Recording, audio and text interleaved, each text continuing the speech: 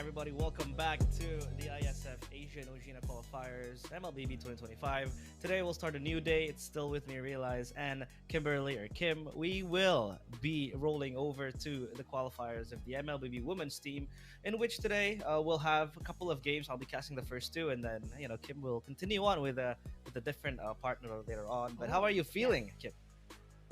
Yeah, I'm good. It's actually I feel like ISF did this on purpose. It's always PH and an Indonesian caster in the first day. Well, Yeah. yeah, of course, Peak MLBB is in the region, and Mm-hmm. I'm not gonna say the other region later. Another caster will be coming in to join me later on. But Yep. I actually started my career with MLBB, Mm-hmm. starting it off with the women's scene. I actually did get into mainstream first, so I really know a lot of like backstories about like the players, especially the local ones. I did cast a couple of international ones as well. So it's so nice to be back. I mean, I haven't done anything MLBB women still. Mm-hmm. So, Yeah, this might be your forte because one of some of the players here in the roster, some I know, some I don't. A couple of them also are signed to a professional team. For example, like the Malaysian team, they are signed to Navi or Natus Vincere Malaysia. They were able to make an appearance as well in MWI. I think it yeah. was a few months ago. I think it was a month ago. So it was still Yeah. close, and maybe they can also see MWI as an experience, right? But I think for women's MLBB, it's very nice to see it being proliferated again here, especially in ISF, because we know that the women sometimes they don't get much chance as the men does in MLBB. Oh, yeah. Maybe some of the regions do, like Indonesia. We have our own. Uh, we call it the national team of the earth because these are a very a collect a group of players that are very very good, but for some countries they don't really have that opportunity, so it's nice to see that they will be fighting here today in the ISF World Esports Asia and Oceania qualifiers. As we take a look at the groups, we have Central Asia, we have Kazakhstan, Kyrgyzstan, Uzbekistan. East Asia, we have Hong Kong and Mongolia. South Asia, we have Bangladesh, Bhutan, Nepal, and Sri Lanka. So yeah, these are I'd say teams that or nations, countries that don't really get the chance to Hmm. play. So it's very nice to see them having the opportunity to taste competitive MLBB in the women's scene. Meanwhile, we'll move on to the countries that are exposed to much more experience, like Southeast Asia A, Cambodia, Malaysia, Laos, and Brunei Darussalam. We have Southeast Asia B as well for Philippines, Myanmar, and Vietnam. For West Asia, we have Iran, Oman, and UAE or United UAE, Arab Emirates. Emirates. Wow. I see actually a lot of these countries that are new. We've seen shades of how they play in the men's MLBB. Hmm. But let's take a look at the schedule that we have for today. Again, the first day is always packed. We start off with Cambodia versus Malaysia. Then you have Hong Kong, China versus Mongolia. You got Philippines and Myanmar again. That will go head to head for today, and Kazakhstan and Uzbekistan to actually cap off the day of our women's MLBB. So hope you guys don't miss out. If you want to support a particular team, just make sure to stay on the live stream. There's a whole lot of MLBB action. I'm actually curious about what the meta is like for the ladies. I mean, are they gonna do the same meta as the men's MLBB? Because I know I've seen a couple of MWIs where some of the ladies just actually have their own spin off the meta, and they actually make it work. So Hmm. that's what I'm looking forward to see. I've seen in the very first like MWI, which I've had the privilege or honor of casting, I've seen a Yin jungle, and that was actually respect band. So there are things like that. So I don't know. Are you looking forward to any of the heroes here today? Realize Hmm. any pocket picks that we might see for the ladies that you're maybe anticipating for today. Yeah, hopefully we do see that approach, right? It's all about comfort picks at the end of the day. If you really want to win out a game, I think for meta wise, I would assume that the teams here also work hard and follow the meta that is currently going. But do you remember that first day we casted ISF, and I think it was a match where we saw a Hanabi pop up, and then there was a Mia. Oh yeah, Hopefully we get to see we that got as well. clip. Oh, we We got we clipped. totally got clipped. Yeah, we got clipped. Like there are clippers in the Philippines. Shout out by the way to all of the clippers out there. I know you guys are watching. It was such a feast. Yeah, even me and Nice too talked about it when I Hmm. was back for the men's MLBB. We talked about Yeah. the Hanabi, the Via, the Tigreal. So it was just I guess so, I mean, in ISF, I think that's the main thing or the main point that a lot of the Clippers wanted to say. It actually happened on ISF, so I don't know if there were more Mias or more Hanabis that popped in rank games. Hopefully, you guys had win streaks, but it happened here in ISF. But hopefully, let's see these ladies pull it off. It's gonna be such a powerful first match already. Malaysia, one of the rising regions next to, of course, the Philippines and Indonesia when it comes to MLBB. And like what you said, realize Hmm. Navi MLBB just signed in uh, the ladies team as well. Also for the Philippines, I know the previous Smart Omega Empress actually signed up with the Navi MLBB as Yeah. well. So we have that. Yep, I think if we're going to talk about teams playing today, especially for Malaysia and as well as Cambodia, people would argue that hey, Malaysia is more exposed in the women's MLBB, especially Navi were able to partake in the MWI tournament a few months ago, like I said. But if you talk about Cambodia and we take a look at the list of the players here, we have players that have been there since day one. You said it, MWI 2022, Yui, Moshi. These are players that played in the first edition, the first ever edition of MWI 2022. They were in Impunity Starlets, and yeah, they were Yeah. able to grab a taste of what it feels like playing competitively in a very prestigious tournament for women's MLBB. So I think they also don't lack the pressure. They also don't lack the experience, right? So I would argue that the first match today, Malaysia against Cambodia, might be a close one because these are players that are Yeah. veterans. These are players that have been there since day one.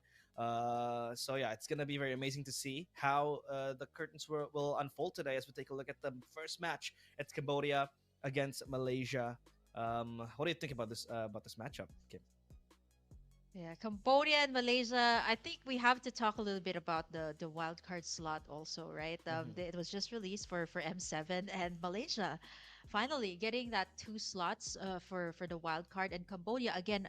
One of the next, I would like to say, like, if you think about the Southeast Asian regions, like Cambodia is just one of them next to Myanmar when it comes to, players that are good or rising in MLBB. We got the team roster here for Cambodia. You got UE, Tegami, Yui, and Moshi that will be playing for the roster here today. And like what I said, Cambodia, they're Hmm. just good. And I think I also had the privilege of casting the MPL Cambodia a few seasons back. And I'd like to say, like, it's just action after action. I don't know if you've seen clips of the casters of Cambodia that are just rapping in style every time Yeah. there's a clash because it's just so good. I can't even. I actually want to learn Cambodian because of that. But speaking of Cambodia, they're going to be going up against Malaysia here today. You got Syndicats, Rina, Fafau. Oh, Fafau's going to be playing. Hani and Shada will be playing for Malaysia. Fafau was actually in the roster of the first MWI when they were still, I think it was on air, if I'm not mistaken, on air Esports or Mhm. the other Malaysian team. So it's so nice to see that up until this day they are still in the roster and will be representing Malaysia here today for the match number one. Yeah, it's a national pride. I mean, it's one thing to play for your team. It's another to play for your national team, especially like how we were able to see. I think it was a few weeks ago where Team Liquid ID were taken down by none other than Cambodia as well, right? They were able to Hmm. cement Yeah, yeah, themselves a yeah. spot as the first place team in the qualifiers of ISF World Esports Championship. In Asia and Oceania. So I think that also strikes a resurgence then in the Cambodia scene, right? I mean, the men's are able to pull it off against an Indonesian team, predominantly a group of players that are playing for TLID or Team Liquid ID. They were able to be toppled down. If you take a look at TLID being such a prestigious org, hey. a group of players coming in from Cambodia were able to beat them.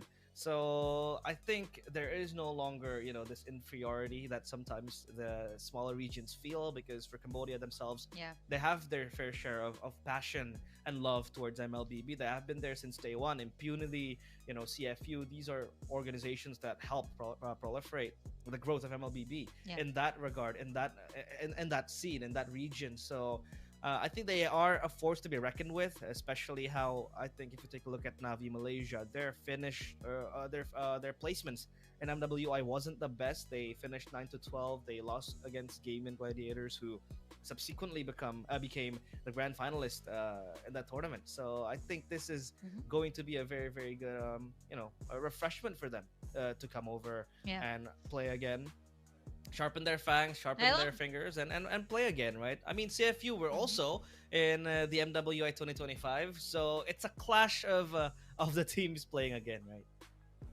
Yeah, I love how you mentioned the Cambodia win because it was such a big deal here in the Philippines, right? Like, Mm. oh, what happened? Like I think a lot of people, because it was intersecting with MPL Philippines here, so a lot of people either they watched ISF didn't catch MPL, some watched MPL didn't catch ISF. So a lot of people, there's this very big group here in the Philippines. I feel like there are also some active people from Indonesia, Malaysia that are in the group. It's called MLBB Events Hmm. Tournament. So it's everything about MLBB, and you just get this whole community talking about what just happened, and a lot of people were really shocked about um the results, right? Because Cambodia again beating the Philippines, not in a 2-1, okay? Like there wasn't even a game that was given to the Philippines. It was a clean sweep. I actually have to take a look at that matchup. I missed out on it, but it was quite a shock to a lot of us. But also, again, like what you said, all these rising regions, all of these regions that let's just put it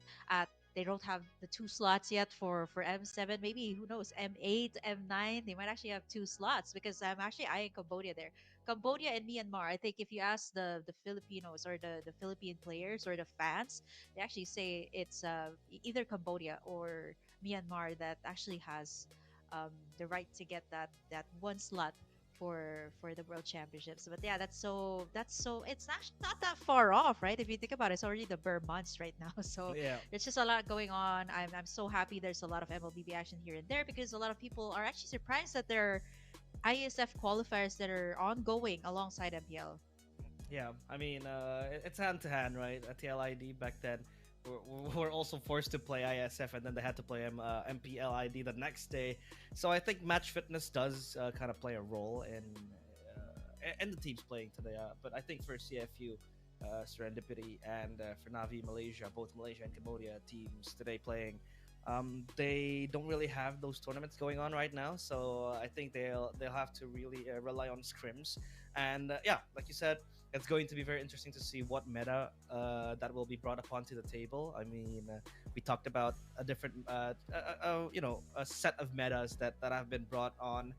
We saw the proliferation and like the prio towards Yi Sun Shin. We saw the Lancelot being contested Oh yeah. heavily. The Farsa as well being one of the staple mid laners now in this patch. But there was a hot fix that came through. I think it was a few days ago. So I'm not Oh so yeah. sure Yeah. if that is going to change the approach to the game today. But yeah, we'll just have to see what meta will be that will be brought upon by these players today. Hopefully, we do see something funky. But I think for this scenario, Malaysia against Cambodia, they will still stick Cambodia. to Yeah. the traditional meta because they are For exposed to that. sure. They're exposed to high level MLBB. Especially when they partook in MWI 2025, even MWI I think some 2022. of these Yeah, some of these ladies actually have like scrims with the either the men's team. Yeah. So let's say in Navi they have a men's team. They'll do scrims with them. I know that the Philippine team Navi MLBB right now for the Philippines actually Mm. does scrims with the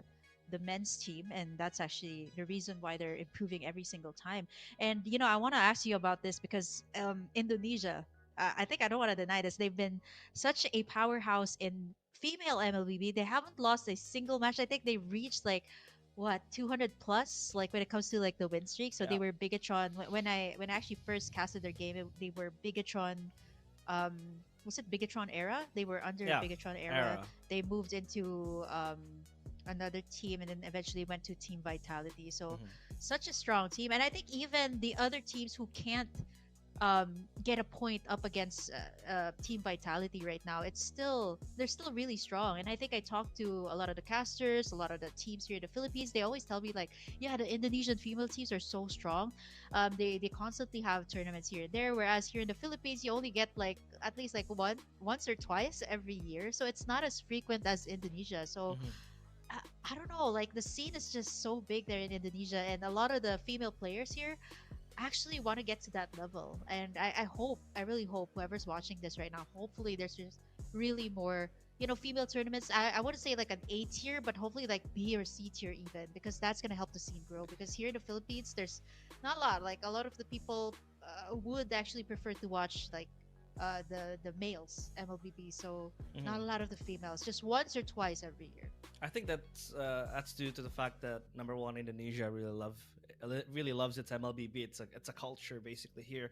If you walk on the streets, you go to a local coffee shop, you'll see players that are just playing MLBB for fun casually. And I Oh think that yeah, yeah, that yeah. translates into the women's improvement as well, because now we have a lot of leagues for the women's to partake in, even for Bigatron by Vitality, the women's team for Bigatron or Vitality. They are also given the green light to join in on the men's league in MDL, which is the development league. But still, I mean, being pitted against players that are so far from just being the best. I mean, it's going to be an improvement for them, right? I mean, if you take a look at MDL, it's mostly dominated by men's team, and then you see Onyx Partiui, one of the female teams of Onyx, and then you see Oh yeah, yeah. Bicatron by Vitality, that women's team also joining in. So I think that kind of exposes them to different play Hmm. styles, different metas, and then they are able to improve themselves because they are facing off against men's teams. Not saying that they're better, but they are Yeah. much more experienced. So I think that's going to Oh yeah. add, that's going to add experience. But now we'll take a look at the Oh draft wow. here as we are jumping right into So the meta. drafting phase. Still, meta bans. I mean, 1-1 is heavily respected. It was actually perma ban in MPL ID Mm, until yesterday, where EVOS picked it up, but they still lost the game because a throw that happened. But hey, it's still respected here. Baxia as well. yeah. Yeah, Baksha, is the most flexible kind of pick that you would get right now. I would say it's pretty much in line or at the same tier with the Mhm. Fredrin. So good with the rotates, even if you put it at Rome. I think to a certain extent, I've seen this in the lady scene here in the Philippines that they use the Baksha on the XP lane just to counter out all of those sustain heroes. The Zushin, that is just still so good right now. I mean, come on, this girl was nerfed. The mana regen was taken out. Like I think they lessened the mana region for the Zushin, which makes it a bit more difficult when it comes to the early game. But yeah, the one. I think these are just staple bans even in the men's scene, the CC as well.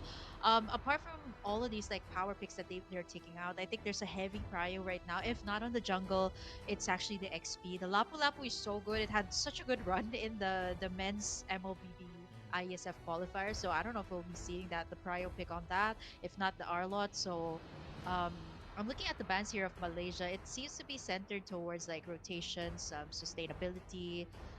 Since they are the first pick, they can pretty much ban out whatever they want. Since Cambodia will, yeah, they have to ban out those power picks right now. Yeah, the power picks are very, very important to play with. So we'll just have to see. I mean, the CC taken out a very oppressive force of nature next lane. Oh So yeah, yeah, a very, very quick yep, setter, a very good setter, a very good frontline as well. Taken out because of the sustainability, like you said, they don't want to give sustainability to Cambodia. Because if you have a Chusin, very, very safe mid laner, Baxia as well with the anti-regen, Kalea with the Surge of Life that can always heal her teammates. So I think that's a very, very good ban now, though, for Cambodia. What do they want to take out here? I mean, the Lancelot is still there. The Yisun Shin as well is still up for grabs. So I think it's going to be a trade. I think Cambodia ban Yisun Shin here, and then they let Malaysia take Lancelot, and then they can take yeah, Farsa +1 in Red 1 too. So yeah, it's going to yeah. be very interesting to see. Yeah, I think for Cambodia, again, pick your poison. There's just so many good meta heroes here right now, and it's gonna be the Eastern Shade, of course.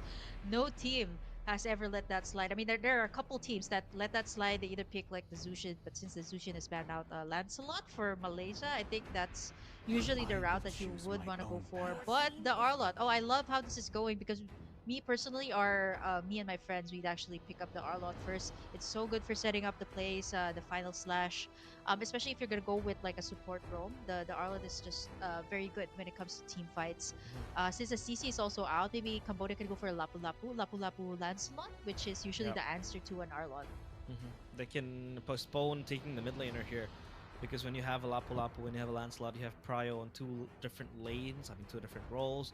The Lapu Lapu is a very strong laner up against the Arlet. You don't really want to put the Arlet on roam in this patch. That Arlet is 80% going to go to the XP lane unless Yeah. something happens that forces it to be flexed. But they'll go for the Lancelot and Gatot Kacha. Oh, 50% right. Yeah, Yeah. Oh, so Gatot Kacha that had such a good run also in IESF. That was probably the most satisfying AOGs that I've seen. Always yeah. on point. Shout out, by the way, to all of those roamers in the ISF men's qualifiers that use that Gatot Gacha so well.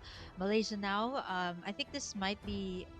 Again, it's super Seeking to flex here for the devour Gatot your Gacha. You still soul. don't know where it's gonna go. The See Lancelot value of in me? obviously is gonna go to the jungle. They You answer out with the should. Moskov and beef up their lineup with the Fredrin. So this is actually really interesting because a lot of the teams realize Hmm. always use like a center tank or either a hard front tank in their lineup when they have a Fredrin. But I actually want to see the teams utilize the supports because I know there were adjustments that were made into the Florine, the Rafaela that was reworked, but it's just so good to pair up with a utility jungler, Yeah. especially you going up against an assassin. You can beef up your lineup even more with the supports. I don't know if they're gonna go with that. So Cambodia, are you gonna pick up the mid laner, Every bullet of kind of mine ban is a out the gift last two for picks you. and squeeze everybody out of mid laner picks, but they're gonna go ahead and go head to head with the Moscow with a Ranger still very good in the meta right now. My Second mission banning phase, I is to feel like there's gonna protect be a heavy lives. contest on either the roam and of course the mid laner for both sides. Hmm. So the Gatot Kacha gives them peel. I mean, the Granger also, just to make sure that there will be no bans towards the marksman, because in Malaysia we're able to take the Moskov quite early. The Fredrin up against the Lancelot, I think that's the matchup you want. So the Fredrin will have that survivability at least from having a tankier build. I mean, again, right? Tank against a Lancelot. But again, the Lancelot build in this patch is actually very, very disgusting. The War Axe Oh yeah. and then going to the Oh my Brute gosh, Force War Axe, Breastplate. Brute Yeah, Force, and then you add the immortality, so it's just it's it's a like semi tank.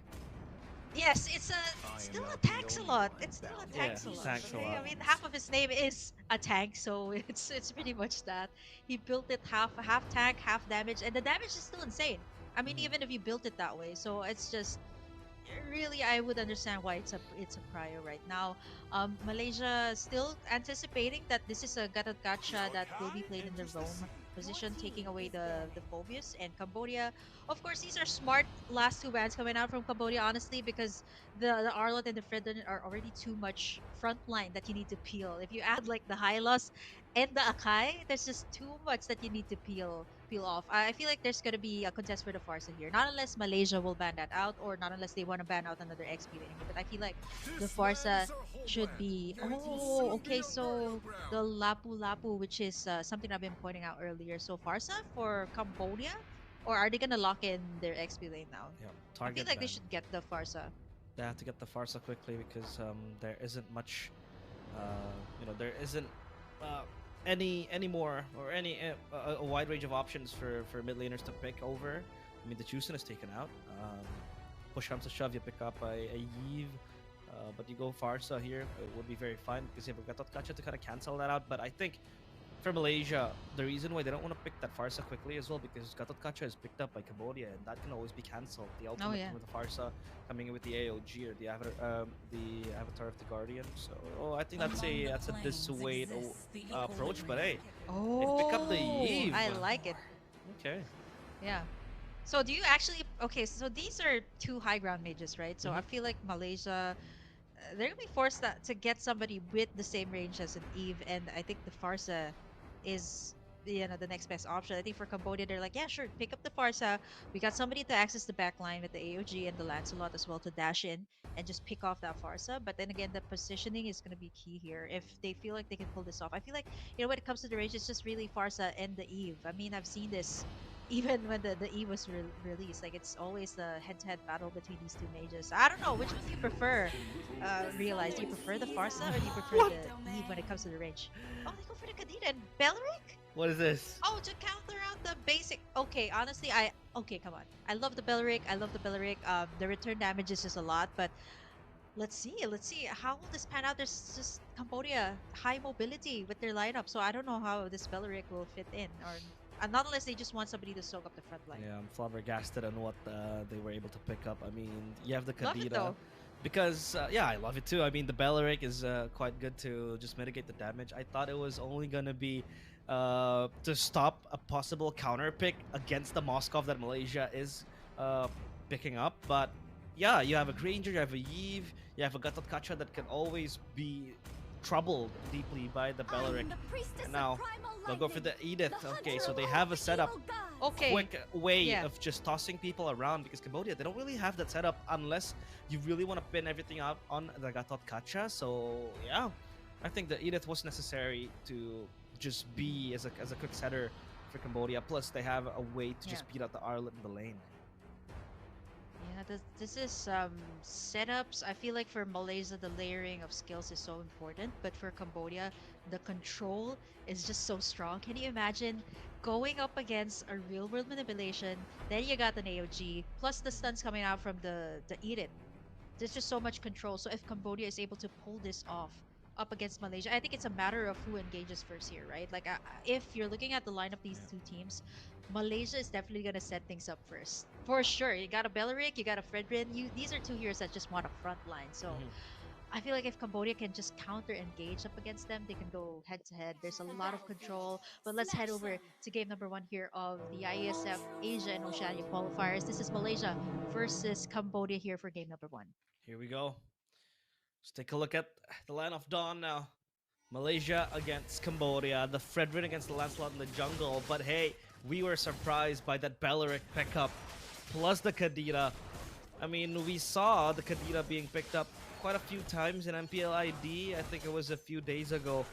And now it's making its way onto the ISF qualifiers here for Mlbb Women's Southeast Asia. So we'll take a look at how this will pan out. I mean, if you take a look at the clear speed coming in, the Lancelot will always have prio because it's very quick to clear. Oh, Mlbb. Wow. So Mlbb. low. The Granger bullied down bottom by the Moskov. I mean, the Kadira was also coming through in proximity. So that is the reason why the Granger was so low. We can take a look at the Belleric. Just shadowing for the other laners. It's going to be a fight here in the bush, but Rina will always be able to just move back. So there might be a skirmish here, but they're still holding their trigger. They're gonna close. contest. The purple buff, so low and contested. Revitalize is out. Tegami is able to get the first blood. Rina is under pressure, and that's going to be a double kill for the Lancelot. That is very expensive. That shot wants to come in, flying colors as a hero, but it's all too late.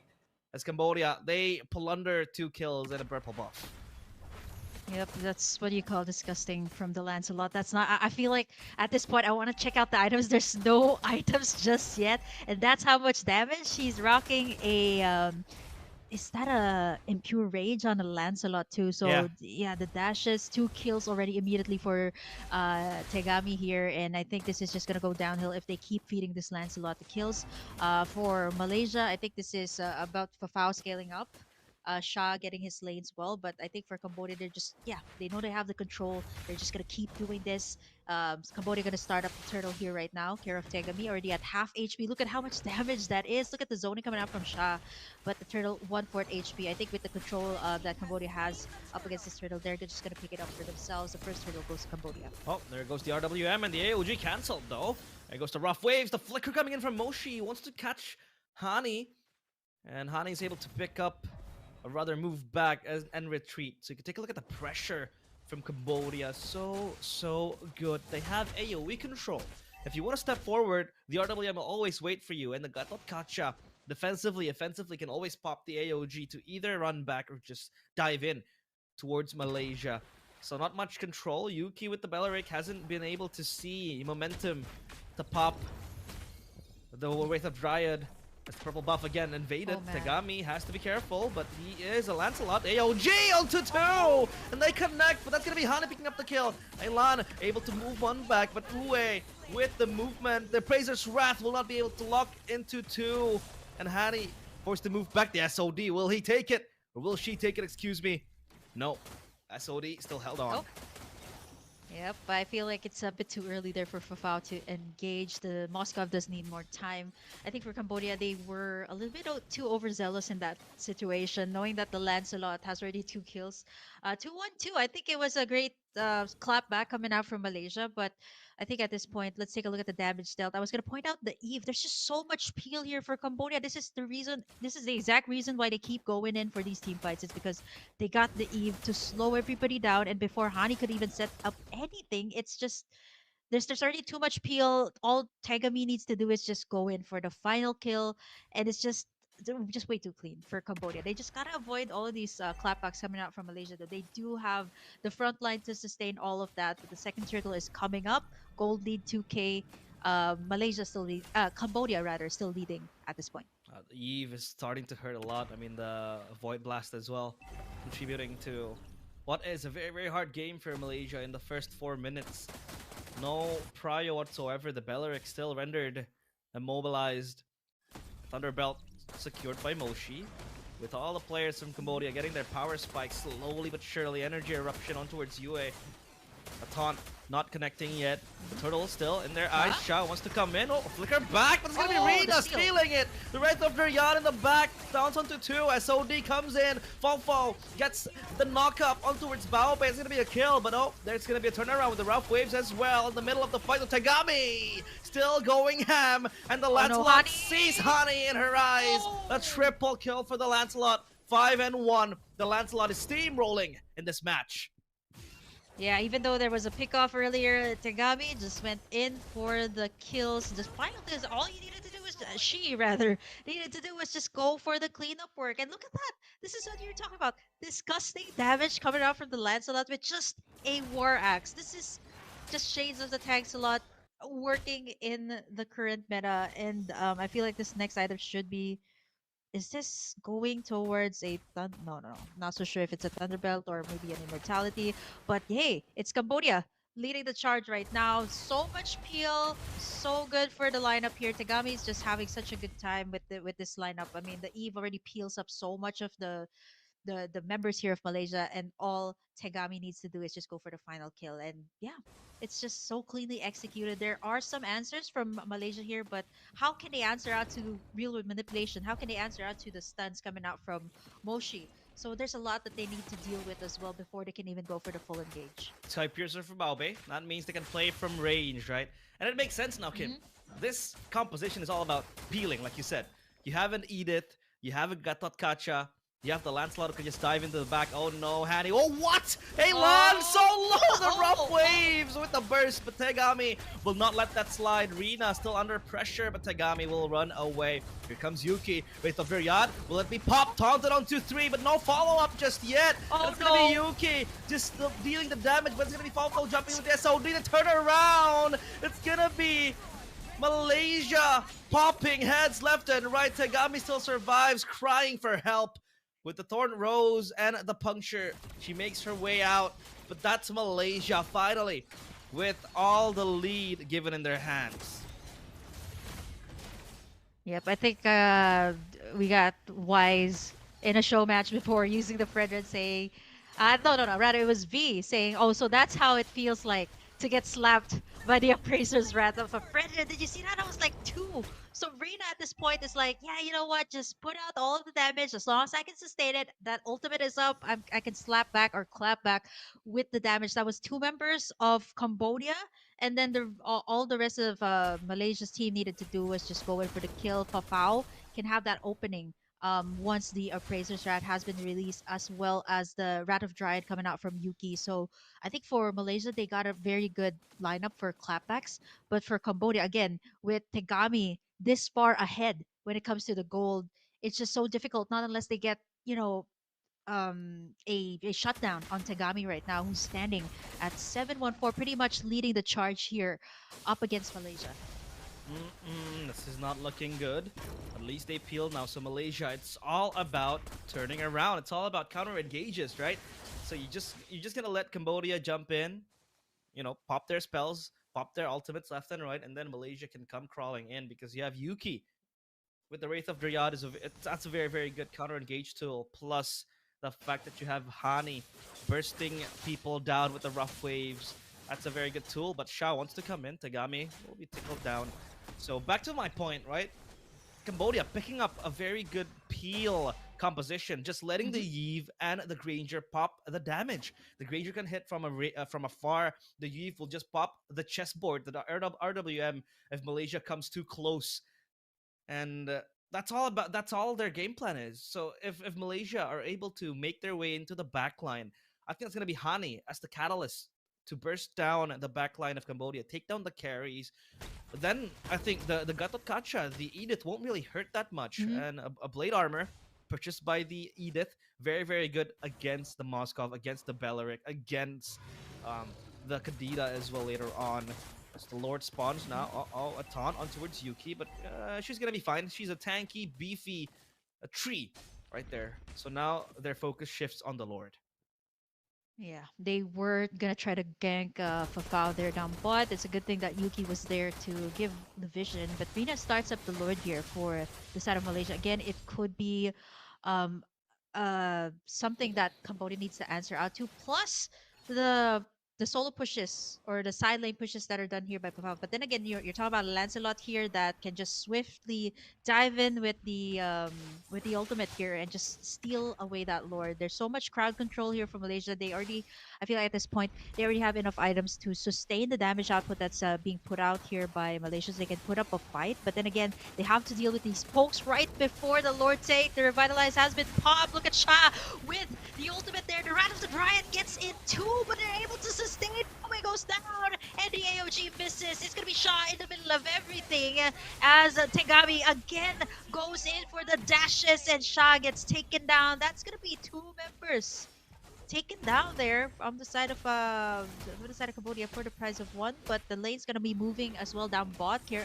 from Malaysia. So I think for the side of Cambodia, they should go ahead, take this Lord since they already committed to that team fight and there's not gonna be any contest at all. It's gonna go to Cambodia here, the first Lord of the game. But it's a good thing that Malaysia has at least answered out with the macro play. Yeah, that macro play is very underrated for Malaysia now. They have the Moskov, side lane pressure always gonna be a priority for Malaysia. They have the Kadita as well, who is very, very mobile. Can go for single solo assassinations. But as of now, Cambodia still wins out on the fight. So, Tegami, oh, what do you have up on your Oh, sleeves? But it's gonna be the Wraith that of a rat? Riyadh in the back. Oh, the final slash connects onto two. That's gonna be Yuki getting the kill towards Yue. A counter engage coming in from Malaysia. It seems like they're gonna win this round out, but Yuki has to run back. Baobei gets the kill. Oh, the final, that Sonata doesn't connect. If it does, Yuki might be in big trouble. But again, just beating back and forth. Cambodia gets that win though, because now they have a pushing lane up top with the Lord, and in the mid lane, Bao Bei will take the fight onto her own hands. The rough waves has to be popped, and that's going to be a mid lane turret missing now for Malaysia. Yep, I think for Hani, again, the ultimates, it's just like a one-hit delete kind of combo. But at this point, how can you delete the members here of Cambodia when there's just so much engages that are happening first? Because you gotta get that combo in right if you wanna go for those kills. But Cambodia getting in a lot of these second-tier turrets already with the first Lord and looking at the damage still, again, still Tegami standing up top, followed by Elan with the Eve at second. Of course, peeling out the members here of Malaysia first. It's so difficult to go up against this. The retribution used there by Rina just to get in that red buff, but Cambodia is slowly creeping in the jungle side here of Malaysia. Rina standing at level 13, 2 levels below Tegami at this point. And now, let's take a breather, right? Malaysia, when do they really want to pounce back? When do they really want to hit back? Oh, the taunt connects, and that's going to be Tegami dodging AOG? everything. The rough waves doesn't really connect onto Tegami. A Blazer trapped in the back, and now they pop the ultimate from the Belleric, but Shah's going to get the kill. The SOD lands, but where is the teleport? Not yet taken by the Moskov. It's gonna be Fao just progressing down bottom, pushing the waves. I'll pick off towards Tagami, and that's a very, very valuable kill. The Lancelot is gone, but still, Cambodia, they have priority in the mid lane. Shot with the final slash Oh, connects onto final two, slash! but no follow-up. It's gonna be a counter engage coming in from the Edith, but Mlbb will get the turret whatsoever. Ui forced to move back. The taunt connects. Rina will again bounce forward. The Appraiser's Wrath connects. Moshi gets taken so low. Bao still wants to take the fight, but look it up down bottom. Fao Wow. still able to dish out the damage, and she has to run away now. Okay, this is I would say a W for Malaysia. Now that the lane is moving down bot, right? They're pressuring that bottom lane so hard, knowing that this is a again a lineup with a Moskov that can just go for the split push, just go for the pressure on the bot lane, and maybe perhaps like just use the Lord as a bait and they can go for the final finish. This has happened several times in EPL Philippines. I'm not so sure if it's going to be a thing here in Iesf, but definitely it will cause Cambodia here to react to Fafao. That's gonna be like at least two Oh no. members out from the team fight. But Fafao though, again, gonna have to pay the price. Will he be able to make it? The revitalize has been popped, and that's gonna be kill going to the side of Malaysia. A crucial one before. Have Prio on the Lord. That's going to be for Cambodia. The second Lord of the game, potentially in their hands, in their cards, away. Still being the main tank up in the middle Yep. line of the fight. Now it's going to be the Lord taking down Solo. AOG connects onto Shah. No follow-up. The RWM Oh, pop. The Lord Solo. RWM. It's going to be a contest now. Where's the Retribution? Appraiser's Wrath! Rina gets it for herself. And now it's going to be Tagami beat into a pop. He has to move back. It's going to be Yue. Also Bawe, still in the front Bawe. line. Baope so low. Has to run away. The SOD misses. Baope taunted. And he deems it worthy of an ultimate. They're gonna be able to get the Lord, get 3 kills. Malaysia turn things around. The hold on for Malaysia into the late game. Fafao is active, and pretty much at this point, Rina already clapping back with the Appraiser's Ratch, which is just such a good thing to answer out to Cambodia here. But Tagami gonna try to make a play here, gonna get the Appraiser's Wrath, dashing out as Fafao will be slicing and dicing into the second tier turret as the final slash gonna connect through way. AOG onto 3 members. They're gonna catch them, but no follow-up just yet. They're gonna have to defend up against this W for Malaysia. They got the Lord, 3 takedowns as well. So this is gonna be Cambodia now with their backs against the wall. The setup here onto Shah. Gonna get punished there by Tagami as the bullets coming through here from Baope. Gonna be forcing the rest of the members here of Malaysia to just back away as they successfully defend their base. Well, we have a game in our hands, ladies and gentlemen. Malaysia and Cambodia duking it out. Still the first game, the first match of the day. And now we will move our attention to the item build. The Granger, full items, the Moskov as well. With that Malefic gun, we'll be able to poke from afar. Extra range. But look at the gold lead coming in from the Moskov. Fao. Yep. Just farming a storm. 12.2. 12.2k gold in her own pocket. Let's take a look at how they will be able to answer this. Even the Queen's Wings for the Lancelot to have the damage reduction, because there is way too much damage for Malaysia. Now that the lanes Yep. are reset, now that the bottom side turret for Cambodia is broken down, it seems like Malaysia has way much more agency to move around Mhm. and just force on a team fight, a skirmish, pressure all around the map. As take a look at the Moskov as well, right? So mobile, able to just play the side lanes and then pop the SOD Yeah. if push comes to shove. The fight just ensues. So that's gonna be the priority for Malaysia now. They're just gonna be playing this. They're just gonna play this slowly, a tug of war, basically.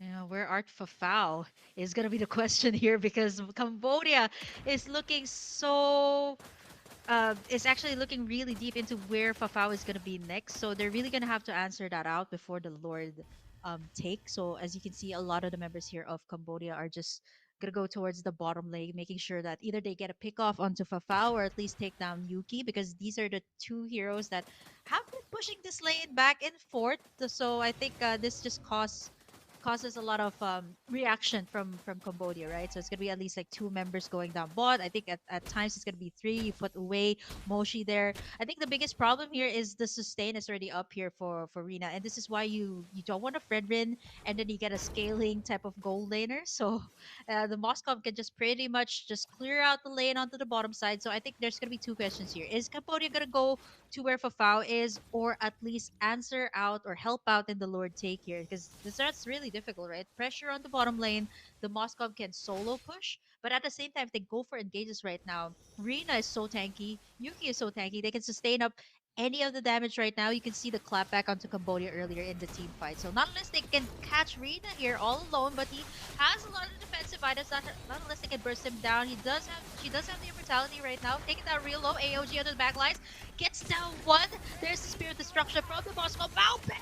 Take the comes right in with What? the ultimate, and is gonna be able to pop in that Winter Crown there for Elan. Moshi gonna be able to sustain for a bit, but Cambodia one by one they're getting taken down. Even Tagami is not able to sustain the attack speed coming out from Fafao. If she does make it out, it's gonna the great escape, but no escape from Fafao as she is active right now on full speed, as the rest of Malaysia knows that this is the time to shine. That's gonna be 4 members down with the dead timers up. I feel like this is gonna be it for the side of Cambodia. It's only a way left to defend. There's gonna be the minion waves as Fabao gonna lock into the base. Ultimate being up as they go in for the reverse, the epic comeback up against the side of Cambodia. Oh, Malaysia, they put full trust and faith on that composition.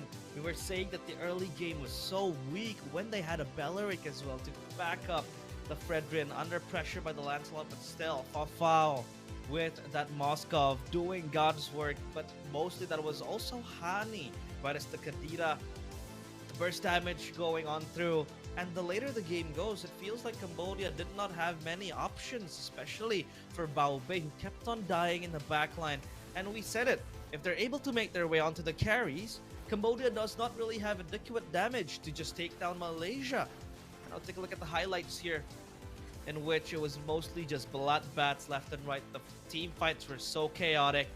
Fao though as the Moskov just dishing the damage, so mobile, doing everything she could to turn the tides around, especially playing the side lanes, playing down bottom as the Moskov.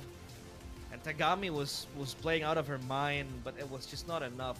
We said it that we talked about it. The fact that Cambodia had this composition to play Peel, to play far back, right? Just trying to defend the backliners. They had the Eve to pop the RWM, and then they have the Granger who can shoot from far away. It's still not enough because Malaysia were always able to make their way into the backline. And if Cambodia really wants to jump in with the AOG plus the follow-up, the Wrath of Dryad is always there to stop Cambodia from progressing even further. And then you have a Fredrin on top of that who is very tanky, can buy a lot of time. So take a look at this fight as well. That was Rina buying so much time. Hani just pressuring. The AOG did connect on towards the Belleric, but look at the Wrath of Dryad there. Just popped, and then onto three, and then the Eve couldn't do much escape. I mean, the Winter Crown was there to stop and buy some time, but it was still not enough. And then Fafao just doing her own thing. I think the Malefic gun was so good here because the passive still registered just by hitting the purple buff, and that's the end of Cambodia in game 1. Malaysia with a very valiant comeback, able to shut down and take game 1. Yep, it's I would say this game was stretched out for quite some time. As you can see, like the ultimates from Fafao actually did it did hit the members here of Cambodia, but you know, if it wasn't time that she wasn't gonna go in and kind of put her life on the line, especially since if you don't have the items just yet for the Moskov, you can't really go for the full engage. But once she had all of those, right, like that last clash just sealed the deal there for the side of Cambodia, taking it all in. Props to Rina as well, and Yuki, who has assisted Fafao, or enabling Fafao, taking up the frontline damage. Looking at the overall stats here, you see, of course, Tagami being the ATM and carry, of course, racking up a lot of those kills in the early game, but again fell short to the side of Malaysia once Fafao was active. And as you can see, the tank It is gonna be Bao Bei. I feel like at this point it might actually be Yuki or Rina. Like the Appraiser strat hit so many members of Cambodia in several clashes that it just kind of turned around the tides for the side of Malaysia for the team fights, and that's why I'd like to say the Fredrin is just a great counter to all of these assassins. Like Yeah. the Joy, the Fredrin is also the answer. Mhm. The Lancelot, all these high burst heroes, the Fredrin can definitely sustain. And then if you got a scaling marksman like the Moskov, it's just really really easy to put out these heroes and enable them to shine, especially in the late game. Mm, what a game that was. I mean, that was pure brilliance coming in from both teams. Cambodia were able to show their flair in the early game. They were able to dominate earlier on as the minutes went by. But Malaysia, with their comeback, they still had full faith in that composition to scale into the late game. I mean, the Moskov against the Granger is much more burstier, but the Moskov can always just pin you down with the Spear of Misery plus the attack speed, and then she went for the Malefic gun as well, right? So extra range. But hey, that's still game one. So epic, so chaotic. But yeah, we'll take a break and we will see you guys in game two right after this.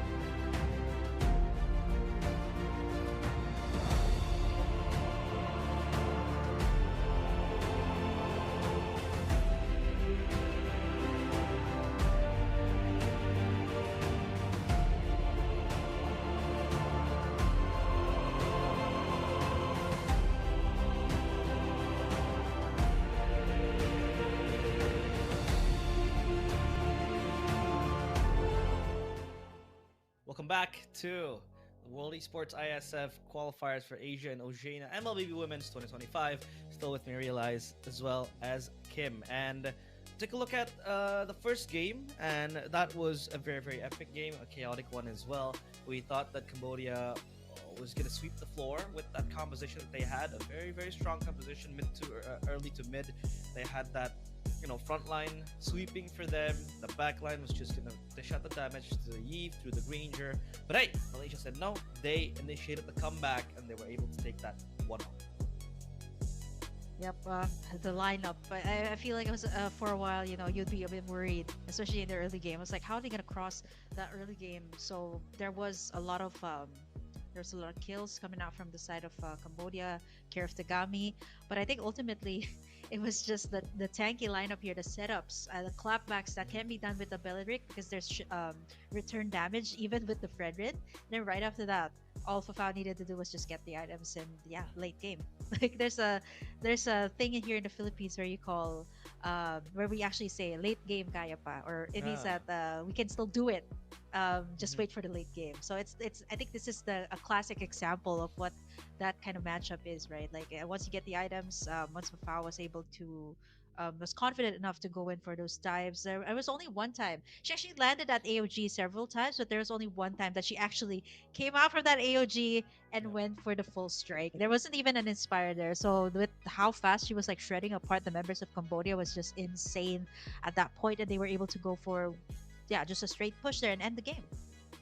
That straight push was they initiated that because they saw the opportunity to just end that. But I think a very underrated portion of that game was the fact that they had the side lane pressure coming in from the Moscow, from the Kadita as well.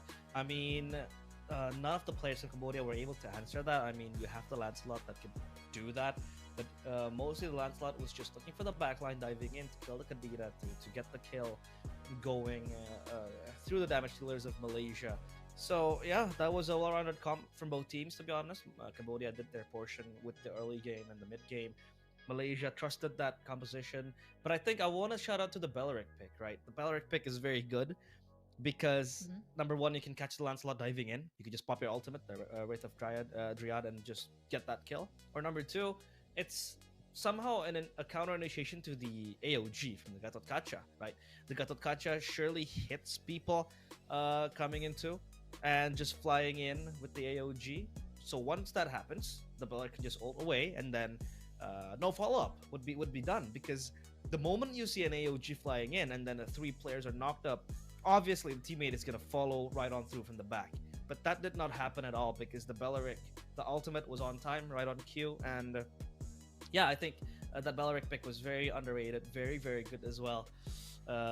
So yeah, I we were love me very some underrated picks. yeah underrated picks I love me some underrated picks. that worked, Yeah. right? That worked because we saw Yes, some that worked. we saw some underground picks like the Hanabi and Mia, but hey, that was that was just for laughs. So I think that Belleric pick was good. The Kadira as well, to just be a mobile, a menace for Malaysia to stop everything out. So yeah, that's a very very nice Yeah, set of picks. respect. I really love seeing these in qualifiers, like picks that are uncontemporary, but they actually work out. I was actually wondering, I didn't get to dive into that earlier. I was like, oh wow, the Belric's on a revitalize. I know this is something that the tankier picks always use, Mhm. especially in the current meta. I was expecting something along the lines of a vengeance to just return so much more damage, Yeah. but I think with the revitalize being put into play, you just know that it was just built for the team fights, right? Like there's a Fredrin up to soak up the damage. There's a return damage coming out from that. Plus, if you pop in the ultimate from the Belleric, there was just too much return damage going to the side of Cambodia at that. There was just too much to take in. But now we're going into the second game. It's a match point for Malaysia already. So Cambodia, they are on, yeah, they have the prio pick right now, still banning away the Baksha and the Arlot this time. That also did a great deal of setup plays for the side of Malaysia earlier. So respecting that just now. So XP laner take out the permaban on the 1-1 for now. Let's see if it's going to be opened up later on. The Eastern Shin, I'm not so sure if it's going to be banned or whatnot, but I feel like that's going to be up to Malaysia, right? If they don't ban it out, they can either pick it up or let Cambodia decide that. So either they can open up the Yisun Shin, Cambodia picks that up, they answer out with the Lancelot. So it's either or at this point. So Cambodia, their last ban for the previous game was a Kalea, if I'm not mistaken. So it's all these center tags or the Fredrin, if Mm-hmm. Malaysia wants to go for that same type of composition again, have that sustain in the front line, and then get Fafao on something scaling like the Moskov earlier. Mm-hmm. Oh, Very, Matilda. very unique ban. I mean, a few patches ago, a few seasons ago, it was a perma ban, but now taken out to anticipate a potential Fredrin, maybe because the Fredrin Matilda is a very strong combo, right? Yeah, yeah. So that could be the case where they really want to ban out the Matilda to tone down jungle pressure given by the Fredrin. Now Malaysia, a lot of options for bans. The Yisun Shin I think makes sense, and then you can just trade back. A lot Yisun Shin wide open. Oh yeah, they have to Yep. pick it up. Yep, it's the Yisun Shin or the Lancelot at this point. What are they gonna pick up? If they want to start it off with something different, they can also pick up the Kalea, right?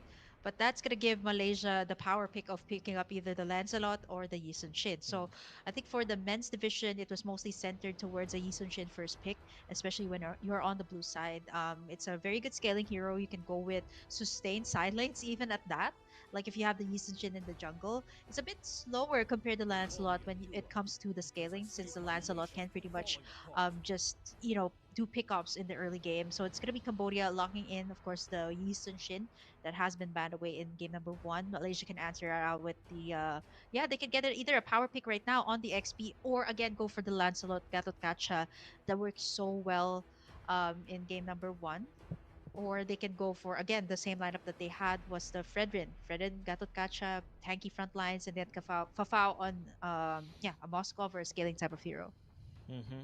I've been the last Oh, okay, Farsa. okay.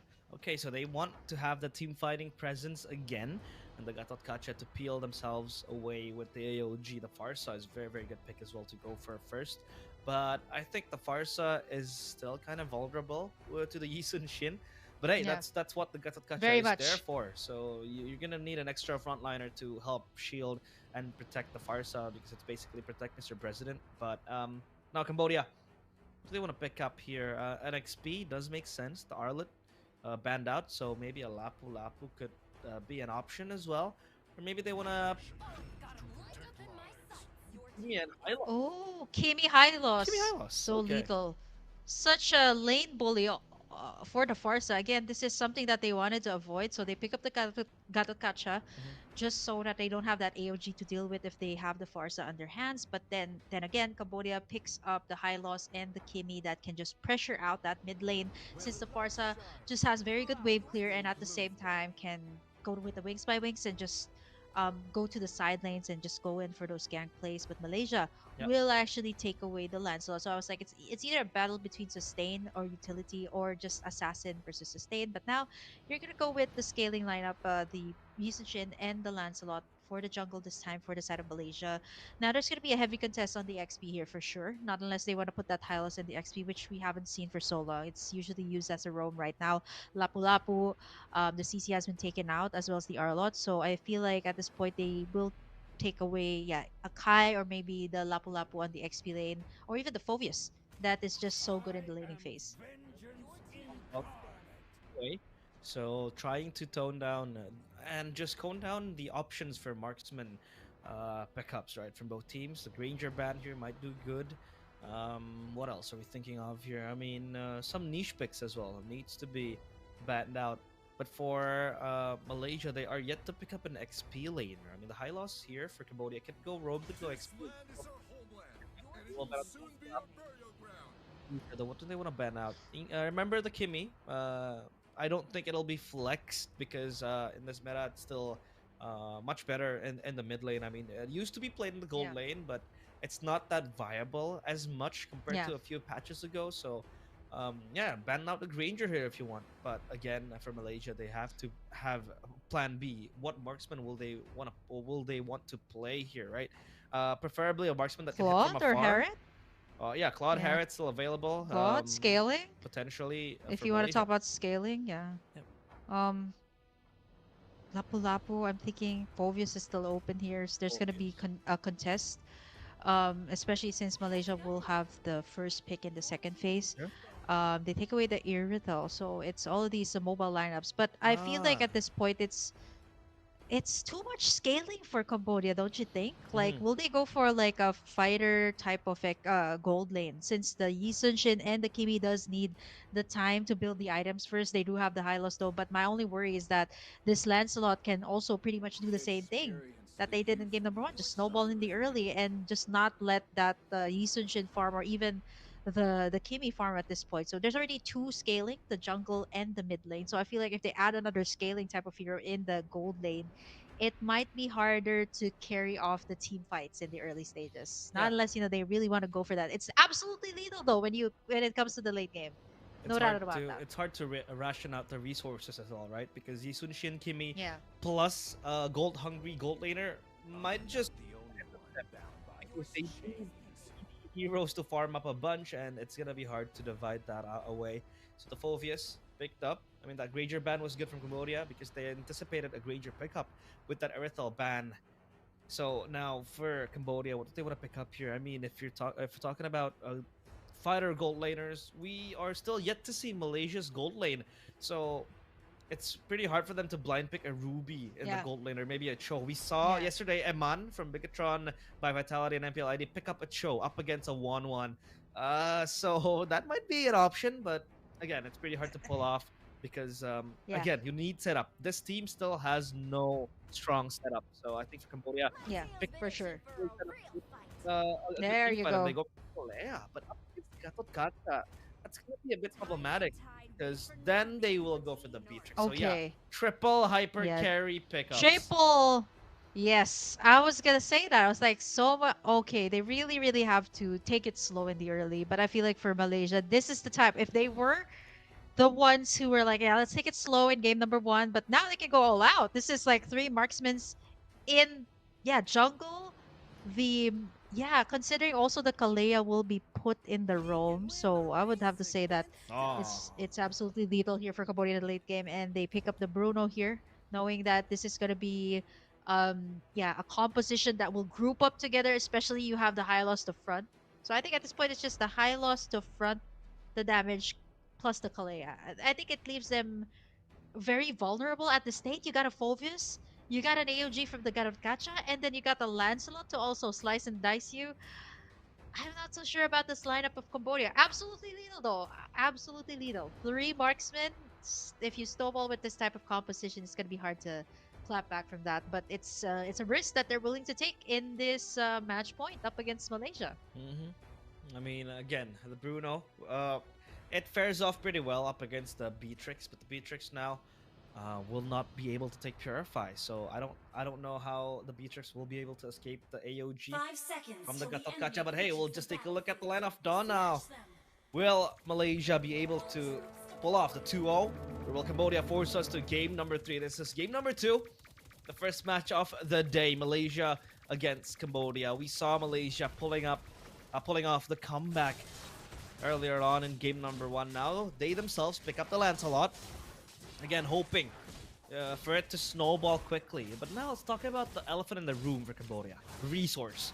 Because the three of Mm, these heroes needs to farm hyper aggressively. They need their items, they need the gold. So now the question is, who do they prioritize, right? Who do they really want to give the gold to?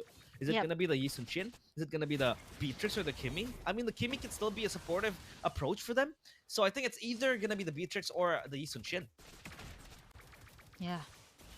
The Kimi can pretty much poke in the laning phase. So I feel like at this point it's going to be the Yi Sun Shin, right? Like the Yi Sun Shin, if farmed up well, is gonna be so good. But again, that's up to Cambodia to decide. And I'm actually a little bit worried that the Hylos is now gonna go towards the XP lane, but up against the Phobius that's not level 4 yet. It can pretty much still join the team fights. But yeah, it's such a vulnerable lineup that they got a Farsa to peel. They got the Lancelot plus the setups from the Garot Kacha and the Phobius. So I feel like the positioning is going to be important here for inside of Cambodia since they got three hyper carries or three three scaling types of heroes. So I feel like the early stages of the game to secure the turtle is super important here for Cambodia.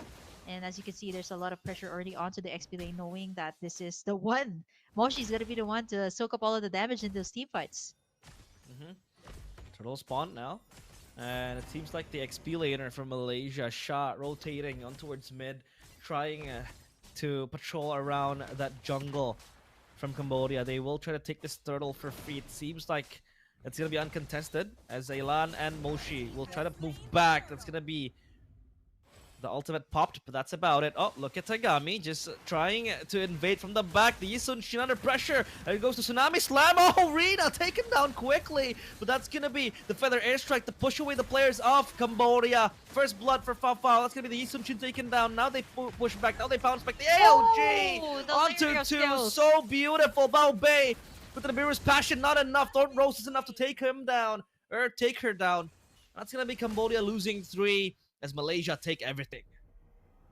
Yeah, do they got the power? They definitely do for Cambodia. That's three marksmen. But like what I said, you're left so vulnerable once the Moshi and Wei is out of the picture, right? And they can definitely do that. So much peel setups after setups. I feel like it's still too early to tell. I'd give them that. Like it's early to tell if they can get either kills or maybe even a bit more resources here. Maybe just maybe they can do that. But there's just a lot going on every single time, right? Like you see the AOG coming out from the Gatot Gacha. It just kind of counters out the rest of Cambodia. They're left either backing away from the team fights, knowing that yeah, a lot of these heroes that they have can't really sustain the damage output. Not like what they had in game number one. So it's already 4 kills towards the side of Malaysia, not just yet for the side of Cambodia. Not unless they want to sandwich the members here of Malaysia, as Yuki already spotting out the members here of Cambodia gonna be already camping out in this turtle pit right before it heads up level 5. So I feel like at this point Cambodia, their heroes are slowly catching up, but again there's just so much more to do in this game. It's just 4 minutes in, and with the lineup here, a more balanced lineup coming out from the side of Malaysia, it's gonna be really hard. Just one feathered airstrike, just look at that. It just forces everybody to back away. Turtle is up for the taking. Malaysia has taken the first one, so let's see if Cambodia will be able to take this for their side. Oh, Elad forced to flicker back. That's going to be a very, very important resource. Burn, traction, pulse, sucks Sha inside, and that's going to be Sha moving back. The Tsunami Slam will lock her in place, and she gets the lead at AOG to counter it. That's not going to be enough, as Rina will be able to take down the turtle. They move forward, they pounce forward. Nibiru's passion popped by Bao Bei. With the gun down on towards Yuki. Yuki will be taken down. That's going to be a 2-for-none trade, but at least Malaysia are able to get the turtle. But is that going to be worth it? Is that the price for salvation? Yeah, I think at this point is the best that Cambodia can do in those clashes is just to, they can burst down these heroes coming up from Malaysia, right? They got a Beatrix, they got a Kimi to even poke and add up to that damage. They can definitely do that, but I think for Malaysia, it's just a matter of, again, Fafao scaling up at this point with the Bruno. And speaking of the gold earn, speaking of Fafao, she is going to be the top earner or the rich girl at this point of the game, stacking up to 4k gold, followed by Bao Bei there in the lane. Considering that this is a Bruno, right? Like up against a Beatrix that has just more utility under her belt that can kind of outplay the Bruno in the early game. But looking at how things are playing, again, this is the same case for Malaysia. They're just putting all of their resources just for Fafao to scale up. And as you can see, 4 members already down. But I'm not so sure if Bao Bei knows that well, as they create a lot more pressure. There's vision here coming out from the Yisun Shin, though. But what is going to be their next move, right? Who are they going to take down? Might actually be Rina here. Okay, they're not going to continue with the setup. Maybe pressure out the red. Stolen. Yep. Yep, stolen by Tagami. Just like that. Oh, no. For the red buff, though, all of those ultimates. Yeah, that's true. Robbery, though, still. But they had to exert a few ultimates left and right. At least for Rina, she's still able to get her own purple buff. So yeah, lest the red buff gets taken. Let's take a look at the item build. 2 items for the Bruno. The Bruno is scaling up quickly with that Warrior's Boots plus the Malefic Gun and the Has Claws. He is already able to join the team fight. Sustainability is there, range is there with the Malefic Gun. So That's gonna be an option, but now they will pounce on to the turtle. That's gonna be Cambodia contesting this neutral objective. Where is the initiation coming from Oh, Na'Vi? there's There's the gonna be setup. the setup coming in. Elan gets Shah so low, and Malaysia gets the leader, but now it's gonna be Rina getting the turtle. In the back, it's gonna be Yuki, gunned down by Elan. Elan will move back with the Starlium beam, but no, what? Foul! Yep. It's the kill on towards Zui in the mid lane. Moshi taken so low as well. They have to be careful. This Bruno is kicking balls so hard, and that's gonna be the turret taken down. But Rina will assassinate Tagami up top. So much action happening left and right, and Malaysia will be the victors of that clash as they will wrap up that fight as well with the turret up top. Yep. Wow, this is not the a Fafao that has. Oh, there's a feather there, strike from Hani. As Moshi spots her out, as Moshi gonna be soaking up all of the damage here again. Shah forced to tank up the damage, but gets in the tsunami wave there from the Kalea. Glorious pathway just to escape all of that, forcing everybody to back away. And as you can see, there's just high again. So much resources, so much damage output coming out from Cambodia. But for Malaysia, most of the time, as you can see, like since there's no Purify for the Phobius here, Sha usually gets taken down first and then followed by Yuki, who can pretty much sustain and still has her revitalized, but still the same story. They're just letting Fafao take her time down bot. And you know, it's not as fast as a Moscow when you join into team fights with the AOG, right? Like it's still a Bruno, but again, they're still letting Fafao do her thing down bot. Like this is the exact same thing which gave her so much gold in game number 1 and was able to wreak havoc up against Cambodia there. But now Fafao in trouble here with Glorious Pathway. Yuki gonna be soaking up the damage but gets caught in there. Buying some time here for Fafao down bottom. Not so sure if they're gonna be able to take that down as the camera switches onto the side there up top. Yuki taken down as well as Fafao with the shutdown. And that's gonna be the sustain that they needed. The shutdown that they needed from the side of Cambodia just right before the Lord take. A bit too much pressure down bot though. They almost took down that second tier, but this is gonna enable Cambodia to have a much better positioning in this first Lord. Rina eyes this Lord. That's gonna be Yue with the Oh, Tsunami there's a Slam. setup. Rina can still escape with the Torrent Rose and the puncture on toward the back and the front. There's gonna be Glorious Pathway. Popped and Rina with the Retribution! Use Thief in the night as Rina runs away from that Lord. That is absolute plunder from the Lancelot single-handedly. Just bobbing and weaving, making her way out of the team fight and getting the Lord for herself. The Retribution from Arena has been on point so far in this series. And now Malaysia, they're able to suture the wound slowly that has been cracked open by Cambodia with that Lord take. Now they have Prio down bottom, the Lord marching in, and they have control over this red buff. This is going to be very, very dangerous now for Cambodia. They will have to hold this one out as Malaysia might get even more objectives with this Lord marching in.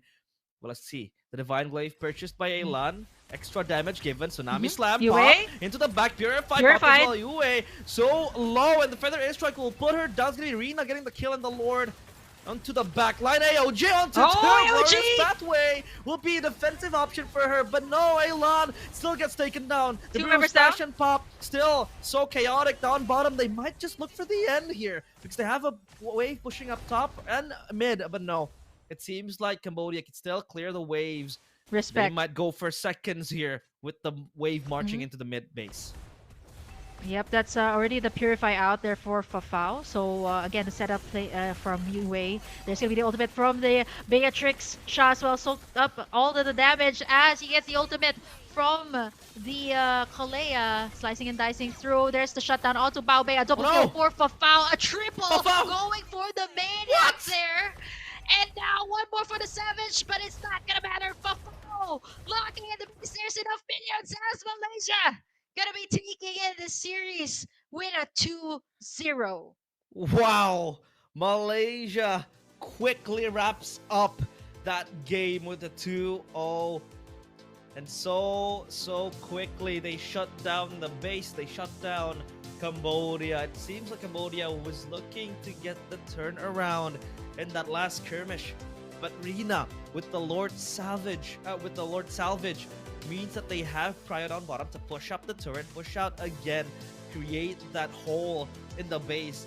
And yeah, everything just came full circle for them. I mean, Fao Fao was a sleeping giant. She wasn't really in the fights, but she farmed up a bunch. She farmed up a storm, and she was able to get those items going.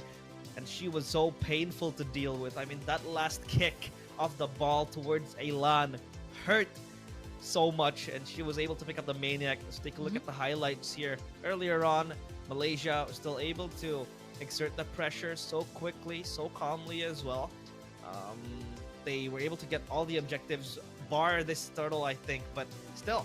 What matters most is that Lord Steel from Rina. Again, Cambodia were able to layer their ultimates quickly and convincingly. But the problem is that Malaysia has the Gatot Kacha to become a contingency plan. Once the Tsunami Slime was popped, Cambodia did not have any more setup to move forward. Then the Gatot Kacha came flying in. You can take a look at how the Gatot Kacha never really pulled the trigger quickly.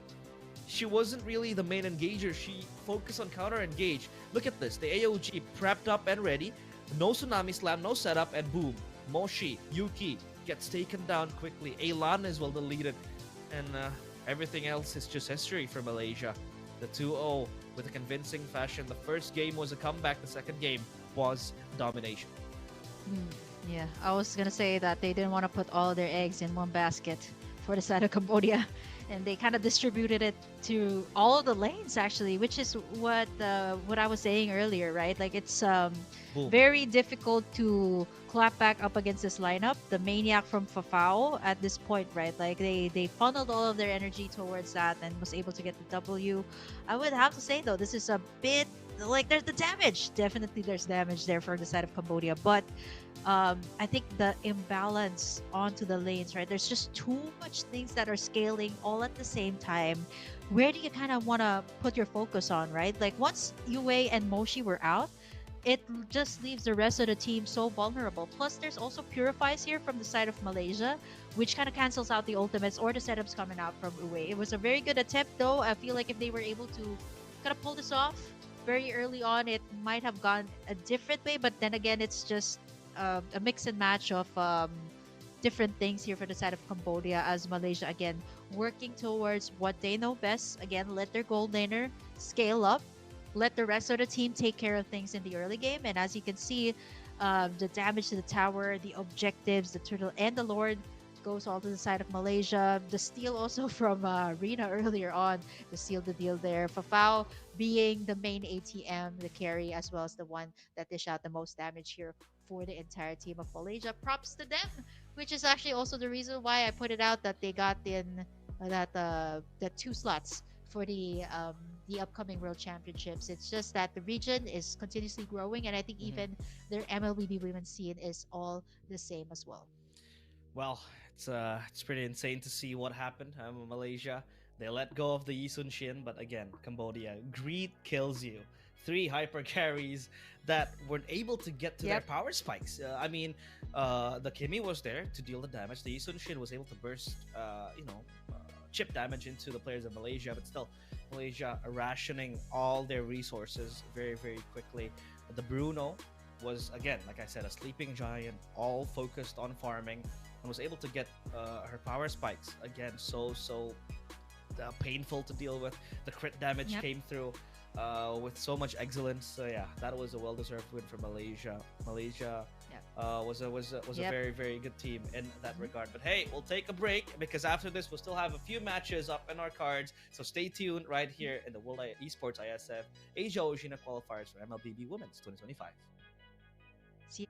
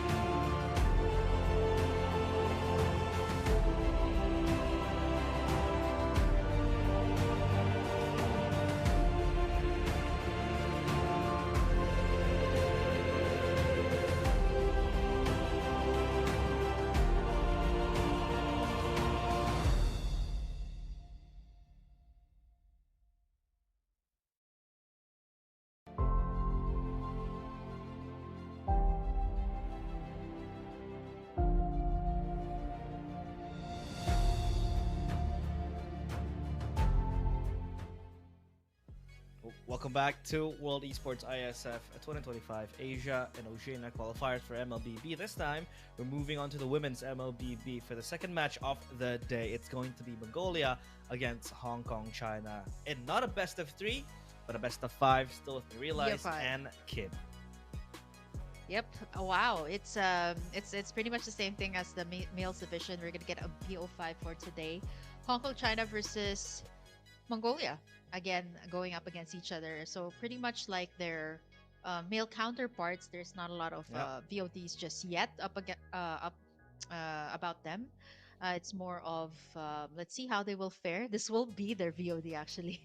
If for future teams, if they do decide to push further as well. And again, BO5 is not to be taken lightly. There is just a lot that can happen in a BO5, right? Like momentum swings, who gets the first dibs on the momentum, things like that. And I think for this case again, let's see if they will be drafting more of the meta, or is it more of like off meta pick, because there's like again, it can go both ways. But based off of their male counterparts, again, this is based off of the male Mlbb division. It's Yep. yeah, mostly like very meta centric, the Lancelots, the Yusunshins. We haven't seen any of the Lapu Lapus just yet. It has been banned away for the past game, our first game for today. But let's take a look at, of course, the game for now. It's going to be a BO5 between Hong Kong, China versus Mongolia, again, here in the group stages of the women's division. Here we go. Hong Kong, China against Mongolia. Like aforementioned by Kim, we don't really have information on these players. Not as much as the previous teams, because if you take a look at the team roster here, Rispi, this is Ching. I hope I didn't butcher that name. Anna, Wing, and Arabi. So if you take a look at the team sheet, they aren't really in a professional team compared to Cambodia or Malaysia, in the contrary, where they are both playing for Navi Malaysia and for CFU Serendipity. So yeah, I don't think they need to be in a professional team, right, to be able to perform. But we'll just have to see what they will bring to the table. Because if Yeah. you took a look at the men's team, I think they had the same matchup. They were bringing comfort picks more than meta, so I Yeah. think that'll be the same recurring theme here, but we will just have to take a look. Team roster now for Mongolia. We have Zalana, Mob Psycho, Anijij, Nika, and Kairin. So these are the players for Mongolia. But if you take a look at Mongolia's men's team, right, they are actually more, I think, exposed to traditional MLBB competitively, because those players were indeed playing in a professional team, IHC, Little Gun, you name it. But for the women's scene in Mongolia, there isn't much proliferation compared to the men's one. So we do hope that this might be a platform for them to get more experience, just get their match fitness in playing in a prestigious tournament like ISF. So we do hope that they are able to deliver, and I would like to see, and I would love to see, funky picks being thrown on at the table. Maybe a classic Hanabi Mia like we saw Yeah. in the first day There of was a ISF. Belleric earlier. A So we're Belleric not as that well. far off. Yeah. Yeah, not that far off. Yeah. Yeah, hope to see it here. Well, there's a lot of games that we have for today. It's day number 1 after all, so there's going to be a whole lot more MLBB action, by the way, all the way up until, well, if you're in Asia, this is all the way up until 12 midnight, a bit past midnight. So if you guys are still grinding some ranked games over there, you can go over, tell your friends that there's ISF ongoing for the women's division. But for again, Hong Kong, China, looking at the players here, they're actually fairly young. Okay, they're fairly young. They're actually as young as my brother. So whenever I see like players this young, I'm like, wow, I feel so old. Not that old, but like wow. There's like players this age already. I mean, what was I doing back when I was their age? I was there. It wasn't even a thing, right? Like for back in the day, there wasn't esports wasn't even a thing. It was more of the traditional sports. So I'm so happy that there's a bit more expansion into like the digital space. A lot of people are seeing the viability as well of all these esports games as well, and how people enjoy it, and how it can be as good as like physical games. Like for me, I've been playing, I've been in the swimming varsity before, so there's like a whole lot of physical sports back in my time. But for gaming, it was more of like, it's just like a side thing, you play it after school. But now it's like, it's a whole it's a whole new level. You can be part of the national team, right? Like, it's insane. Yeah, indeed. This is going to be their experience now. I think if we trace back retrospectively for Mongolia, for the national team of Mhm. Mongolia, they are actually uh, instated with experience back in the East Asia qualifiers in the 2024 edition of ISF. Um, we do see a few players that had that experience. Mob Psycho, Zulana was there, and in Yeah. that qualifier, it was Mongolia against Hong Kong. Still the same two teams, and Mongolia were able to take that win in that best of five. So for you guys who are wondering why this is a best of five, it's because these are the only two teams playing in the East Asia qualifier. So we Mhm. treated some sort of like a grand final, right, for these two teams playing. So Yep. whoever wins this match will qualify directly for the ISF World Esports Championship 2025 for the women's MLBB. So again, back to my point, Mob Psycho, Zulana, these are the two players that Mhm. were present in that roster in the 2024 qualifiers of Yeah. ISF. For Hong Kong, we do see quite a few names as well. Rabi, Anna was also there. Back then, it was still, the old meta of just playing Angela, playing Edith. Terizla was still the poster boy of XP lane. So we Oh can't yeah. really draw any relevance into what would be picked in this match, right? So that was like a Yeah. year ago. That was a long time ago. So yeah, we do hope that they will stick. They will still stick to the meta, but maybe insert quite a few comfort picks here and there that might just shock us up, like we saw Belleric evidently being present and Mhm. evidently as well working for Malaysia earlier on today. So I think it's all about the pocket picks, the cheese picks that might counter a Yeah. certain meta hero that might just be brought upon by these two teams. Yeah. And even if it's yeah, like what I said, it's a BO5, right? Like who knows when they're gonna put these out. Hmm. And I think it's just amazing to see, going back again to like these Yeah. players. Like I have all of their stats right here over at the side. Like so, while we were talking, I was like actually checking their, date of births, and I'm not gonna drop the the players and their age, but yeah, I think the youngest one I see here is somebody who's okay, somebody who's 18, but I'm not gonna Mm. say which team. But yeah, that's really really young. What were you doing back when you were 18?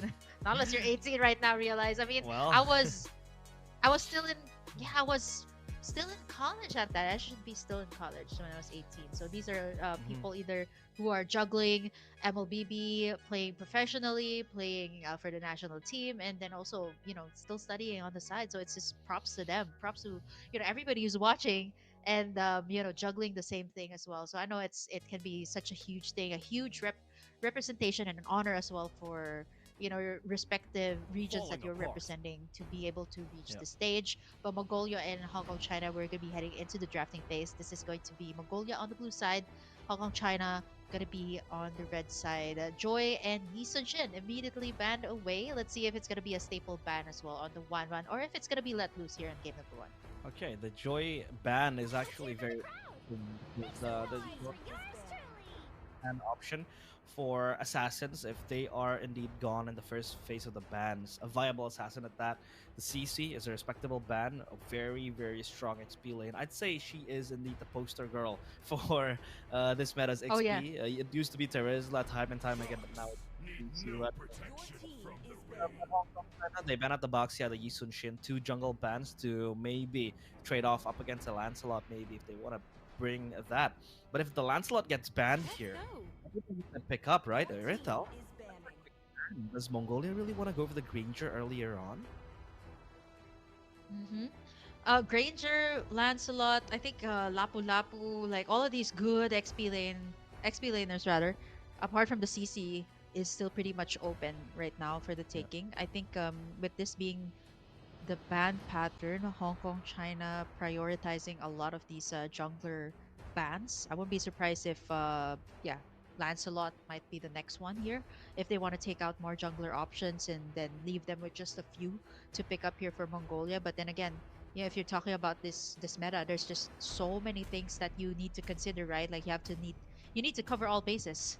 Mhm. For a fact, because there's just a lot of really good picks, a lot of heroes that are on the rise. Yeah, it's gonna be the jungler centric ban here, which means the Lancelot is still open. And Oh, one oh one. yeah, the 1-1 was permanently banned in game number one of the first series. Finally let loose here. Mongolia picks it up. Garotkacha Lancelot here for Hong Kong, China, or maybe even a Lancelot and a Lapu Lapu could be a Mhm. really good pickup. They still need to answer out to this one though. They need something to control it or maybe even pressure it on the gold lane. You did mention a Cho Yeah. FPL idea. I'm not so sure if that idea is so far flung right now, since this is going to be the case. This is going to be the matchup here. Well, the show is, I think, a far cry from being picked, but we'll just have to see if they don't really get an answer to the 1-1, because the 1-1 is very evidently a scary hero to use in this meta. But we'll take a look at Hong Kong, China. With the Lancelot, they pair it up with the Kalea. Kalea. So the Kalea Lancelot combo. I mean, Mongolia can go Gatot Kacha here if they want. Gatot Kacha, Farsa, 2-3 on blue will be very, very good because they have team fighting presence. Gatot Kacha, again, was proven to be a good counter to Kalea. Counter engages galore with the AOG. Once the Kalea has the Tsunami Slam, gone in the first initiation, the Gatot Kacha can just jump right in, and you have a 1-1 who Yeah. can kite from the back, so mobile as well with the steps that she can take, the passive that the 1-1 has. So that might be a very good answer to the Kalea, but we'll just have to see. The Gatot Kacha is also Zushin. very good against the Lancelot. The Chusin as well is open, but they Uh-huh. go for the It's Fredrin. open. They can pick it up. So the Yeah. Fredrin Juicin might be loaded Mm-hmm. up here for Mongolia. uh, Gatot Gacha even. So Yeah, if they pick up GK. the, oh yeah, yeah. So if they pick this up, I was thinking like Hong Kong China is setting up for like a Farsa play, right? Like you have somebody to set up the place, you got an assassin to assassinate the backlines. It's so perfect for a Farsa. And what better way to actually make your opponent double think their lineup is to just pick up the Gatot Gacha. The AOG is just so good, even though some people would argue saying that it's a predictable ultimate, but I think it works so well in team fights. Whether or not it's casted or not, it's still Yeah. and something to intimidate your opponents, right? It's pretty much like the Franco. You just stand in front of your opponents and you just get intimidated. Like you don't know when it's going to cast its ultimate, and I think it's a very good overall pickup with the entire lineup here of Mongolia. They got a beefy front line, so it's gonna be up to the side laners. Lapu Lapu, come on, ban it away. Ban it away, Hong Kong, China, or not unless you want to ban away a Farsa, more of the mid lane bans here, since the Ooh. Eve was already. Oh, so they're forcing out something different here. So Kadita, Kagura, even Mhm. a very great burst damage dealer. There's also ways out of the team fight um that's resurfacing right now in the current meta, so I'm not so sure. There's a lot of mid laner bans here, so which means that a lot of these XP laners, good XP laners, are still up. Arlot, Phovius, and um the Lapu Lapu, which is still pretty Uranus. much open. Okay, yeah, all of these S tiers are still up, so Hong Kong, China might want to pick up either, Juicin. if they want to go all team fight. Okay, Juicin, that's a very good um first pick here for the second phase. So which means Mongolia, if they want to go for setups or add up to like the beefy lineup, yeah, either Lapu Lapu or Arlot would be so good right now. Like there's only one way to set things up here for Hong Kong China, it's Kalea. So if they add up the Arlot to it for Mongolia, there's just so much to consider right now for Hong Kong China. They need a bursty mid laner though, a bursty mage, because they lack magical damage somehow. I mean, the Gatot Kacha is there with Hmm. the taunt, but that's about it. Novaria? Will they go for Navaria that is for the range, right? yeah. I mean, Yeah. the Navaria is kind of good to scout out players as well. Could escape, and yeah, they will go for the Oh, Navaria there you go. and the Ruby right on cue. So the Navaria, very good for scouting with the Astral Echo, plus the Rage, like you said. Very, very good up against the Ranger. You can poke from afar. Late game Navaria really, really stings. So that might be an option. Now, though, for Hong Kong, China, what will they pick up here? The Lapu Lapu, the Arlet, not contested at all. They let it slip. Hmm. Phovius So, even. yeah. I know I the mean, Phobius was an answer to the 1-1 before, right? Like before it was yeah. revamped, before it was reworked, it was such a good answer to the 1-1 since there's a lot of Mhm. dashes. But I'm not so sure right now. They do need somebody to set up the plays. There's also the need to answer out to the backliners of Mongolia, the Novaria, and the 1-1 that needs to be either taken out. But they do have the Lancelot though, so I think either they can go for a Lapu Lapu or okay, setter. Still a setter, a Badang. Oh, Not Badang. so sure if it can totally reach the back lines though. But if there's a team fight, everybody's all grouped up together, that would be such a good combo to top it off with the Kalea's ultimate. I mean, the Badang also has a poke tool, right? Which in which the Badang Yeah. can play kite with the fist wind. You can always poke around. A very good set against the Gatot Kacha as well, because when you have the Badang just bursting into with the fist crack, the Gatot Kacha needs to jump, but then the Badang can just poke you around. So, yeah, a very solid draft for both teams. Not what we expected because a lot of the power picks has been left open. The Chusen even wasn't thought about for Mongolia. Yeah. They let it slip on towards Hong Kong, China. So we'll just have to see. But the 1-1 is the biggest, you know, the Threat. biggest Yeah. threat.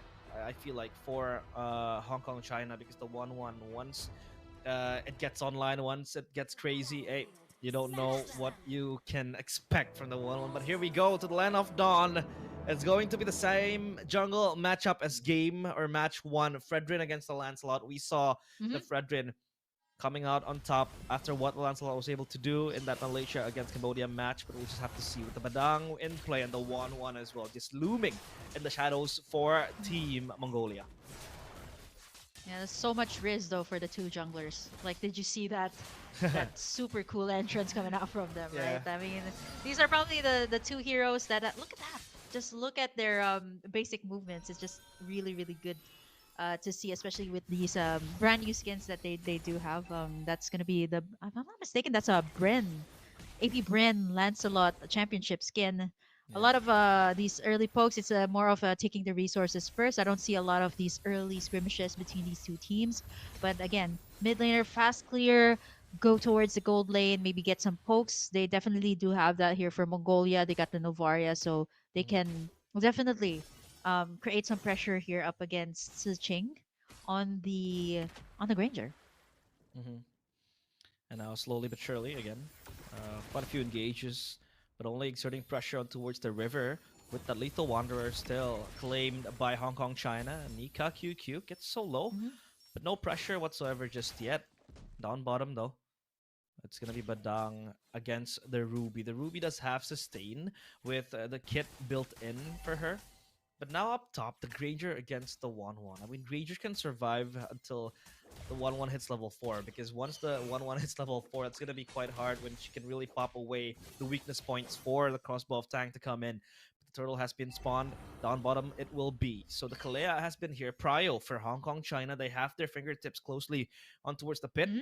The Fredrin is here close by, and the Gatot Kacha still without the AOG. So no ultimates for both roamers. This will be Hmm.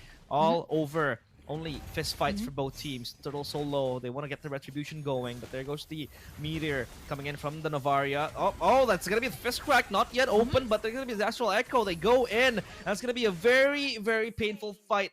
Mongolia corralling on towards the players of Hong Kong, China, but Hong Kong, China still gets on top. Yep, this is the power of the Zushin. The area of effect is just so good compared to the pokes from the Novar. You kind of have to hit, right, to be able to put out the damage on the Novaria.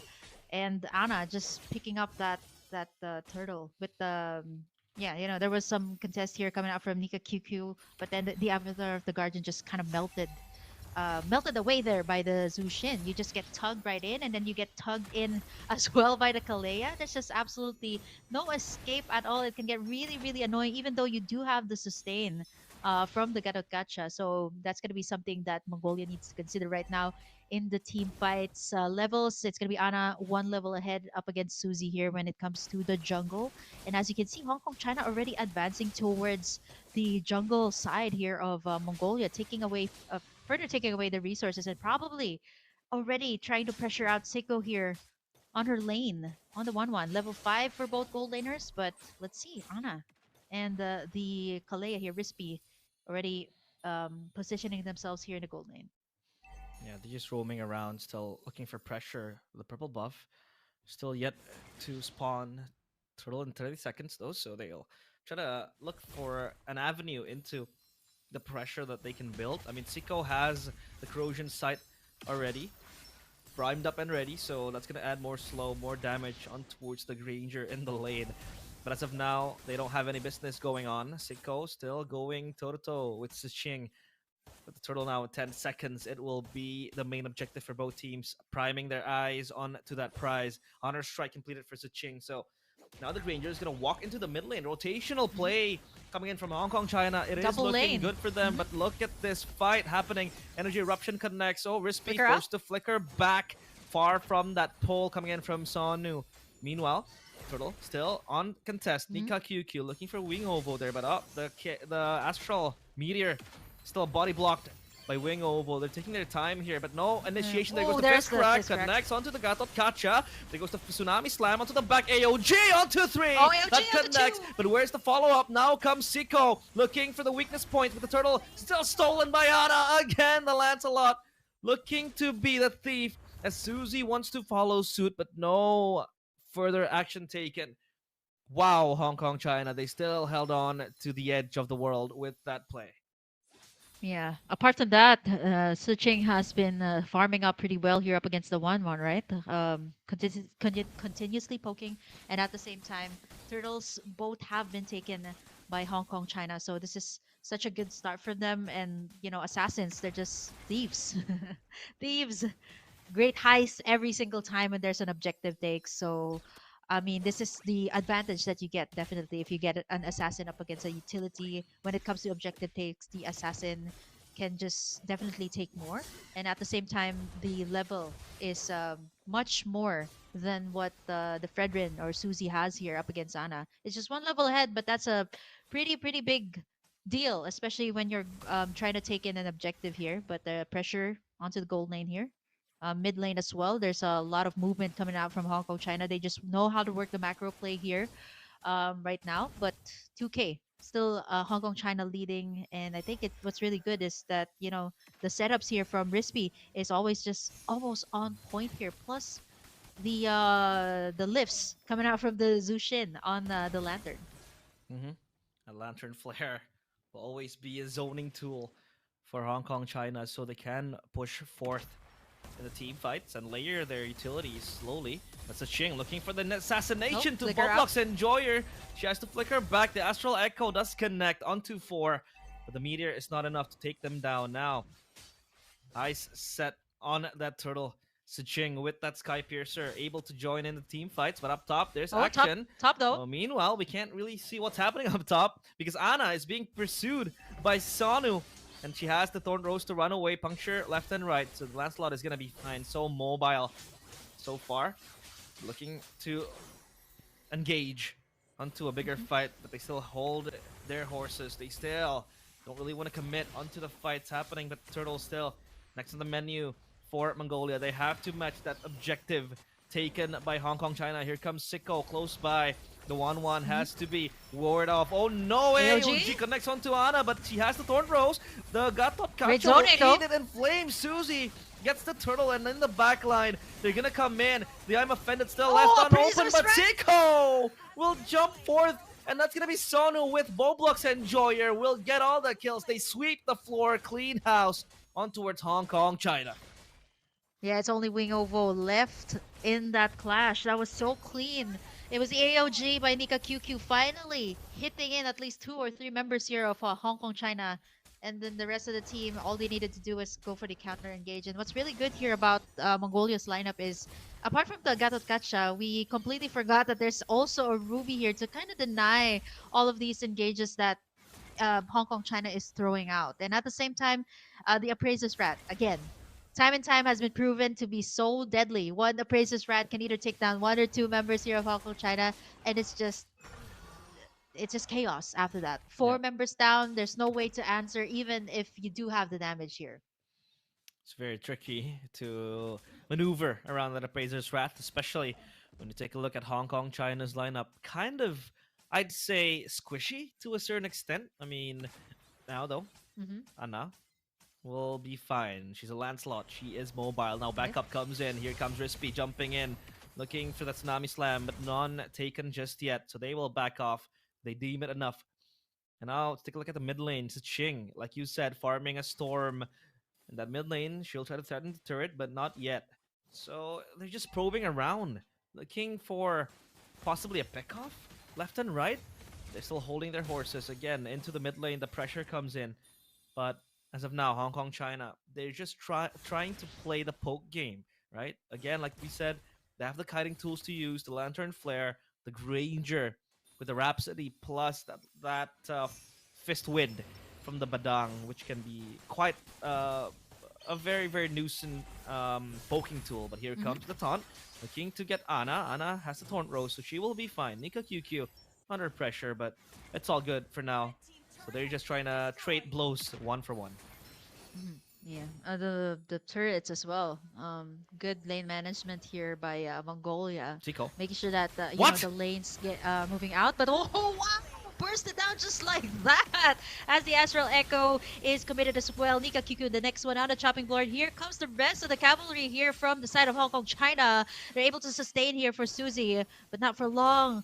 Such a good engage there by Rispy. That happened all so fast. We didn't even see it just as it happened, already deleted just like that without any magic damage. I believe that was the Tsunami Slam, and then the damage coming out from the Zushin as well. The Lord is up for the taking, but the damage as well from the Navaria is a lot. Susie can definitely tank up The the Lord. damage here. They have to watch out for the Appraiser's Rat. It's going to be the Lord No! who's going to be able to take it, and it's Woo! going to be Mongolia with the steal there from the Navaria. A double kill for Susie, and the rest of the cavalry here from the side of Hong Kong, China forced to back away.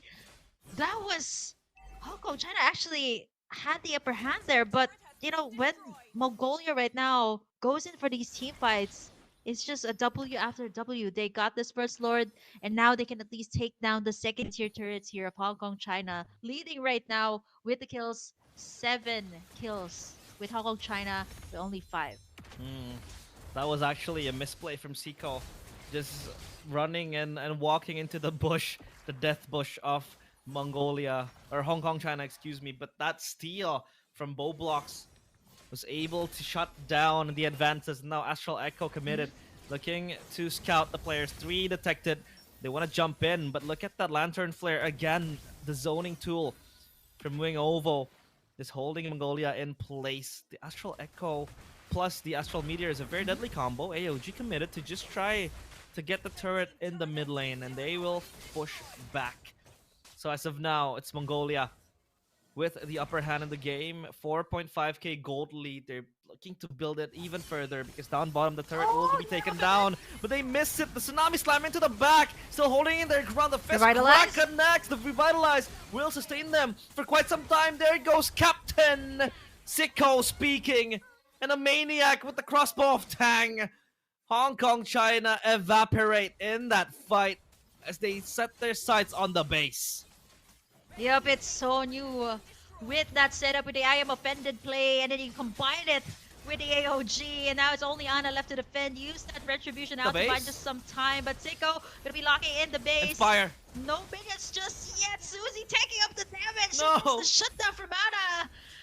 Oh no, they didn't have the minions at that time, and just the tower has too much of the damage, and now here comes Hong Kong, China. They successfully defend their base, but almost there for Mongolia. Nice Oh! attack! What?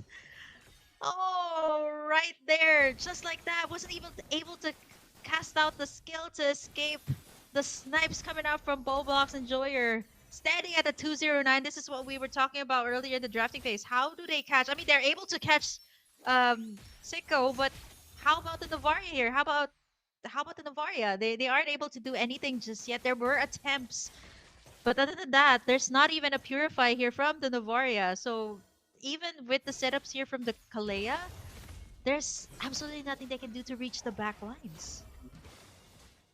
And again, the main scout poker for Mongolia as the Lord spawns. But does Hong Kong China has have an access into the Lord pit, right? Because now Mongolia, they are just going to smother this Lord with their presence, and this will be taken down quite easily. No steal and no contest Mhm. whatsoever, as Sonu will just try to screen away the players of Hong Kong China. And as of now, the lanes are quite messy for Mongolia, so they will try to clean that up. Up top, it's gonna be Ana just pushing the wave, shoving it, at least getting something out of nothing. And the Mhm. BOD completed for Suching. Expected to deal more burst damage to Granger, but as of now, the Granger still rendered quite hard to play over the front lines of Mongolia. They have the Gatotkacha, they have the Fredrin, they have the Ruby. So that is going to be quite hard, but hold on a minute. Hmm? Yep, All there we right, go. Oh there we wait, go, a and foot. the action is back, and the I'm offended, and there we go. Action Jackson once again a double kill, trying to go for the maniac. What is it with the first days? There's so many maniacs. Kudos to all of our ladies playing here today. This might just be it for the side of Mongolia. Here comes the vision from the Navaria. They're taking in towers after towers here from the side of Mongolia as the Lord marches down bot. Anna clearing out the waves as best as she can. But will it be enough here for the side of Hong Kong, China? This is the best out of 5 after all. As Mongolia, they want to go in. There's the AOG coming out from Nika QQ, and still a godlike for Sicko. They lock in the base, and that's going to be it. Mongolia takes in game number 1. And that is why you have to ban the 1-1. Look at the damage it was able to deal. I mean, that single blunder did not phase Sicko. She was walking into the bush, she got taken down. It felt like she was behind in terms of farm, in terms of items. But again, ending the game with an 8-1-3 scoreline for the 1-1. Flying full colors with the crossbow of Tang being such a menace. Take a look at the highlights here. Earlier on, it was Hong Kong, China with all the lead they were able to get. I mean, with the fist crack, the fist break, everything just locked in place. But the Navaria, I feel like, is an unsung hero for Mongolia because she was able to scout out the players of Hong Kong, China, and just look for information. Look for pokes as well. Just playing in the back. Look at how far back Boblox is playing, right? She's still able to make an impact in the team fight. And the rest is just given and left over for Mongolia, and this was the blunder we talked about, but at least Mongolia was quick to respond onto the death, even if this team fight did not really go in their favor. But this steal from Boblox was so clutch that enabled them to turn the tides around. And then Avaria was such a good pick in this situation. Oh, there's the turnaround too. And yeah, that from one as the well. This is I'm from offended. I think this is from Mongolia, right? The I am offended just set things up here for Sicko to be able to pop the crossbow of Tang. And like what I said, the 1-1, there's absolutely no escape from the ultimate, not unless you get a Wind of Nature, maybe even a Winter Crown, right? That was twice from Sonyu, so I have to give it up to this girl as well, who was able to enable the 1-1 here to pop in that ultimate. That's really just what you need in every team fight. And by the time the Lord is up, you don't really need it. Full members up, they lock in the base, and it was over for Hong Kong, China. They did have a very good start though, with a 14-minute game. I actually thought they might have, if they can actually continue that strong start that they had, they might have at least carried over to the mid game. But you know, I think that's the thing about the current meta, right? Like if you get a turnaround either mid game or late game, it can kind of turn things around. And honestly, that's what I really love about Mlbb, right? Like as long as you have the turret, as long as you have your fighting spirit, you can just keep on playing, and at the same time, it might just, tides might turn for your team. 15 minutes, almost 15-minute game, and kudos to Mongolia for all those setup plays from Sonu and even Nika QQ with the AOG. But ultimately, if you look at it, it's not that far off, right? Like mostly tower damage, of course, going to go to the side of Mongolia. And if you look at the overall picture, it is going to be the 1-1 that will be taking in the ATM and the carry, of course, with the most gold and the most damage dealt towards the side of Hong Kong, China. That was a very good game coming in from Mongolia, but you could see the power gap, I feel like, is not way too far, right? From both of these teams. Hong Kong, China was still able to deliver a very good game too. And as a matter of fact, they were actually leading and dominating the first few minutes of the game until that turnaround came in. So the 1-1 was able to hit its power spike and just become a menace for Mongolia. When there is a crossbow of Tang being popped, there is nowhere for you to run. Like you said, you gotta get the Win of Nature or a Winter Crown or even an Immortality if push comes to shove, but they weren't able to stop the 1-1. After that blunder, even Sicko, the reset, and just coming back from a mistake, from a terrible ordeal, she was able to at least become the main carry of Mongolia. But that's it for game number 1. Hong Kong, China, they still have game number 2, even 3, 4, 5 if needs be.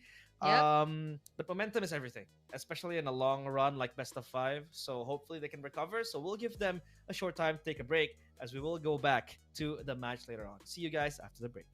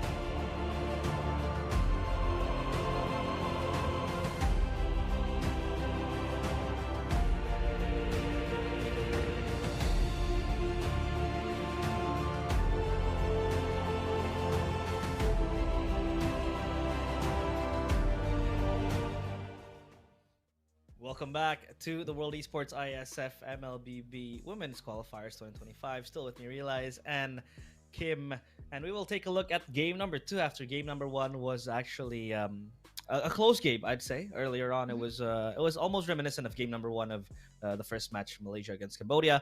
Um, a single team took over early game, mid to late it was another team. So we love when these teams straight blows. But what do you think about that game, Kim? Yeah, I mean, it's a best out of five. I think for Hong Kong, China, I thought they might have had it in the bag though. Like, it's a very good start. But then again, you have to carry over to mid to late game, right? And I think for now, you can see the power of a 1-1. And I think most of the teams just don't want to deal with this. I feel like for Hong Kong, China, they should consider this ban apart from the assassins. I personally don't like going up against assassins, so I understand that. But the 1-1, like left unchecked, once it has the items, it can Yeah. there's no way to avoid it, right? Like Winter Crown, uh, a Wind of Nature, but there's also other things that they need to consider there. Apart from the 1-1, there was also the Novaria sniping them. So I think for this next game, it's going to matter also if they're going to be on the blue side or the red side. So maybe if Hong Kong China is on the Mm. they were on the blue side early. They were on the red side. So if they are on the blue side, they can actually pick up the 1-1 if that's something that they're comfortable with, or just either if you don't want to deal with it, just ban it away, just ban it away. It's really hard. Even I really have a difficult time dealing with the 1-1, so I just ban it away most of the time. Assassins, I feel like there's answers to assassins right now, but the 1-1, maybe if you can go head to head with it in the laning phase. But again, you've seen the power spike. So let's see in this next game. It's a BO5 after all, so it's not over just yet. For the side of Hong Kong, China, there's still two games that Mongolia needs to win to be able to secure this series in the bag. So think of it as a grand finals between these two teams for today. Yeah. So this is gonna be the only BO5 that we're gonna be having for today. Yeah, I think there will be other best of fives in the Central Asia qualifier, Kazakhstan against Uzbekistan. I think that will feature best of five. Have to wait for confirmation later on. So now, game number two, it'll be very, very interesting to see how the teams will draft. Will they let go of certain power picks that has been banned throughout other series we have seen? The 1-1, the Juicin. The Juicin was picked in the second phase. So that is actually very kind of carefree from these teams, or maybe they know how to control the strengths of some of the heroes being picked, right? I mean, the 1-1 is a must ban for me personally, because you could see what the 1-1 was able to do. Just come in, fly over the heads, no counter, basically, against that Mhm. crossbow of Tang, unless you buy a winner crown, unless you are Aurora, maybe, or unless you have Yeah. immortality or a win in nature. So yeah, you gotta be wary of the 1-1. And I think the Granger was actually a very good pick, because in response to the Irithel ban, they picked up the Granger, but against the 1-1, I think it's very hard. So will this be another hardline counter? I mean, if they want to get, they might just copy what Bigatron and MPLID did. They picked up the Cho Gold, even Hmm. if it's not for To deal everyone, with that. to deal with the Yeah. 1-1, or maybe a Ruby Gold is sufficient, I think, to tank Yeah. out the damage. But still, I don't think experimentation is the way to go in a final Mm. per se Yeah. for both teams. So I think they just gonna ban it out and probe for other picks in the gold lane. I actually want to see a Lunox, right? I know that was used in MPLID, both MPLID and MPLPH, where the gold laners pick up the Lunox, which is also a very good answer to the 1-1. You can pop the Order of Brilliance once you have the Mhm. ultimate up. So it's pretty much as good as a Winter Crown. Then you can have the other items to build up as well. So let's see if that's gonna be the answer. So Hong Kong China gonna be in the blue side this time. 1-1, by the way, is the in the top three most banned right now in the current meta. This Yeah. is the overall stats, by the way, presented in the Mobile Legends Bang Bang or MLBB website. So you guys can go ahead and check it out. It's actually number three right now. So honestly, for me, you can answer after it if you feel like you're confident enough to do that, or maybe pick up a Harriet. I feel like mage gold laners are also a good answer. I've also seen before like a Chang'e going up against the yeah Chang'e, right? Like there's a good range, the basic attacks also dish out a lot of damage. So I've seen that. So that could also be an answer. But this being the case, Hong Kong China goes in for another path, banning away the Arlot, the Baksha, and the Lancelot, still in the ban list. But Mongolia Now, is it the Yisun or is it the Wanwan? There is two things that they need to consider right now. Or even, I think the Zushin also, it's difficult to deal with. But it's going to be the Yisun right now. Too much to deal with also if they add the Yisun and the Wanwan in the lineup. But Hong Kong, China this time, like what I said, if you can't, if you're on the blue side, definitely first pick Wanwan. So now Mongolia, they need to answer out to this. What are they going to put up in the lane? Is it going to be another marksman? I really feel like Oh, I want to put up a I want to put up a mage, but yeah, this is good for poking up against the 1-1 as well. I'm not so sure what they are going to pair it up with though. Angela? It's so good, right? Like an Angela Iritel combination is so good to counter out the movement speed as well coming out for the 1-1. Which leaves us with, are they going to go for Gatot Gacha here for the Hong Kong, China, or are they more comfortable with, setters like the Kalea that also they used up in the first game, but didn't really yield much results for them? Or will they go for the XP laners right now? Since there's a lot of good ones open. Lapu Lapu, I've been saying this, it's one of the top picks right now in the current meta. Or Gatot Kacha still. Very, very good. well, GK is a good answer, and there goes the Yeah, Kalea. Kalea, So yeah, they're more comfortable with that, I think. are they, curtailing or rather entailing Mongolia to pick up the Gatot Kacha, because we have seen the Gatot Kacha do wonders against the Kalea, again counter initiation, but they go for the glue. Oh, Okay, so that's I quite haven't seen unique. this. Yeah, I think it's for the. Is it for the 1-1 specifically, right? Might be. 1-1. I'm thinking Hong Kong, China. Oh, it'll be so good to put up Faramis right now. Faramis. Okay, well, just up against the first three lineups here of Mongolia. So I'm not so sure if that's an option that they would go for since they've picked up, here and there, some not so meta, some meta. I completely forgot about the glue. Yeah, this was open also earlier in the first series, but nobody picked it up. So it's more of the, I think it's a preference also, Hmm. like more of the Phovuses, more of the rubies. So let's see, Mongolia mid laner bans for both sides since Farsa Eve might be a thing here. They take away the Hilda, a possible option also for the XP lane, and such a menace to deal with also if it goes to the jungle. The Gatot Gacha ban comes through here for Hong Kong, China, which might leave us with. I really want to see an assassin, support pick here for both teams. It's just so good for the lineup, right? Angela for Mongolia, but again, they have to consider so many things. The Kalea that sets up the play here for Hong Kong, China. Okay, now they have to look for an answer against the Kalea. The Gatot Kacha was there for the taking for Mongolia, but they chose to not pick it up. And I think the first three picks from Mongolia, I don't know. I have mixed feelings about this. Airtel, Hayabusa, Glue. There isn't really a framework where, you know, as to why they picked up these heroes, right? You don't want to first pick an Mhm. Airtel, but I think against a 1-1, it'll still do good because it has range, it has mobility. You can run away with the ultimate from the crossbow of Tang, right? To just distance yourself from the 1-1. So that kind of makes sense. The Grok band away from Hong Kong, China. Now Mongolia. I don't really see the synergy Farsa, behind this composition, but yeah, Zushin. the Yeah, Farsa might work. Yeah. it's a so here and there, right? Like that's Yeah, what they're yeah, trying to yeah. say. It's here and there. Oh, See? my personal see, it's here and there. I told you, it's just so uncontemporary. I've seen this also in the male division, and I love it how every time I'm casting, the teams just put out a Cecilion, which is my favorite hero, by the way. Well, I kind of outgrew the Cecilion patches ago because of the nerfs also, the adjustments. So I guess they want to go for the Cecilion for the range and the burst damage up against the Fredrin. It's also very good for scaling. It does need a front line though, so I'm not so sure what they're gonna put out now. They definitely do need a front line here for their roamers. So Mhm. maybe are they gonna go for Sicilian Carmilla now that it's put out, right? It's a Uh, far flung idea, but I'm not so sure though up against the 1-1 and the Kalea. But let's see. It has been bumped up in the recent patch, but Hong Kong China should start it out also with a solid XP laner, the Ruby that Sonyu was able to use up. So blind pick just predict. quickly.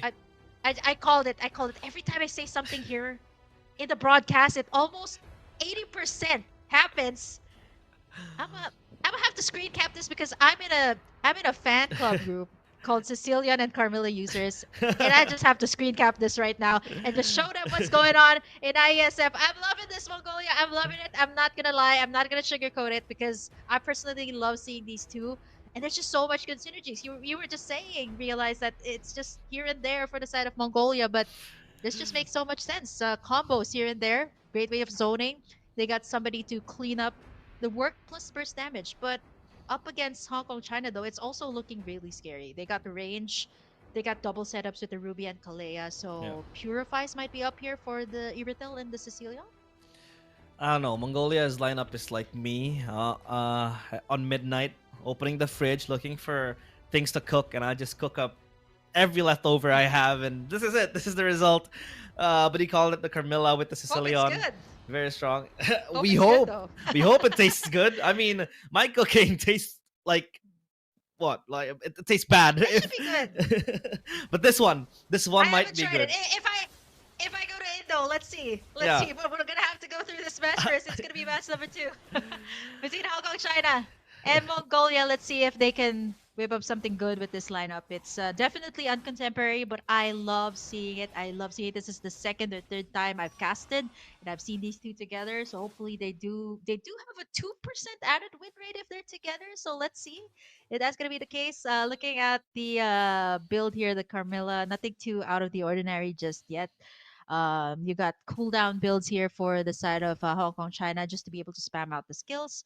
But this is a 1-1. Ticking time bomb for the side of Mongolia, so they need to answer that out. Fortunately, they do have the Hayabusa here. If it does have a good run in the early, expect the 1-1 here to have a little bit more of a difficult time as the pressure is on here for the golden. As you can see, everybody rotating towards that side. No level 4 power spikes just yet, but the first turtle is going to be crucial for both sides. Siko opted for the Master Assassin to potentially win out the 1v1 against the 1-1. As Rispy up in the mid lane alongside Wing Ovo looking for a potential pick off, but it seems like the rotations are here. Susie close by, level 4 has the shadow kill, but opts to not use it, just pushes away to farm up quickly, and the turtle spawns soon. So up top, it's the glue against the Ruby. Meanwhile, for Siko, will she be able to hold on against an early game 1-1 Ching? At least she has the heavy crossbow to go full damage. But up top, seems like they will try to contest this turtle. Nika QQ close by as the Carmilla, the Curse of Blood, yet to be loaded in to the kit. So now it's Mongolia. Just running circles around Hong Kong, China, looking for potential take. Nika QQ pushes herself way back. The Gluck, though, close by. It's going to be Sionu looking for a Rispy to take on a fight. As Boblock still just bursting and poking left and right. They're still trying to dance over the edge for this turtle. Yeah, it's already a level 4 here for the Carmilla Nika QQ. So one Curse of Blood can definitely turn the tides around for the team fights. And here it goes. Feathered Air Strike and the ultimate here coming out from the Sicilian. Look at the burst damage as everybody is going on at that. Turtle is still up for the taking. It's going to be Susie taking it with no contest at all. Anna left there to defend. Has the Appraiser's Rat, but still not enough damage just yet. And that's going to be the first blood taken in there by Mongolia. Turtle, as well as the purple buff as well to boot. Yeah, and the purple buff also stolen away from Susie. So at least for now, they will try to maximize their gains. Down bottom, Suching hits level 5, and look at Siko. Able to get his hands on a Windtalker quite early. She wants to win out the early game because if you want to bully the 1-1 into the late game, you have to be able to dominate the early game. And the 1-1 was given so much time and space in the previous game to farm up a storm. Hence why she was able to rule out and just dominate in the late game. And I think now the objective for Siko is just try to shut down the 1-1 earlier on. That is why she had the Master Assassin on herself to try to win out the 1v1. Adds more damage when you're isolated in a 1v1 fight. So the 1-1 still has quite a hard time to navigate over the fights. The middle. Got to fight this one up. Yep, There that is is quite right. committed. The Fuzi, not to go forward, not committing towards the shadows. She'll go back, pop back. Next objective is in 40 seconds, so they will still have time and space to roam around and look for information. Oh, Tsunami Slam on Nika Kuku. Not overstepping her welcome. She Flicker flickers out. away, but there goes the relentless pursuit coming in from the Fredrin. Rispy will be able to collect that kill.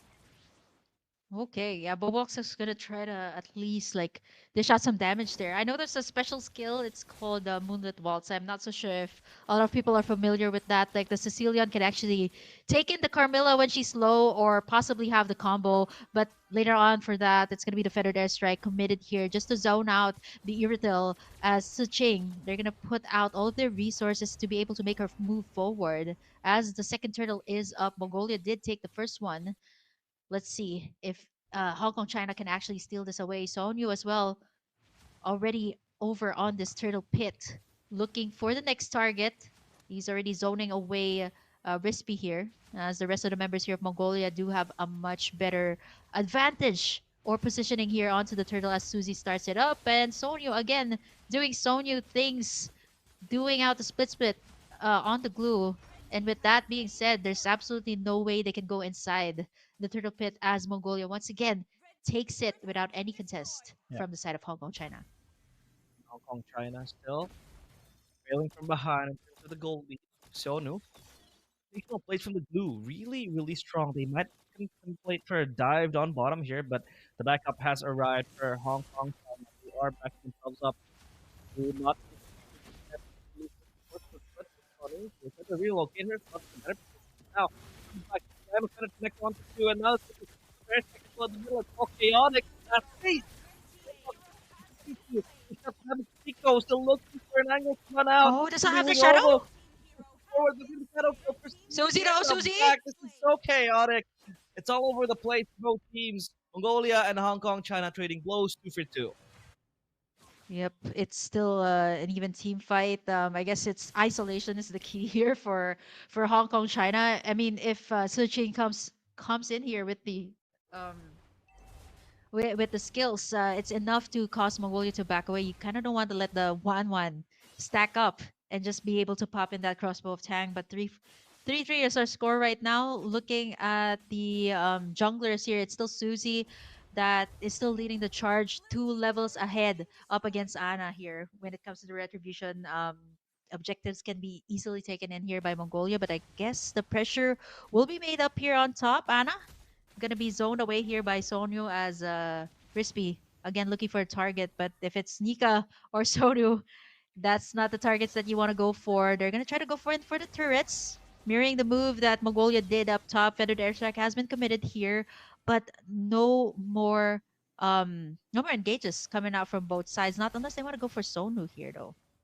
Yep. So off split.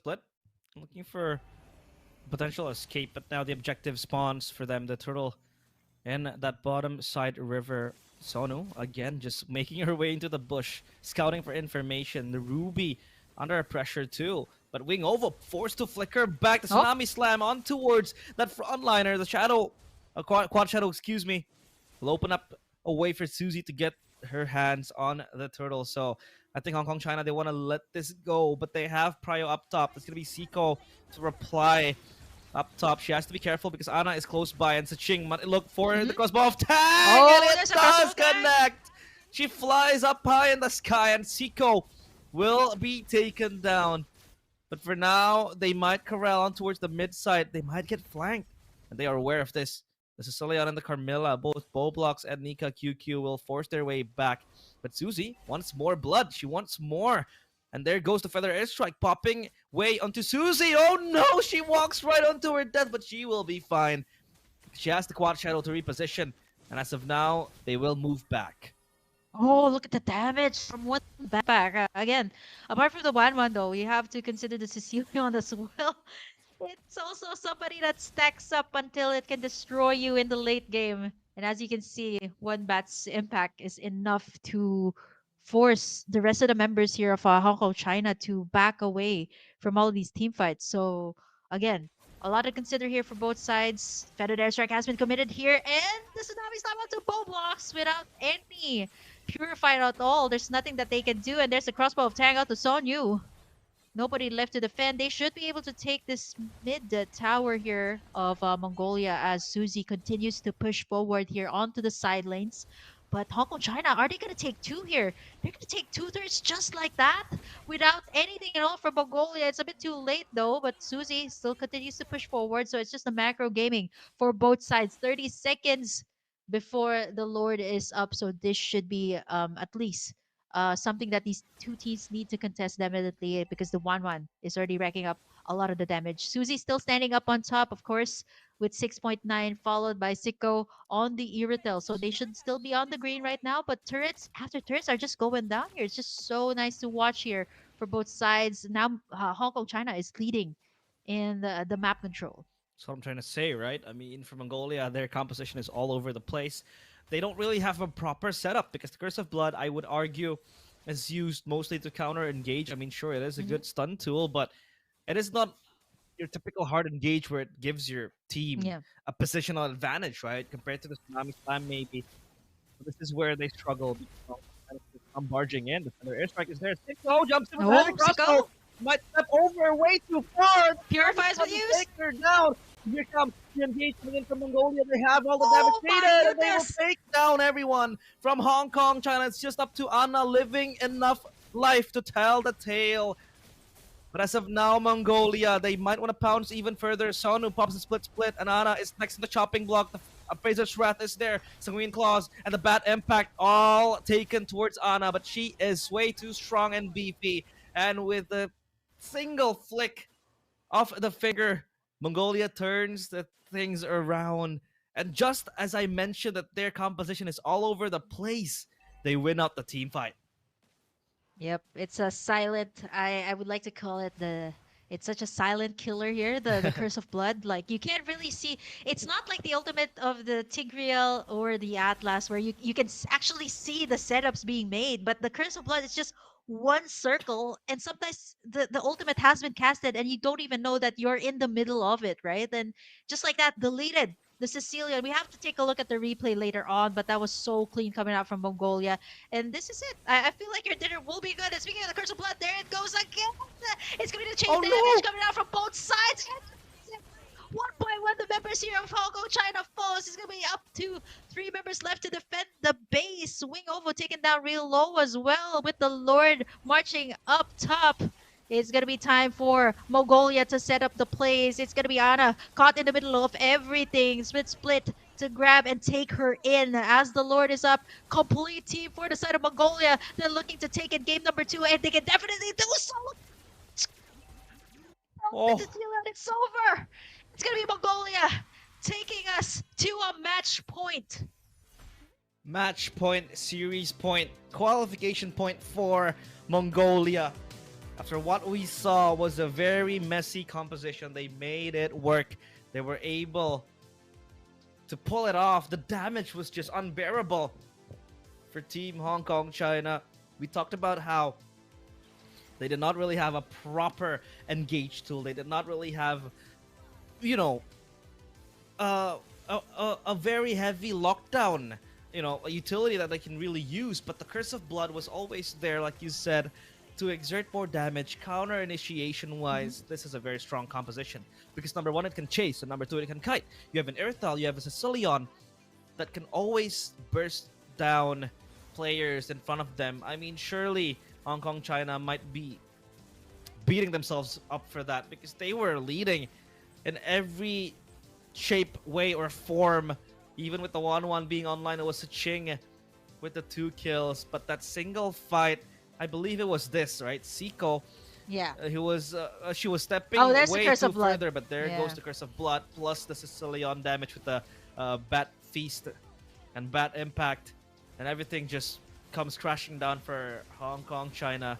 Siko was able to position herself far back, right? Kiting as an Irrital is very easy to do, and that gives you this advantage, a positional advantage that Mongolia are able to maximize, and Hong Kong China are on the verge, or is on the verge of not making it for the ISF.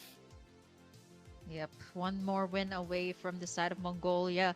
Cleanly executed. Sometimes, the best things happen by surprise. I mean, this is not the usual kind of lineup that you would see, right, in the current meta. A Cecilion in the mid lane, a Carmilla. If you look at the composition here of Hong Kong China, it's a bit more of the contemporary type of lineup, like a standard front to back line composition. But for Mongolia, it's just the combinations was just so good. The combinations that you didn't expect actually, and the beautifully um, tossed in ultimate coming out from the Carmilla, which I said is a silent killer because you don't actually see it being casted. You can just feel it.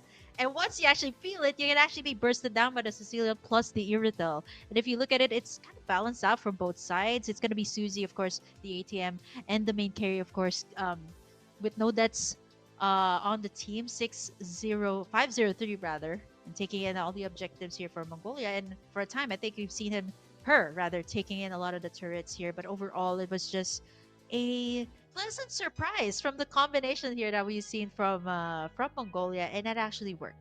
Yeah, it worked wondered. It worked wonders for them. I was the first one to say that it looked kind of messy, the composition, because I think the only synergizing pair of hero that was picked up was the Sicilian Carmilla. That's it. The glue, the Hayabusa, the Erythal looked way too early to be picked up, right? I mean, the glue wasn't even a favorable XP to be picked up. The Hayabusa was, yeah, it was meh. The Erythal first pick though, I think it was merely a response to the 1-1 and how the 1-1 really wants to kite. Yeah. Because if you get kited, you want to kite back. So the Erythal was quite good on that. So yeah, we'll have to see. Match point, series point, tournament point for both teams. Will they be able to snatch the qualification, or will it be forced to a game 4? We'll be back after the break.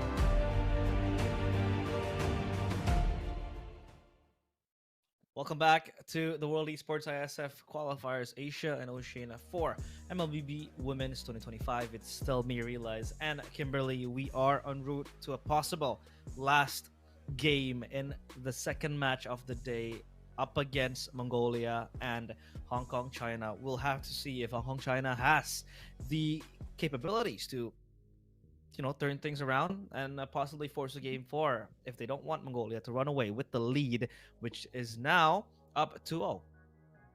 Mhm. So we got two O's, by the way, for everybody who's looking for some updates. It's an off-stream match, by the way. This is Malaysia versus Yeah. Brunei Darussalam. Malaysia won with a clean sweep 2-0, and earlier this day we also had an off-stream match update. It's gonna be Brunei Darussalam versus Timor Leste. Brunei Darussalam won a 2-0, also clean sweeps off stream. So if you guys want to see more of the results here on ISF, all of the off stream matches, all of the online matches that you guys have seen, if you missed out, you can just go on over to iesf.gg to catch in on the live updates here of the MLBB women's games in for Asia and Oceania. Yeah. So still a lot of games to go. It'll be my last match for tonight. But hey, Kimberly's gonna pull an all-nighter All day. accompanying you All guys. day. So don't forget to All day, prepare every your day. snacks, prepare your drinks. I personally my choice of drink is a glass of water. Stay hydrated. Don't forget Oh. to keep drinking those liquids. And yeah, we'll have to see if game number 3 will be another banger, because game number 2 was quite indeed a banger as well. I mean, we talked about it. It seems like in the men's tournament, the power gap is evident, right? It's far off each other. But for this match in the women's, I think both teams are very close to each other in terms of that power gap. They were able to trade blows. They're able to create good plays here and there and carries all around the game. So it's interesting to see now then, will they still leave the 1-1 open? Will they opt for other picks? Because we have seen so much respected picks just let loose by both teams. The 1-1, the Chusin, even the Arla and the Lapu Lapu wasn't really favored by them. So we might see a surge of new picks maybe coming in the third game. But we'll just have to see the drafting phase later on, because now for Hong Kong, China, it's do or die. If they want to qualify for the ISF World Esports Championships 2025, they have to be able to force at least the game 4 and then work their way from there. Yeah, I think they have a very good idea of what the meta is, how these heroes work, right? Like you've seen it, how they drafted, how they played. Also, it's a pretty close back and forth. But then again, it's all about closing the game. The 1-1 of Suching had a pretty good, I would say, pretty good run or pretty good stats, but then again, not enough to close out the game. It was more all about the team fights. It seems like that's the story for both of these teams, Hong Kong, China, and Mongolia. But we're just gonna have to see how that pans out. I want to go for all-out team fights. I feel like they should. Yeah, this is probably the reason also why the teams prefer to go for more of the setter types of roamers compared to the healers, because I know that was also a thing before. It was so evident in all of the MPLs, all of the metas all across the world. That was a thing. But now it seems to be like whoever sets up the play first, whoever counter engages, it's the one who wins the games. It's about winning the team fights here. So the XP is a very crucial type of pick that you want to get in the first phase, and at the same time you also want to get a good roamer. Seems like the Kalea is not working out so well. I know it's a comfort for Hong Kong, China. Maybe they should think it through, perhaps get somebody with a bit more, like the Kalea is a good choice, but it's not I would say not the one who can set up like 5 heroes all at the same time, right? Like compared to the Carmilla, who just destroyed everybody in the clash with just one curse of blood, right? Like, so maybe something along those lines. The Kalea, 2 times picked up by Hong Kong, China, and didn't work out. So let's see if it's still going to be the same case for the next game, since this is already a match point for the side of Mongolia. Yeah, we'll just have to see later on, because we saw. I think Mongolia did win the game, but there is indeed a struggle that Mongolia showed in that, where they did not have a natural engager. They didn't really have like an aggressive lockdown they could use like the Kalea did with the Tsunami Slam. Maybe that could be an option for them to maybe contemplate picking the Kalea over other another roamer, because the Kalea is very high prio, and even if the Kalea gets picked up, you pick up a Gatot Kacha to go against it to have that counter engage tool. But the Curse of Blood was actually, with the Carmilla, was actually a kind of like a brilliant idea as well, to amplify the damage, plus the fact you have an AoE stun and then Sicilian just comes flying in, because in that last fight we thought it was over for Mongolia because Yeah. the Aerital was deleted. Siko was stepping way too far from her teammates, but then comes in the Hayabusa, comes in the Sicilian with the burst damage that was unstoppable. So I feel like, yeah, just try to maybe consider having a hard lockdown, like we said, like the Kalea, snatch it over from Hong Kong, China, and if the Kalea is picked up, you pick the Katot Kacha, or maybe you go for the Belleric, like how Cambodia Yeah, that worked opted for, out. Malaysia, excuse me, opted for that. Yeah, that worked out pretty well for them. So there's a lot of options for you to kind of like get a strong AoE lockdown hero in place. So yeah, that's actually an option for you to pick up. Yeah, I think for these teams, right, picking up a good roamer is just the start, but then Mhm. overall, it's about the execution of the team fights, right? Like you can have a really good roamer, but then again, the team fights can go the other way. Again, it's again the overall composition, the team fights, the communication is Yeah. super important. Knowing that this is already the possibly the last match here for both sides, so we're gonna have to figure it out. Not so sure what the like earlier. Okay, for Hong Kong, China, they were like, okay, maybe the one was a problem. Not ban it away, steal it Mhm. away from Mongolia. They did have it, but didn't turn out the way that they wanted to. I think it was just they probably didn't expect that coming out from Mongolia, right? Having the Sicilian Carmilla combination, the chain effects. Like we Yeah. were wondering what kind of composition are they trying to go for, right? Because it's more of like each hero had different specialties and it didn't really connect until the Carmilla came into the picture. So it was just so beautiful to watch. One of my favorite combinations, one of my favorite heroes to see, especially seeing it in professional play just like this in ISF. So we're going to be kickstarting it off with Hong Kong China finally on the blue side, still having the first pick here for our match number 3, match point for Mongolia. So seems like Hong Kong China, their prio in match number 2 was more of the Lancelot, it was the Baksha and the Arlot, if I'm not mistaken. So Hmm. not so sure if they're gonna ban out the 1-1 here if Mongolia doesn't ban it out, since either or they're gonna pick it up or take it away. Yeah. Will the 1-1 escape the ban, though? That's the question, right? Because the 1-1 has been let loose for 2 games straight. It has a 50% win rate so far in the series.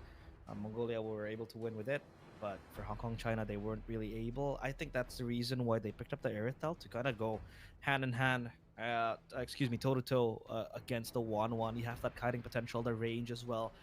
You have a tool to escape and distance yourself from the control of attack. So that might be an option. But now Mongolia, Tail's been itching for a real fight. Mongolia taken out. So at least now for Mongolia, they will try to look for other options for that hard lockdown, like we said. But what do they want to ban here? I think the 1-1 is a good option. The Yi Shun Time to Shin. drop the beat of the flower team is Why? banning. Will this be another trade of OP heroes? I mean, if they go and ban something else here, the Sun Shin is open, the Lancelot is open, Fredrin is still an option as well if you Yep. want to play with that. We'll just have to see Hong Kong, China. What do they take in here? Um, Maybe ban out. I don't want to say ban out XP because 2 games they haven't really banned out the Arlet, the Lapu Lapu. They let it Yeah, open. it's all open. Yeah, so I Yeah. think they'll opt for something else. What do you think, Kim? Oh, I think either they're thinking now of, since they banned away the Lancelot, do they actually want to pick it up? They did pick it up in the first game, so Let's either they go. let it slide, force Your Mongolia team to is ban. banning. Oh, it's actually the Ban ban 1-1 on the here. Iridel. Ban Yeah, 1-1 here. it's not the 1-1. They Yeah, have to they ban should 1-1 here. ban 1-1 here. Yeah. Yeah, they're forcing Mongolia to ban the 1-1 or just let one of them slide, right? The Yisuchin, the 1-1, the Lancelot. These are the things that they need to consider. Zushin also is something, but I feel like for first pick, it's usually To me, these marksman Yeah. heroes that's all or that the matters. Your heroes team that is kind of winning. snowball when it comes to the late game. Yeah, there you go. It's either the Yisuchin or the 1-1 that will come through or the Lancelot. And now this gives Hong Kong, China the option of picking up the Yisuchin, or will they go for something like a Lancelot first pick? Mm-hmm. We did see that happen. So will they go that route? But I think right now, if you want to go for a safer route and just pick up the Zushin, which is didn't really have much of a good win rate for today, but Anna seems to be very comfortable with this hero, so they lock in the Lancelot first, Yeah. which gives Mongolia the chance to either pick up the usage is wide open, not unless they want to go a different route. Gatot Gacha also another thing that they need to consider since it was banned away in the second phase. Or yeah, either a jungler and a roamer, a solid roamer here.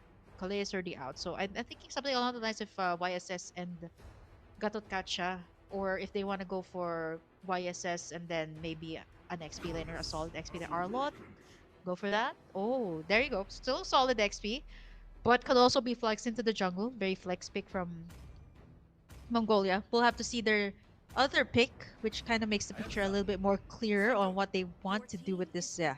So it's XP Reyna's going for the traditional assassin lineup. So it's assassin versus assassin here, and yeah, the Hayabusa, which by the way has been banned away by Hong Kong China in one of the games. So again, let loose here for this game, which had a very good run in match number two. No deaths at all for Suzy, so no shutdowns, but overall, just really good. Hong Kong China, will they go for the Gatot Kacha now? Gatot Kacha, something to burst down the Uranus though. That's gonna be really hard to deal with. Hmm. I wonder why they didn't opt for the Yisun Shin because the Yisun Shin was quite open. Fair well against Blanc on the one. Okay. Chusen is up. The Granger. Mhm. I thought about Hong Kong China picking the Granger at blue one, but it didn't really make sense when the Lancelot was up. So yeah, that was actually about to happen. If Mongolia didn't pick up the Granger, then it's gonna be Hong Kong China who picks up the Granger because the Earthal is practically banned. But the Moskov is an answer to that Granger. At least you have side lane pressure. This time you're gonna have to contest it with the Lancelot and the hands of Hong Kong China. Now Mongolia bans ready to go. Rather, Hong Kong China will ban out first. XP they don't really Yeah, need to tanky. ban out XP, but the Hilda Okay. will be taken Still out. batting out the Hilda. Yeah, that I Hilda think with it's the pressure. just yeah, the pressure on the Hayabusa. Hmm. Like I think even in the XP it's so good. Like one of the good XP layers that we've seen utilize this Hilda is a Sanford, right? Like Yeah. usually you don't really see this. It's a very situational pick also from the sides. But honestly, this is one of the heroes that I'm still surprised with how much damage Hmm. it dishes out. It's still not nerfed, so like the ultimate can still cause a lot of damage. Plus, the fact that it can disrupt the jungling pattern here Yeah. of Mongolia. So I think that's what they're aiming to ban out. So now they're taking away mid laners here for Hong Kong, China. I'm thinking Novaria if they want to go for full mid laner bans, but Mongolia again something to that can't go head to head with this Uranus. Hmm. Well, the Eve banned Arlot out as well. CC's Arlot Yeah. Arlot is still open. Lapu Lapu. The CC has already been banned away. So okay, Badang. Badang. Well, I mean, the Badang did uh, cause troubles for Mongolia up against Hong Kong, China in the first game. Um, but I think Mongolia needs magic damage. They need a bursty mage. They might go for the Navaria again. Yeah. I mean, the Navaria was pretty good up against the Chusen, has the range, has Yeah. the poke, has information as well. Maybe, just maybe, Hong Kong, China might just ban out the Navaria right here and Yeah. their fifth ban. Force out a Farsa, something along those lines. I feel like a Farsa and the Novaria now. I feel like the Novaria has a bit more threat up against the Zushin and okay, so it's Farsa. more of the Farsa. Yeah. Farsa banned out. Even though I feel like they do have the resources to take that out, so I think Novaria still in the laning phase if you're gonna go up against the Zushin. They picked the Gatot Kacha first since it's a very solid tanky front line here. So two solid tanky frontliners for Mongolia. So Hong Kong China still needs to beef up their lineup high loss if they want to go that route. Um, someone or if they want to go head to head with the engage, they need to go for a setter type of tank. And we've only seen Rispy use the Kalea so far. So I don't know what else is up her sleeve. Maybe she has something a secret pocket pick that she can bring out now that it's match point. Yeah. Somebody to that can burst down the front line, control even the Moskov and the Hayabusa. Maybe a Franco? Hmm.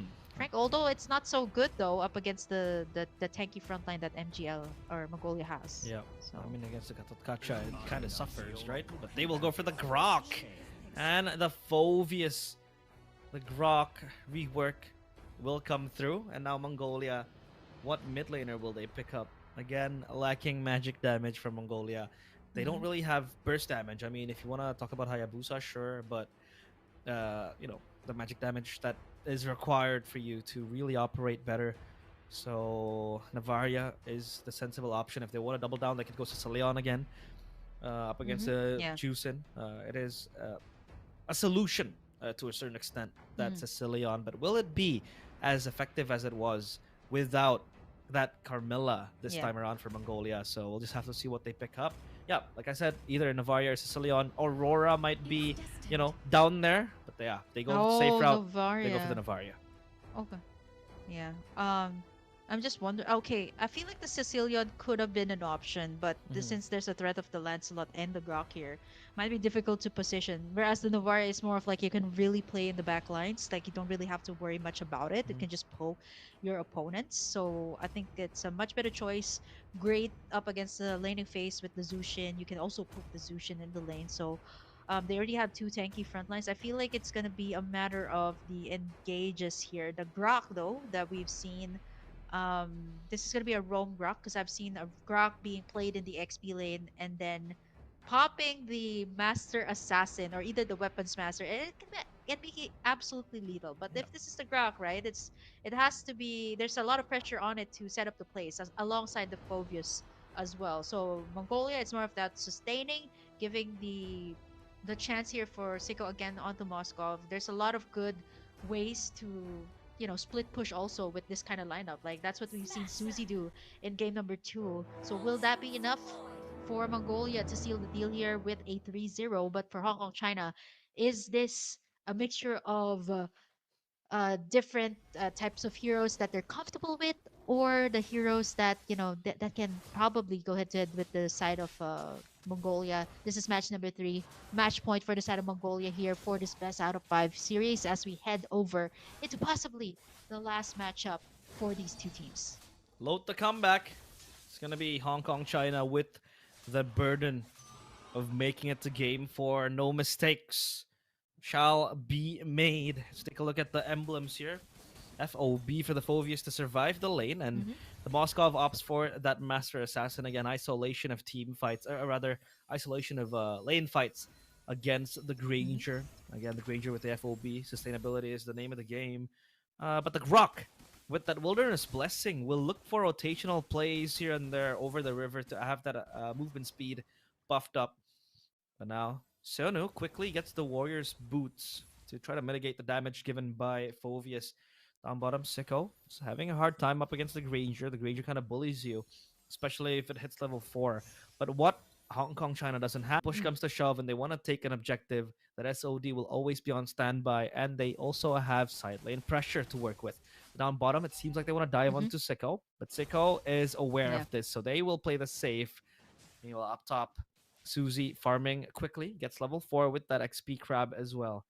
So, yeah, a few seconds onto the turtle. It seems like Hong Kong, China are behind in terms of prio onto the objective. Mm-hmm. Sonyu just stacking up the radiance from the Uranus. All you need to do, you don't really need to go back to the base. Just stack up the damage here. You can take up all of the damage that you want. But Mongolia already setting their eyes here on the turtle pit, looking for that first objective take. Azana still has to get in that purple buff first so they can probably start up. But I feel like at this point, nobody wants to start up. It's just a matter of pokes. As you can see, Nika QQ already dueling with the Phobius here, going in for the Relentless Pursuit, Infernal Pursuit here. But still not enough. It's only the pokes here up against Mongolia. Turtle's going to be reset here as Sonyu. Going to try to zone out the members here of Hong Kong China. I'm not so sure if she does know that there's somebody in that bush. Anna can just go in for the surprise play, dash in for the steal, and it's going to get Ooh, reset once again with the no! barrier. And Anna going to take it first turtle, and that's going to be the setup coming out from the Grok of Rispy. Sono forced to back away, still able to stay for just a little bit, but gets lifted in as the first blood taken in by Hong Kong China once again. This is kind of deja vu from what we had in game number 1, and they got the turtle to boot as well for the side of Hong Kong, China. Oh, that was Navaria, or rather Bowblocks with that Astral Meteor that might be a bit premature, and the retry wasn't there for Susie, so that's gonna be Anna securing that turtle. It's going to be a very very good advantage for Hong Kong China earlier on in the game. But as the game goes further, even far, I think Mongolia will also have an option with this Moskov that's going to be terrorizing the side lane. Sicko has to be careful. Lantern Flare close by. Nika QQ is always Mhm. on standby here. Dashes in. Has to stop them in their tracks. Actual Echo connects. Lantern Flare still knocks himself up. But look at that Wow, gold so much plating. plating. AOG forced to try to push back Hong Kong China. But that is the Granger. Ching with that gold advantage. The barrier deserts Nika QQ from her teammates, but she's gonna be fine. So at least that's gonna be a monetary value for Hong Kong China. They're still wanting to go for Sicko here. Mhm. But you need to remember that Sicko is mobile. She has the Abyss Walker. At least that's gonna zone out the players of Mongolia to let Hong Kong China shove the wave into the turret, and the turret is only at 10% HP, it seems like. Yeah, Susie's also keeping up with the levels here up against Ana, despite the fact that there's so much pressure on the gold lane. I think at this point, will they consider switching up the lanes? But it's so early on into the game. Well, 30 seconds before into the game. And now they're going to try to go in. There's a tectonic charge up the ground. Susie gets taken down, and Nika Kiwi dashes out to safety. With the purple buff taken in here by Hong Kong China, this is so much pressure up against the Hayabusa assassins that really need this purple buff to work to gank in the lanes. But this is going to be the strategy here for Hong Kong China. They're going to keep taking turrets after turrets, but they have to answer out to the Moscow later on. Sicko that still needs some time here to scale up, but they're wasting no time here for Hong Kong China. They're going to go ahead, start up this turtle already at half HP. I don't think Susie's going to contest at all. There's the AOG, but that's going to be the retribution taken in. Hong Kong China Uh-oh. taking the second turtle. Down bot, it's going to be Ching all alone. Half HP already. I'm not so Back sure. up. There's the wow. There's a backup. There's the conceal play. Sicko gonna flicker out to safety. Tectonic charge not yet committed. Susie, no purple buff just yet. The tectonic charge misses and the shadow kill onto the backside. But that's gonna be Ana finishing the deal off as they clap back again up against Mongolia. That's 2 turrets on the mid lane, and all the turtles so far going to the side of Hong Kong, China. They look for a. Oh wait, hold on a minute. Okay, that's gonna be fine. They look for a collapse down bottom. They really want to sway the Moskov right there, right? Seko. They are not giving him time and space to farm. Even Yeah. Wing Oval popped the sprint to run quickly through the river as well to play that rotational game to get the kills and ganks going fast. But Mongolia were able to dodge that one out. Only Susie going for a gamble to solo kill Wing Ovo in the back. And now the turret will be taken down. Ana is close by to respond, but it seems like Mongolia will be satisfied with what they're able to get right here. But Rispy, this rock has Mhm. been very, very valuable. And the demonic force popped to try to sway away Sonu, but Woblox is here. The Astral Echo is not primed up just yet, but Sonu will be able to tank this one out. He's a Uranus. She's a Uranus after all, so she's gonna be fine. And yeah, it's just gonna be a macro trade all over the place. At least Hong Kong, China are still able to get the mid turret as well. And Yeah. look at the Juicin. Look at Wing Ovo. She's all over the place looking for Yep. pickoffs with the Lifting Lantern up. Flare, just lifting up the players left and right, and forces Sonu to flicker away. Yep, they don't have the peel just yet. They come in the form of Novaria. They do have the pokes here, but Sicko again on the bottom side. That's at least like a 7k gold deficit up against the Granger here of Ching. They're really making Sicko not get his time to farm, but it's gonna be Boblox again. The- on the turtle, Sonyu gonna be able to sustain the damage. AOG put out there, but not gonna be able to land on anyone just yet. They got in the last turtle of the game. It's gonna be Sonu. Flicker has already been used here. So Ching onto the backside. They're just gonna be doing the same thing over and over again, rinse and repeat for the side of Hong Kong, China. They're going to be taking as much turrets as they can. It's all about the macro play. It's all about the map control right now because Mongolia does not have the time to far. Neither does Susie, right? Susie's so far behind. Up against Siko, he's like down below, even more than even more lower than Siko in terms of the gold lead. And with the pressure that Hong Kong China is creating on the jungle side as well, the threat, the intimidation coming out from the Grok, it's a lot to deal with here for Mongolia. So they're just gonna have to wait it out. Let's see if they can hold out a bit longer here into the game. Is into this game. It's just 8 minutes in. Anna up top. Siko and Sonu as well. Level 12 has been reached. It's 2 levels ahead of Susie. So let's see if they can keep up with this one. It's gonna be the last or the first Lord rather of the game here. Hmm. Match point, and Hong Kong China is still showing signs of life here as they duel and possibly force out the game number 4. That game number 4 is in their eyes. If they're able to maintain the tempo and the lead with this so far, so the 6K up for them. And now, though, Astral Echo again reveals the positional plays coming in from Hong Kong, China. They want to argue that that bottom turret is very important, but look at the backline. That's going to be the jump in from the Siko! Phobius with the Demonic Force, but Siko gets the Demonic Force cancelled. SOD to the backline. Not pop just yet. Susie will jump in with the Shadow Kale towards the Ching, but it misses, and Rispy gets taken down. No tectonic charge whatsoever as Sonu will pursue the players of Hong Kong, China. Again, they fumble the bag as the Lord spawns. At least Anna is still alive. Yep, that was such a good dash back from from Siko there, taking down the Phovius. At the same time for the side of Mongolia again, on switch for the activation of the Moskov is just here, right? Like you see Siko, still no deaths suffered by the way for Siko, right? Like they just kind of pressured him out on his lane, 201, no deaths or whatsoever. And as you can see, she's just playing safe as of this moment, knowing that the power spike will be up in just a little bit. Turtle is up for the taking. Complete team members once again here for the side of Hong Kong China. We're waiting for the setup here. It's gonna be Rispy to do the damage. There's the AOG, but there's the tectonic charge once again. QQ, but they're able to evade all of that. Setting up the AOG once again, not able to connect. There's the Astral Echo from the backside, able to spot out every single member here from Hong Kong China. They're gonna be backing away, just gonna be at least forcing out the mid lane here Ooh. before they go for the Lord Ooh. take. Phobius Ching gonna get taken down there. Solo kill there by Son Yu. Able to sustain all the damage. Susie getting in that internal pursuit as the Phobius gonna be backing away. Lord gonna get reset once again, but I have to say that's a W for the side of Mongolia as they continue on their rampage. Sonyu again going in for the kill. She has the items. She's just gonna tank up all of the damage, and they take down the mid turret as Siko. Look at how fast she's chopping in the Lord, slicing and dicing there with no contest at all from the side of Hong Kong, China. Sonu doesn't care. She doesn't give a damn. She's under the enemy turret, just bashing it time and time again. And they can't do much against Sonu because this Uranus is just beefy and tanky. Can she escape this one though? Under pressure. That's Anara misses. 1, 2, 3.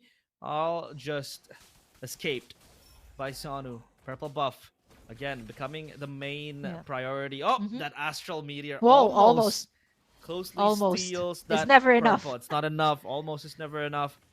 As Sonu forced back again. Slowly, that Lord down bottom marching in. Sonu might look for the wraparound play. Astral Echo connects on towards 4 players. Where's the Meteor? There it goes in.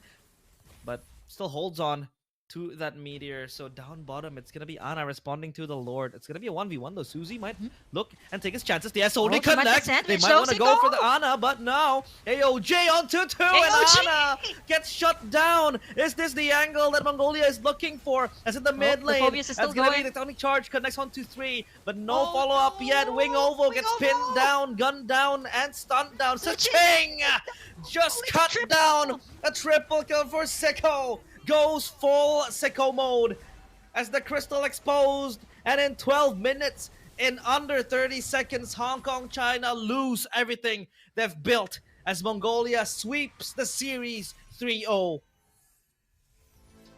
What a play there by Mongolia! Just like that, the 3 Zero. It was so close. I just have to say, I have to give it to Hong Kong, China. It was so close. In all of the games, they really started out strong, but I feel like for the power swing of Mongolia, it's a matter of like a mid game switches up until the late game. And I think for Hong Kong, China, they're scrambling for what to do next, especially when these power spikes are up. So I really love the attempt. It was such a good early game.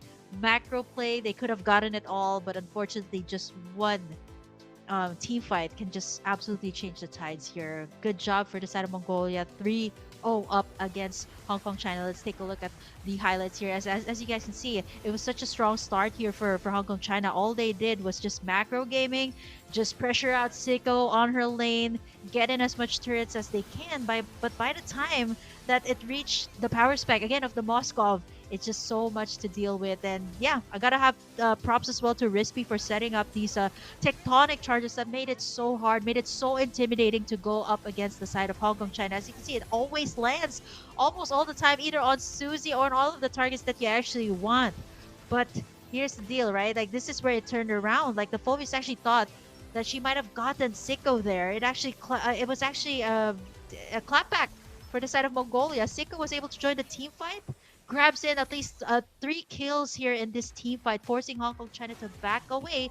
And by the time it reached this next lord, Sonu was able to pick off the Granger here of Tsuching and able to get Mongolia much better positioning on this lord, and was able to, it was just game over for the side of Hong Kong China. It was just a matter of seconds where everything was just closed in. The AOG and all of the layering of the skills was just too much to handle here for the side of Hong Kong China.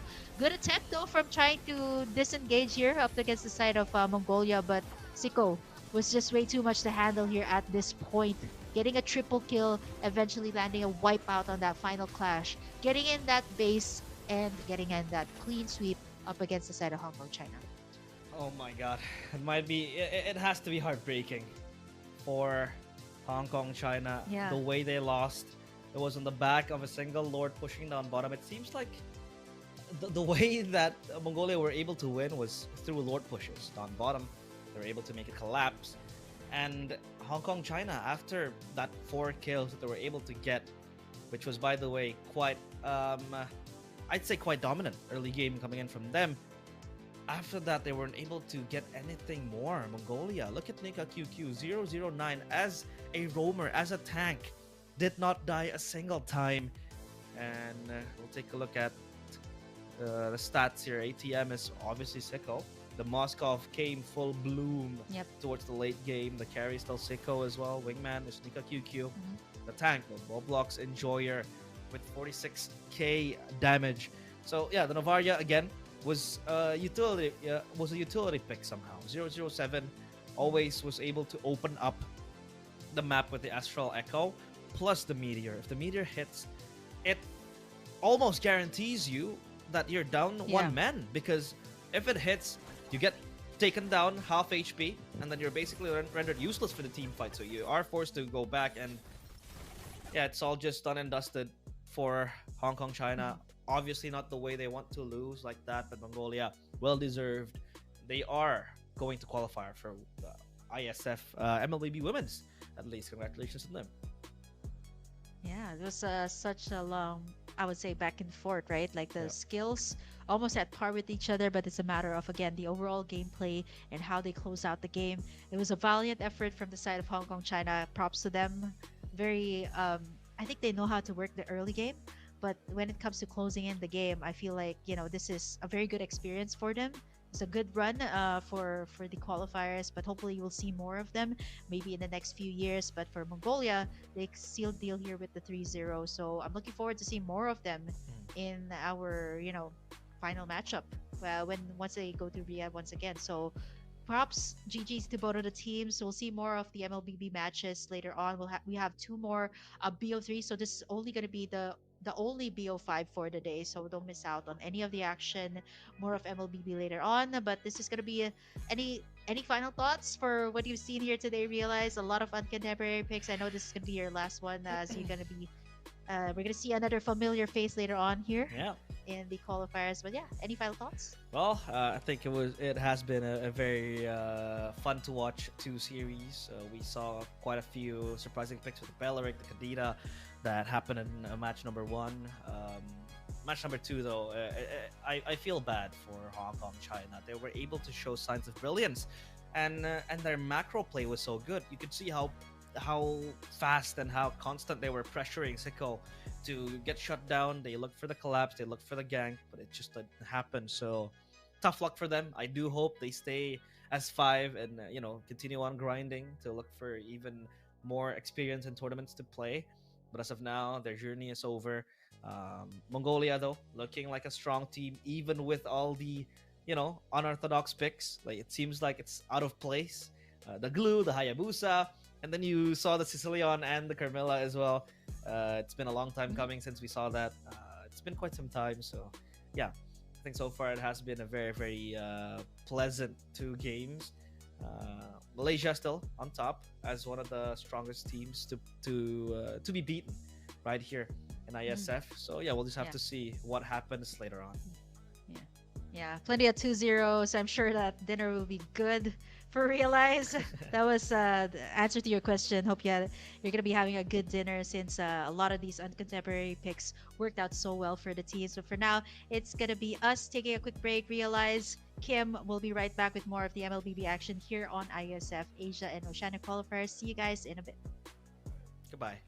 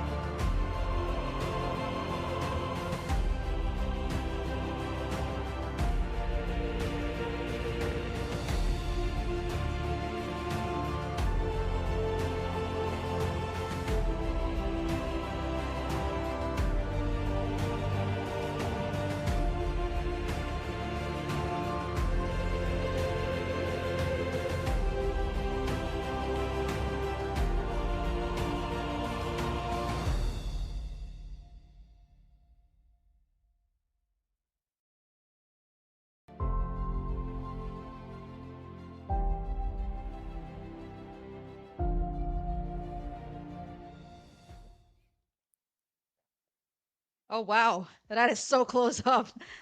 Did I get this right? Okay, yeah, I'm gonna adjust that later on. But yeah, wow, what a welcome to IASF. Welcome back to the Asia and Oceania qualifiers. This is, of course, the group stages. Still a best out of three. You've seen a BO5 earlier on. Still with me, Kim, and we're gonna be bringing in someone new. I did kind of hype you up earlier, Husky. Welcome to IASF. I know this is not your first time here. We're gonna be casting the Philippines versus Malaysia matchup in a best out of three. How are you feeling? Yeah, I'm feeling great. It's Philippines against Myanmar because while I watched the Malaysia one, we did came off to a good start. But yeah, I'm feeling really great. There's never going to be enough MLBB action, and these teams, these players, they're no pushovers. We've seen them every now and then. We've seen lift trophies throughout the years. So I am excited again to see the ladies, duke it out on the battlefield. Mm-hmm. Yeah, these ladies so close to my heart. I gotta shout out to the ladies here because I started my career here casting their games, and I've seen them in their original roster. Well, they've had some like shifts here and there. You got Vivero, Perez, Diagon, Alpuerto, and Amores, still the same roster that all of the Filipinos have come to love. And yeah, we love this Filipino team. They've been in several ads here in the Philippines, and they have brought pride and joy to the country. They're going to be going up against Myanmar. We got Afu, Jay, Anna, Kiko, and Shelly, another powerhouse country in the realm of MLBB. And I think it's going to be so exciting to see these two go head to head. We also opened this up in the male MLBB division. So I don't know. What are your thoughts about this, though? I mean, I've seen a lot of the Philippine games, but I'm pretty sure you've seen more. Like, what is it looking like right now? I think on paper, I would definitely still side with the Philippine teams. I think, as a region, right, as a country, Philippines is at number one, at top of the world. But if anything, if the IESF qualifiers has proven anything to us, at least from the male division, is that even kings can bleed, right? We saw, the Philippine male division not really making it to the top two, and Yeah. I wouldn't mind if I get an upset here, but it would be a devastating upset if the Empresses from the Philippines not make it through this. Although I would say I want a full series. Like, give me 3 games, right? Like, it's like 10 p.m. here, but I'm still awake for some great ML action. And bring me the 3 games. I want the full package. Yeah. High five. I'm gonna have to put the high five on this. Yeah, I got it. Yeah, High hold five on, hold on. because it's also 10 p.m. Hey, there you go. High five because it's also 10 p.m. where I am. We're in the same time zone. So wherever you guys are watching this from, hope you guys enjoy some good MLBB action because you're talking about the Philippines, the home of the champions. Not just to the male team, even to the female team who has brought us pride and joy. So I'm looking forward. These ladies have gone a long way. I always say this every time I'm in a broadcast because these ladies have started it out in well, it's still a major city. It's not like Metro Manila. They started out in another major city in the country. They had to move here to Manila, which is the capital of the country, to train in MLBB. Eventually got picked up by a very big organization, which was Smart Omega. They became Smart Omega Empress from a small team down south, and then now they're representing Navi MLBB. So they've also won a lot of apart from like championships, they have a couple of ads here in the Philippines. So it's so nice to see them on stage every single time. But for the Cambodian team, they've given our male division quite a fight, actually, opening up the male division so strong. Let's see if this ladies team can actually keep up because I know that Myanmar is also a region that's um, really, really good in adapting to what we have in the meta. Yeah, I think for a region like Myanmar, overall throughout the years itself, right? Like even in the baby years of MLBB, they've already shown to be a top contender. They were top Yeah. four in the first. In M2. Yeah, the top four and the top two as well. And I think ever since then, people, sometimes you let this region slip their mind, and then they come back, and then they show you what they're made of, and then you're reminded again why Myanmar is such a powerhouse. I think this current meta actually fits what Myanmar wants to do. Right? It really fits their playstyle. They like to go hard and fast, and I think it's also Aggressive. Yep. aggressive, and it comes at a time where I feel like aggression gets rewarded, and that's why it's so exciting to see a region like the Philippines who likes to be a bit more tactical, a bit more patient, and how are they going to deal with all these, all these frontal force from other regions who like to go hard and fast. Yeah, but I mean it's an all-out brawler. I've seen that in the male division. Here in the female division, I think it's the skill set is so at par. Like when you talk about like other teams that go head to head. So far we've casted the Hong Kong China and Mongolia game, and Mhm. then we opened up the day actually with teams that are, the skill level is not that far. So I'm looking forward to see what these ladies will bring out. Philippines, definitely, these ladies go on scrims with MDL teams, MPLPH teams. Even they've got really good coaches at their back. Myanmar team is definitely not that far behind. If I'm not mistaken, they're also a powerhouse when it comes to Mlbb. Yisun Shin, ex Borg, that's something new. The Yisun Shin, though, and the Uranus you often seen in the ban list. I'm not so sure if the Wanwan will be let loose here. Top picks so far in the current qualifiers, we have the Lancelot and the Yisun Shin often contested for the jungler role. Yeah, this just the two premium junglers, right? It's either or. If Yi Sun-sin or Lancelot goes through, it's 100% guaranteed first pick. And like you said, the 1-1 also was a good shout. People usually don't want to deal with the 1-1 right now. The export is probably one of the outliers here, especially being banned in the first phase. And it's probably an indicator to the Philippines that Myanmar wants to run something of a tank utility jungler, because export, you Oh, usually yeah. don't ever ban him in the first phase unless you have a very, very specific plan you want to go for. So that already kind of rings some alarm bells of what Myanmar wants to go for, wants to pick. Tusin ban also very common. Now, I think if you're Myanmar right now, you probably leave Lancelot open, which I like it. Right, Mhm. you have a choice. The Philippines, either they take that risk or they roll the dice, or they ban the Lancelot. CC ban is great. One of the strongest XP lanes right now. You don't really want to deal with that. 1-1? Do they? I think this is Myanmar forcing them to either ban out the 1-1, leave open the. Oh, the Yisun Shin's already out. So yeah, Yeah. Lancelot if you don't want to go up against that jungler. So a 1-1 or a Lancelot. I mean, if the Lancelot's banned away, it's going to be the 1-1 first pick here for Myanmar, not unless they want to go a different route. Oh, okay, so they leave both open, so they can at least take one. Either the Lancelot, like, obviously Myanmar's going to be only able to take one pick. So it's either the Lancelot or the 1-1 here. Not unless they want to go a completely different route. Some teams actually start off with the Kalea, but with the Lancelot open, I feel like you should just pick that up, especially when you're on the blue side. Yeah, I agree. I think I think Lancelot is too big of a pick to give up, and picking a 1-1 first pick is setting yourself up, I would say, for failure, right? Because Farsa, Lancelot all kind of goes through to red side.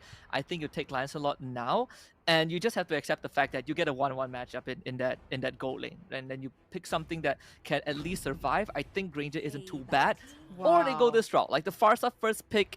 Farsa. I personally wouldn't dig it, but you can kind of see the idea Mhm. behind it, right? You want 1-1, Yeah. we're gonna have an answer to it. But now Lancelot becomes a problem.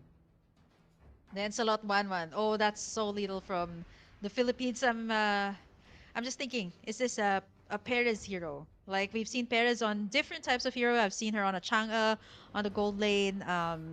We've seen mages on her, but Mhm. let's see. I mean, the 1-1's wide open here. The Lancelot 1-1 combination so lethal, or would they want to go for an XP lane pick first? Because an Arlot is still up. Yeah. Gatot Kacha even that has been prioritized by some teams if you want to go for the setup place. But yeah, it seems to be the Gatot Kacha 50% right. Earlier I got the Lancelot right. So this still leaves the Lancelot wide open. I feel like these two teams don't want to put out their cards way too fast because there's a lot of possible, counters towards this hero. Kimi, usually Realize and I talked about this. This usually goes to the mid lane. Mhm. It kind of fell off from the meta of the gold lane, so I'm not so sure if it's a flex or it's like a hard mid lane for now. Yeah, I would be surprised if it goes gold. Last time we saw a Kimi gold lane, that game was at the mid-season cup, and it was a terrible game for Kimi gold. It was unplayable. So mid lane Kimi makes the most sense. Gatot is a good flex. I'm surprised that we haven't seen any of the power picks that were mentioned earlier on. I still think the Arlet that you pointed out is a good choice. Wow. A 1-1 and a straight up glue. Not too bad. I mean, you already saw the mid laner, so you kind of take away the possibility of a Faramis direct counter. So this Yeah. glue, if the Gatot wants to get flex into the XP lane, now it's sort of a no-go. So they're trying to box the Gatot pick into the roam role. Yeah. Most likely the roam role. I'm thinking how the Faramis will fit because it's just so good up against the 1-1 and the glue, right? But with the Kimi there, there's just not unless you want to go the route of like 2 patches ago. Oh no, not even 2 patches ago, centuries ago, where Wise actually used the Kimi in the jungle. So I think that's such a far-flung idea right now. I'm just tossing it out there, but it's so far-flung. Definitely a Kimi mid lane, like what you said. Hayabusa pickup for um it should be Alpuerto's pick. So yeah, this is a comfort pick for her. They go for the assassin lineup, somebody to take down the back lines, which is very much understandable. So think My going tail's second been phase, itching I think for they a can ban out the real Lancelot fight, here since there's Uzbek. no junglers just yet for Myanmar. Yeah. So Kalea now gets banned out fourth by Philippines. Honestly, this entire drafting sequence so far has not been within my expectations, at least from how the Mm-hmm. teams wanted to approach it. Right, like even the first pick itself. But I can see the idea behind it. I think for the Philippines right now, they are trying to take out big ticket support, right? So this Kalea, I completely agree with it. I think Kalea is a decent ban. Something like what do you call it? I think the Cho, they could look at that as well. Something like maybe a Badang would be okay too. They still need to look for their own XP and gold laner, right? This Lapu ban, I was just thinking of that, right? You protect both the Mm-hmm. 1-1 and the Farsa, so covers a lot of bases. Mm-hmm. Mm-hmm. Yeah, the Phobius is still up also. Like if you're gonna go all out brawl, all out team fight, since the Gatot Kacha kind of sets up the play, then you got the Phobius to kind of add up to all of the counter engages that the Philippines can throw out. Um, let's see, the last ban here still on the roamer here for the Philippines, so they take out the Hylos. Honestly, that's going to be such a pain to deal with. You got the glue to zone everybody out, and then you got a Hylos to tank up the damage. It's just going to give such an easy game to the Farsa and the 1-1. So the last ban for Myanmar is it's still going to be Diagon's hero, taking out more of the XP lane. Let me see. It's the Arlot. The Mhm. Grok, by the way, is still up. That was actually utilized well by Hong Kong China in the last and final game, but did not find that much success. So it's gonna be Perez's hero that they're gonna limit out. So yeah, they acknowledge the fact that this is gonna be a Kimi on the mid lane. So I'm thinking something along the lines of Beatrix, Perez on the Beatrix. She's just so comfortable with that, or Perez on something uncontemporary. So there's like two kind of Perezes that you can get here. I'm talking about the gold laner here of the Philippines. So there's Mhm. two types of Perezes that you can get. Will they go for a more contemporary type of marksman or a more sustainable type of marksman? There's two ways that she can go. Yeah. I think Granger is the safest pick Ranger. right now. Mhm. Like, out of Safe. all of Yeah. all the other all the choices, I think Granger is the best. Would have loved to have that Iratel, but again, Myanmar right on the read with that ban. So Granger gets picked up. They have that last pick factor for sure. But so far, I think Myanmar's pick have really locked out a lot of the options, right? They still have a jungler and a roam that they haven't Mhm. picked. Even in the jungler, if we look at the Lancelot, is actually still open. I'm surprised the Yeah. Lancelot made it to second phase. Yep. And I think it's Yeah, not too I bad was of a actually pick. wondering. Yeah. Yeah, I think they're kind of setting up for the Lancelot actually, Wow. but no, you know Okay. what? Cancel out everything that we said. Yeah, I was about to say that the Lancelot makes so much sense because you got a traditional front to back line composition, which is definitely what you want for assassins, right? You got the Parsa to peel, you got the Lancelot to clean up if ever. But yeah, they go all full utility here. Wow, that's three beefy lineups here for Myanmar. This is the same tactic that their male division actually used, and it was so hard. The Philippines had such a hard time peeling, and with the Granger there, they do have two marksmen here. Mhm. But let's see if that's enough to peel out the front line. They still do need to wrap this up with a nice XP laner that can set up the play. Oh, wait, no. Wow. It's a Jawhead Roam and the Gatot Kacha. Okay, so you were saying earlier that they're trying to box this Gatot Kacha into the Roam, but yeah, you know what? Philippines is like, yeah, no, we're gonna go with a Gatot Kacha still in the XP lane and Vivero. Yeah, Vivero's gonna go for the Jawhead instead. So single target pickoff. I'm just not so sure how she's gonna reach the 1-1 and the Farsa though. Yeah, it's very single target heavy. I would assume, for this draft for the Philippines, it's all about trying to get ahead, right? I think if they fall behind, they are going to be in massive trouble. But if they can get an early lead, especially for this Haya or the Granger, then this Jawhead suddenly becomes very good. Whoever you picked off gets executed by a Sky Piercer or just overwhelming damage. But that's the key that this Filipino draft has to achieve. You got to be able to go fast. You cannot fall too far behind. Yeah. Wow. Single target pickoffs. You're talking about two scaling lineups in the mid and the gold lane. So two marksmen. Very lethal as well. If you're talking about peeling Myanmar's lineup. But yeah, wow. Philippines. Proper targeting is what I would say here for these players. And I'm sure these ladies are definitely familiar with that. Let's head over into game number one in this best out of three. It's the Philippines versus Myanmar here as we kickstart off this series in the second half for today. It's an action-packed day, but let's see. Will the Philippines hold it out, or will Myanmar actually score the first point? We're gonna have to find out. It's single target pickoff versus sustainability here. it's definitely something that doesn't surprise me as much. I think the Philippines. They looked at the draft and they're like, bring it on. But you can also expect these kind of early pressure from the Hilda itself. DJ Shelly going to check where this Hayabusa is going to be at. But thankfully, with the Jawhead and the Kimmy around, it's not the easiest for the Hilda to just run Yeah. up, because sustained damage can actually eat through her health bar if she stays around for too long. So there is some form of deterrent from the Philippines, but it doesn't take away the fact that Myanmar has so much pressure just with this Hilda Akai alone. It's a gatot catch in the glue on the lane. I wouldn't say that's the easiest for Diagon to take in.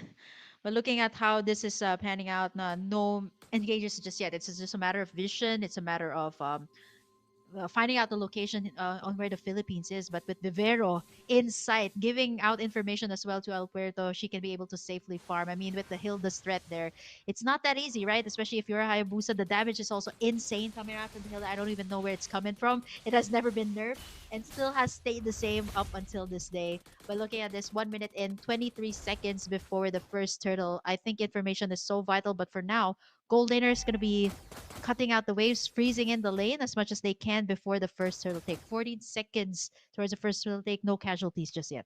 Even this freeze is very beneficial for the 1-1, so you don't put yourself at threat of the Granger, but you're also securing every single resource for yourself. And of course, you see here that DJ Shelly just trying to zone the Hayabusa away so that they get priority over the jungle. The Haya is basically out of the fight. Oh wow, Vivero gonna get in. There's the ultimate available for Jay. Diagon as well, trying to look for an angle. Feathered Airstrike, they're committed by Afo, but it's gonna get cancelled out there by Diagon. She's taking a lot of the damage here as Riku and the rest of the gang. Let's see if it's gonna be the Philippines. It's gonna be the Red Trig. Very good, taking in the turtle for the side of the Philippines, and now they're sandwiched and boxed in as Vivero gonna try to go in for the knock-up and gets the first blood up against Myanmar. Philippines takes in the turtle and the first blood. That's a lot to take in. That is actually the worst case scenario that fight could have played out, because DJ Shelly baited out Alberto's ultimate very early on. There was no shadow kill. She was down to half a health, and yet they're about to get another pick off. So that's another pick out. Oh, shadow kill is up. So that's the second takedown for the Philippines. This is completely not on my bingo card. Myanmar, this is not the result that they want. That should have been a free turtle. Yep, I mean the Philippines. I mean, what can I say? Alberto has been dubbed as somebody who never misses with the retribution. I mean, it's either like 80 to 90% taken on all of the objectives, and that's what she can offer. AOG has been used there by Diagon, nicely used to evade the ultimate there from the Farsa Perez as well, having a very good time. Ejector, the toss again coming out from Vivero. Just giving in the kills to Perez as DJ Shelly a little bit too late to the party. 3 kills for the Philippines, starting it out real strong. And this is a complete disaster start for Myanmar. They are down almost 2,000 gold. 2 out of the 3 lanes have collapsed. And this also takes away the functionality of DJ Shelly, who does not want to be stuck in the lane. In fact, she wants to be able to run around, support Riku, get these ganks off, or create pressure in the enemy jungle. But the Philippines have been able to free themselves from that choco, and now it's their turn to run around the map. This is exactly what you want in a jawhead. Somebody who just sets up the play. The shadow kill onto DJ Shelly is able to sustain all of that. Feathered Airstrike has been used as well right before the turtle. So they're just baiting out all of these skills here. There's so much threat from the Philippines too. Like you get the jawhead to just toss somebody in, and almost immediately there's the answer from Amores, slowing everybody down. And as you know, the Kimmy can definitely be a lane bully up against the Farsa here. Kiko Cutie joining in the clash here onto the mid lane. The turtle as well is up for the taking. 1/4 HP as Riku starts it up. Alberto can just go in for the snipe steal, and they know that for a fact because they're not even going in. Vivero giving in the vision here, and Diagon going in for the AOG. Riku, turtles is up for the taking. Diagon gonna be able to take it in for the Philippines once again. Riku goes in for the heavy spin. A turtle taken in by the Philippines. No casualties just yet. Apple forced to flicker out as Amores goes in for the flicker kill. DJ Shelly evading all of those skills, trying to heal up in the bush, but that's not going to be enough. Alberto as well gonna take in that purple buff away from Myanmar. That's another free turtle given away to the Philippines, and DJ Shelly goes down. Mid-tier 1 falls. Jay arrives. Well, he managed to defend the structure somehow, but Myanmar have essentially lost control of the game for now, right? As much as we say that this draft from Myanmar, you can see the idea pretty frontline loaded. The one thing that they lack is damage. right? They are relying a lot on the feather S, right? And once that is out, they actually don't have much juice left in the tank. And even in this case, I don't think they can even take down the Jawhead. Yeah, well, Vivero is just absolutely fearless on that. Fearless to take in that glue head to head, right? Like usually you see a glue coming into you, you'd be wanting to back away, but Vivero just knows for a fact that her teammates can definitely back her up. 5 kills and no answers from the side of Myanmar. I do love the fact that they're making the side lanes move. At least like something is moving into the game, right? It seems like the team fights almost all the time have been won by the Philippines, and even Jay and DJ Shelly, they don't know where to go next. Perez, Kiko Cutie gonna be able to stack up for a bit. Piercer is also up here for Perez, so that's gonna be a lot more AOE damage coming in. The Windtalker is up here as well for the taking for Kiko Cutie. Inspire is still up. Last turtle for the taking. DJ Shelly gets in. Diagon there is able to sustain for a bit with the revitalize, but it's not going to be enough as Myanmar takes in the first kill. Amores as well. Vivero trying to look for an angle, and at this point it's just going to be a little jawhead, but there you go. The stacks are up here for Kiko Cutie as the Inspire comes in. No takedowns just yet. Jay gonna try it to get in someone there. There's still the shadow for Alberto as they're able to escape. DJ Shelly as well, zoning out Perez, but that's such a nice clap back from the side of Myanmar. Yeah, unfortunately, it's a mid laner for Roma, so it's still more worth it for the Philippines. They both will respawn in time. This time, Turtle finally secured by Myanmar, and they make the call to back off, and I definitely like this a lot more, right? You want to cut your losses. The far side was able to get in some gold. Would be nice if the far side didn't go down, but this tier 1 top is going to be in danger. The slam, the spread of the glue is going to be the key here to isolate the members here at the Philippines who have been together rotating, 4-man rotation here. Like it's only Alberto that's going down bot, trying to clear the lanes. But as we look at the item builds, what do we have here? It is actually Perez leading the charge here with the most gold, 5.4k rather.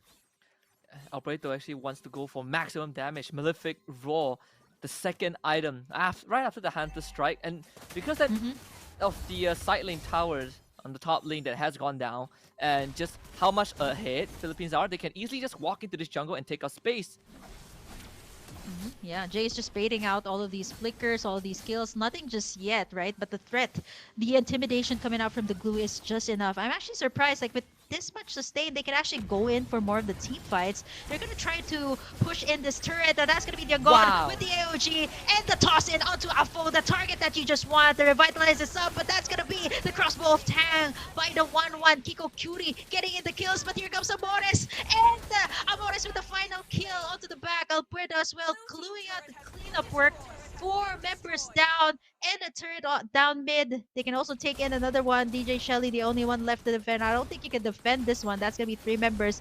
Vivero, Perez, and Amores taking down that turret. 2 turrets and an almost wipeout. That's what we call a symphony of skills. You see that? We played that back in slow-mo. It is starts with a traction pulse into an AOG, followed by an unstoppable force tossback. So the coordination of the Philippines from the Philippine teams is just immaculate, completely catching Afu off guard, understanding that this Farsa does not have a flicker off online just yet, takes her down, and then the fight essentially ends, right? Most of the damage on the Myanmar is already gone. No Lord for Myanmar. If they fight this, I don't think they can win. The Philippines, they are always ready to pounce if Myanmar oversteps.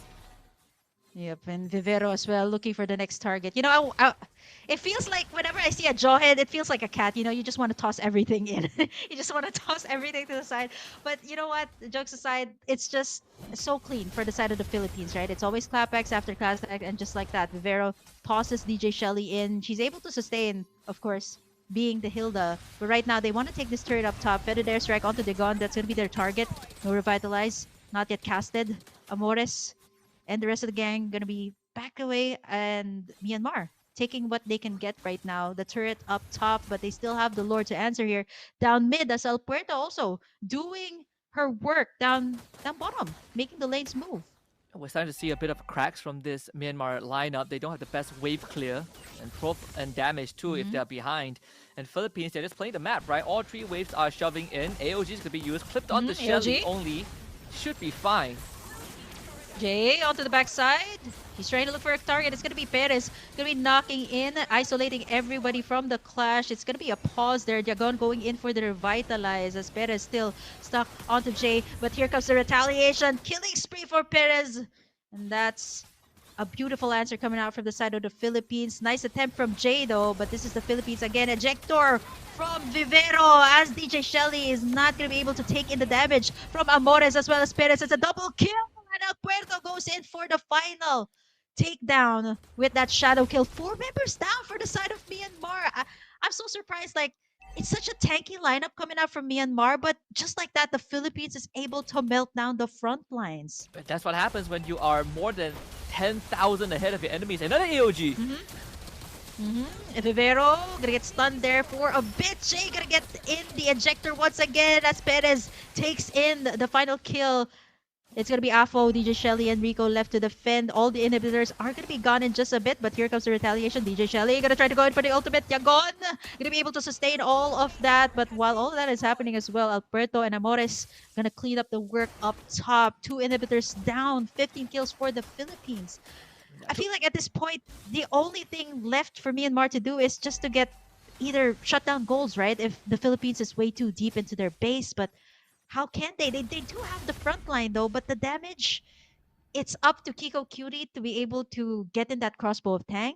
And if not, Hafo on defended airstrike. But still, it seems like it's not enough to take down. Like if you compare the two lineups, right? Myanmar is way tankier than the Philippines. They are. I think even on even ground, Philippines eventually are going to outskill Myanmar with just the heroes that they have. Granger, Hayabusa, Kimmy. They just have a lot more sustained damage if the fight drags on. They have Sky Piercer, a Sky Piercer owner, which in this case is Perez. I think she has the 30 stacks of Sky Piercer. Actually, no, 40 stacks of Sky Piercer right now. So she's halfway there to max stacks. This Lord is most likely going to be secured by the Philippines. And even if Myanmar wants to contest this Lord, Philippines can just say, you know what, we're going to let the wave push in. And then when you deal with the wave, we will take the objective. It's a lose-lose situation for the Myanmar.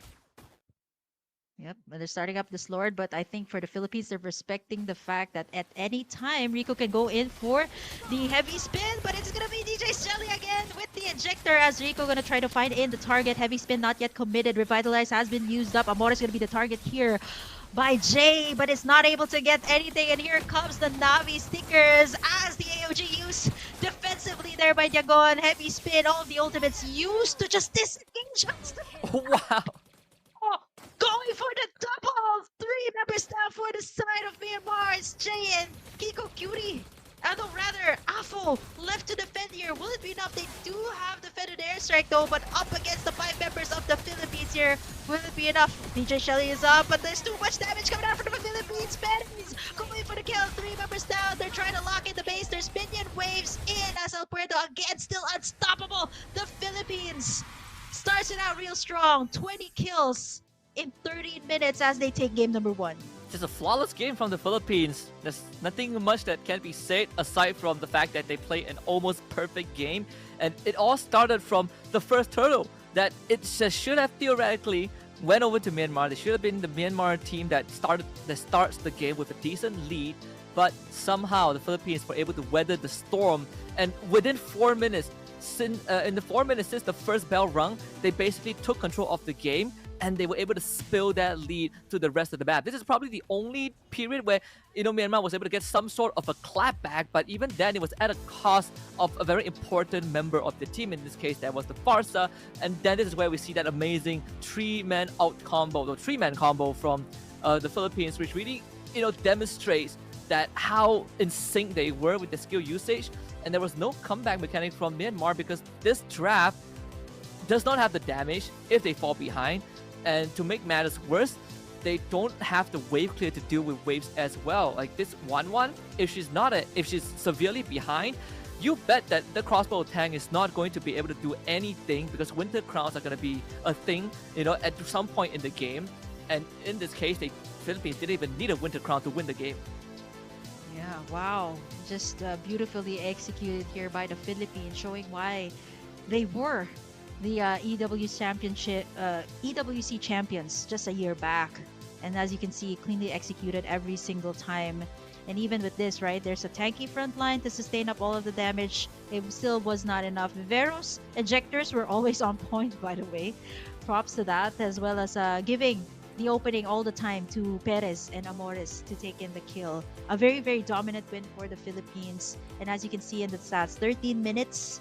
It is all going to the side of the Philippines. And you can see with the amount of damage and the amount of gold, it just shows you how far they were ahead of the game, even from the start. Yeah, just again, very good understanding of what to do. They understood that if they were able to get ahead, if they were able to weather the storm, suddenly this jawhead becomes a big problem, right? Anyone that this jawhead grab and just lobs back to the team is going to get executed by this Granger. I think Perez picked up the Sky Piercer when she had 2 kills, so that's like 60 Sky Piercer stacks by when the game ends. And it's not just a big problem for Kiko Cutie and Apod to deal with, is the fact that these front lines suddenly are now endangered because you have a threshold that they just instantly pop. So that's what makes this Philippines draft so dangerous. Not to mention, it's very hard for Myanmar to start walking up when suddenly you consider the fact that Amores has that traction pulse, that is AoE vacuum, and then you have Diagon's AOG, and then another AoE ability. So at the end of the day, even if Myanmar can deal with all of that, you still have Vivero to worry about. It just locks onto your key targets, toss them back, and then boom. And that's a body for the Philippines. So overall, very good execution from the Philippines. And they are now in the driver's seat. Myanmar needs to somehow bounce back. Yep, it's a BO3 after all. So for everybody who just reeled in from the matchup of Hong Kong, China, and the matchup of Mongolia, this is back to the BO3 that we know. So it's a match point for the Philippines. It's just insane to see how fast this game panned out, right? Like we've seen in the male division that it actually reached out like up until 20 minutes, even a little bit more than 20 minutes. So it was a bit longer matches that we've seen, but for now, right, like it was super fast execution. I'm so surprised at how fast that both of the marksmen were able to scale up from the side of the Philippines, the Granger and the Kimi, which we don't really see that often in the mid lane. It's mostly on the Zushians and the Farsas in the current meta. And that's why I think we both sort of agreed that the Lancelot felt like the pick to go for Myanmar, because you have some backline threat aside from just having a Farsa bombardment.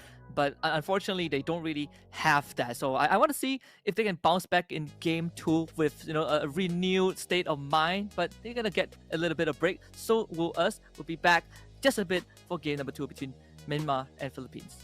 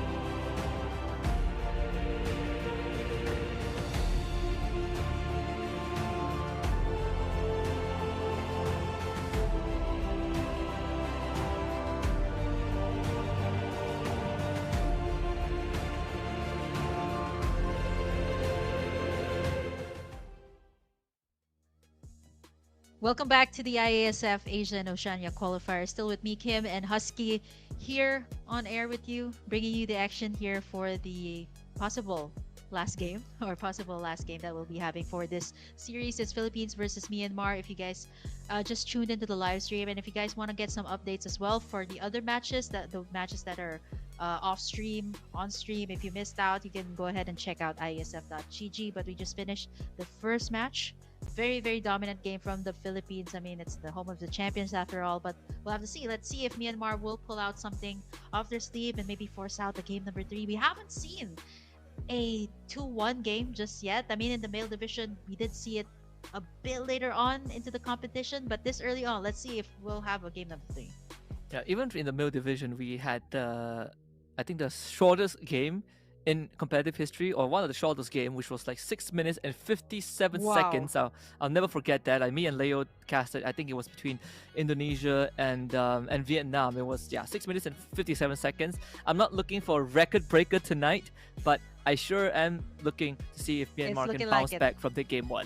If the Philippines break that record, it would be historical, but I hope not, right? It's not the best record you want to break, I hope it doesn't come down to that. Yeah, I mean, how do you even end the match that fast? I mean, it's way too short. You just go straight, push in the mid lane. I mean, that does happen. Like if you want to test that out in classic matches, but yeah, I'm not so sure how that's possible because the shortest match that I've ever casted was at least like 6 or 7 minutes. 7 minutes, 7 minutes tops, 7 to 8. So yeah, that's super record breaking. I have to take a rewind and take a look at that matchup. But yeah, Philippines, let's see if Myanmar will bounce back. Philippines, they're definitely very seasoned. I think that's something that I can give to them. They've been playing together for years now, so I think that's also something to consider, right? Like if you're so comfortable with your teammates, you can definitely make the plays. Even their coach that came in and coached them at MWI was just a very good combination of players all together with the coaching staff. So for the Philippines, they're looking for one more W, and I think these ladies are definitely a force to be reckoned with, even here in the local scene, right? They've always remained on top. They've always remained to be the meta makers, especially in the female scene. But let's head over into the drafting phase here, Husky. It's gonna be the Philippines on the blue side this time, banning away the Zushin immediately.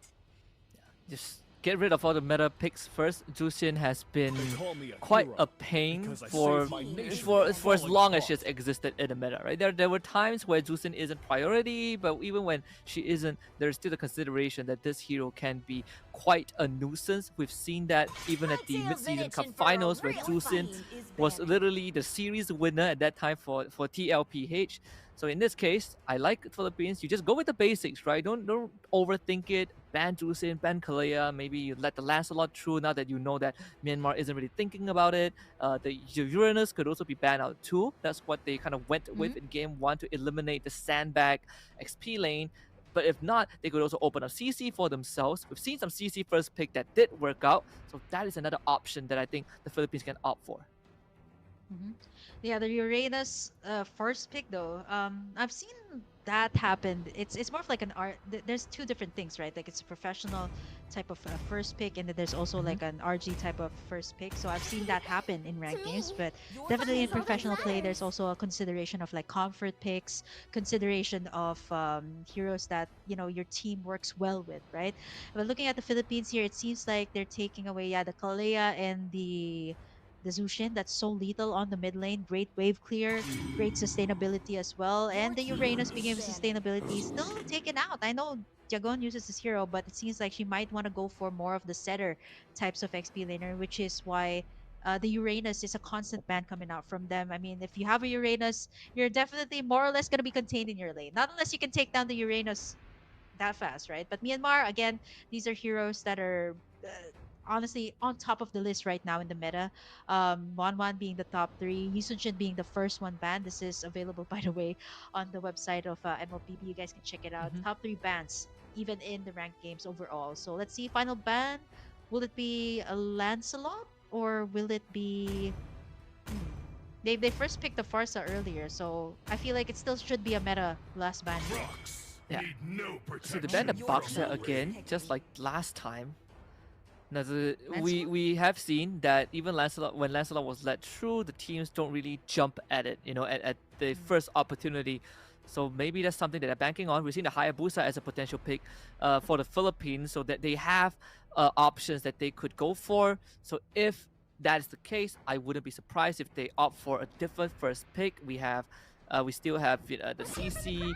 I think there we go, the CC first Yeah. pick. So not too big of a problem, right? It's either Hayabusa or Lancelot. Myanmar can only pick one, so the Philippines aren't too worried. Yeah.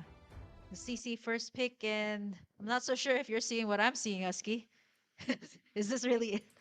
The band's just oof. Let me guess the band. CC, and then are we gonna go with the there you go. There you go. I was kinda surprised. We're like, are they gonna let us guess the entire pick and bands? Like get a surprise when we reach game number 2. But wow, Myanmar immediately almost responds with the almost the same pick as the Philippines, the Kimi and the Gatot Kacha that worked out so well for the Philippines in game number 1. But with the CC Power pick here for Diagon, I feel like this is such a good start. Will Alberto go for a Hayabusa or a Lancelot this time, which has been open by the way since game number 1? Yeah, I think they could. I think if they are considering either or, they will pick it now so that it doesn't get banned out in the second phase. If not, if they want to play like utility jungler, there's the Akai, I guess. I mean, Fredrin, that one has kind of fallen off. The Joy too. Wow. We haven't really talked about the Joy a lot, but this, like, if game 1 was any indicator that the Philippines draft is pretty fast, this one is This is really, really fast. Oh, this still leaves the Fredrin open, right? Like usually, players would counter out the Joy with the Fredrin. Honestly, Myanmar was going for that type of lineup, right? Sustain, utility. They can go for the Fredrin here, not unless they have other plans for this Gatot Kacha. But it's so good to pick up the Fredrin here right now. It might be banned out in the second phase if they don't pick it up. This also kind of baiting them out to pick maybe an XP laner also right now to go head to head with the CC. Probably one of the best ones right now, S tier. So Myanmar, what's it gonna be? Fredrin? Oh, wait. Harriet Wow, okay. Gold. Yeah, Harriet Gold, and then still Kimi mid. Wow. That's So much magic damage though. For that is Myanmar. a ton of magic damage. Yeah. Whole lot of magic damage. I think, who do you ban out? You probably start banning out mid laners right now. I mean, the Farsa Yeah. is still up. Farsa. Farsa, the Iesf is also not Kadita. too. The Kadita too.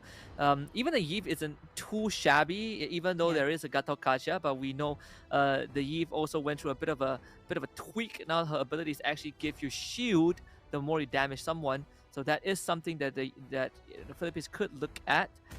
I think aside from that, this Among the plains exists you have to think. Yeah, the Eve gets banned out. Right? I think of the Yeah. Roma too. The Joy is still not too shabby for the Philippines. They could go for let's see. The Kalea is banned out. There is Cho Badang. I know Hilda Rome has been Yes. quite a thing lately.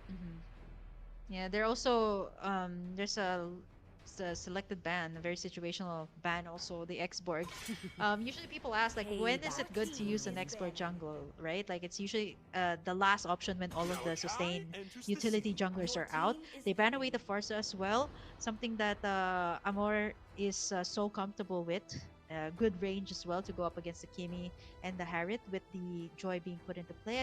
I would still say a Fredrin is pretty good here. In the lineup of Myanmar, great to sustain up the damage. Return damage is also pretty good as well. Not unless they want to go the route of the assassin. So much magic damage. They definitely have to pick up some physical damage dealers here right now. That lies in the XP lane. I'm looking at maybe you could go for Arlet. Lapu Lapu is your Lapu next Lapu. best option. For the dive. They don't really have much crowd control. Only the Gatot. I mean, Gatot and Kimi does have, but it's not the most reliable in the world. I could say the same for the Philippines. They take the jungler first, the Hayabusa. I like that pick. You can sort of survive against the Joy with the Shadow Kill if she all-ins you. And you also get to see the whole draft before you decide on who the XP lane is going to be. So this XP lane is very important for Myanmar because it's a gacha pick, right? It sets Myanmar up for success and also potentially allows them to win the game off of that one pick. Whoa, there you go. There's the Kadira. I was waiting for that. It's a very flexible hero. Both the roamer and the mid laner of the Philippines can use this very well. And looking at this lineup, there's the setup that you're looking for, the Ruby. So this means it's a Ruby Rome and then Kadita mid lane for the Philippines. And for Myanmar, locking it up. So they already have their jungler. Still, I would still say a Lapu Lapu is good. Somebody to engage apart from the Gatot Kacha. If not, I'm thinking an Arlot. Yeah, right. An Arlot would also be another optimal choice here. Or a Phovius if they want to go all out team fight. Phobius isn't I'm too not the only one bound bad, by I these guess. I can't see the chains. Phobius. There's a ton of movements from the Philippine side. But at the same time, this Phobius, I'm looking at this Phobius to be the only frontline, right? This Phobius and the Gatot, the job for this Phobius is just to not die, right? You are throwing your body in front. You're making sure that you're always staggering Yeah. the right target, and eventually, when you go down, you've made enough space for your damage dealers to actually, pop off. It's still a lot of magic damage though. Um, yeah, like all their sorts. I mean, the Hayabusa though, physical damage, but majority like their mid laner, the gold laner. I think to a certain extent, the Phovius also it's like a mixed damage. Like I know it used to be magic, but now it's like a mix of physical and magic damage. But yeah, hey, Myanmar. I think it's a matter of layering the skills well with this kind of composition. You got the Gatot Kacha and the Phovius to engage, but I still don't see any answers to the joy though. Like, how can you hold the joy? Not unless you got the Infernal Pursuit up against the joy, right? Like, it can keep Yeah. popping in that ultimate, and once it farms up well, right? Like, there's so much damage that the joy Smash can them. dish out. I know it has been adjusted, nerfed, even buffed up in some of the recent patches, but hey, still pretty good. The next best option that you can get. And I love how the Lancelot, which is completely ignored by both sides for both matches straight. And I love how there's a different type of tempo that we're seeing. But yeah, like what you said, the tempo of this game can actually go super fast. Depending on what will happen, of course, in the first half of the game. Alberto is known to take in all these objectives really well in the first phase. So let's see if that can happen for the Philippines. If they snowball with this type of lineup, it can be so good. But then again, if you look at the lineup of Myanmar here in the mid, very, very good for poking, very, very good for wave clear. Oh, absolutely. I think at the end of the day, it's for the side of for Myanmar. They need to understand that this XP lane is very important, right? And we say that CC is one of the best XP laners right now, even in terms in lane against the Phovis. Jay is not going to have a good time at all. She is going to lose that lane. She constantly needs to call for help, and even let's say she gets a good trade off, Diagon can just heal back up with the passive. Once she gets the War Axe, this entire lane just skews in favor of the Philippines. Yeah, wow. Yeah, it's the pressure as well. Like you can see how Myanmar rotates more towards that XP lane instead of the gold. And the Harriet and Granger matchup, I would have to say the Harriet also I would say it's a fair matchup between these two, like the Granger and the Harriet. As you can see, both of them are just freezing in that lane, but now Riku rather, trying to go for something there. But the turtle's gonna be up in just a bit, so they can't commit to a lot just yet. But DJ Shelly though, level 3, no AOG just yet. They're just spotting out players after players here for now, but no one going for the full engage just yet, as the turtle is finally up. The first turtle up for grabs for both sides. It's not going to be an easy one for Myanmar to contest. But I think the Philippines can let it go if they are not in a rush. This draft, again, they're not really too bothered about these kind of small fights, but here they go. It's gonna be Riku picking up the first turtle. Shadow kill as well has been committed. There's the revitalize. Amores gonna try to pick up the back line. And that's gonna be Riku down the first blood for the Philippines. But Amores is in trouble here. Afu as well as DJ Shelly gonna get in that revenge play. Alberto as well in trouble as Jay gonna be trying to force the retribution. Oh well, retribution has been used though, so this is going to be a contest for the purple as Alberto denied. DJ Shelly gonna be picking that up for the side of Myanmar. Yeah, willing to use the AOG just to not only get the purple, but also get a kill in return. So that is already a win for Myanmar, and now they get to move a little bit more. Again, the threat comes from this rough ways from Amores. When she has the Petrify, I would assume that she has to pull yourself together for that lower cooldown on the battle spells. And catching these targets is going to be important, right? The 3 targets that she wants to catch, Hayabusa, Kimi, and Harif. Ideally, if you can blow up the Harif, then that would be perfect. But that small win does give Jay some breathing space. Now she's up 1 level, up in go, and she can hold the lane better. Oh no, Vivero. Wow, there is the electrifying beats popped up.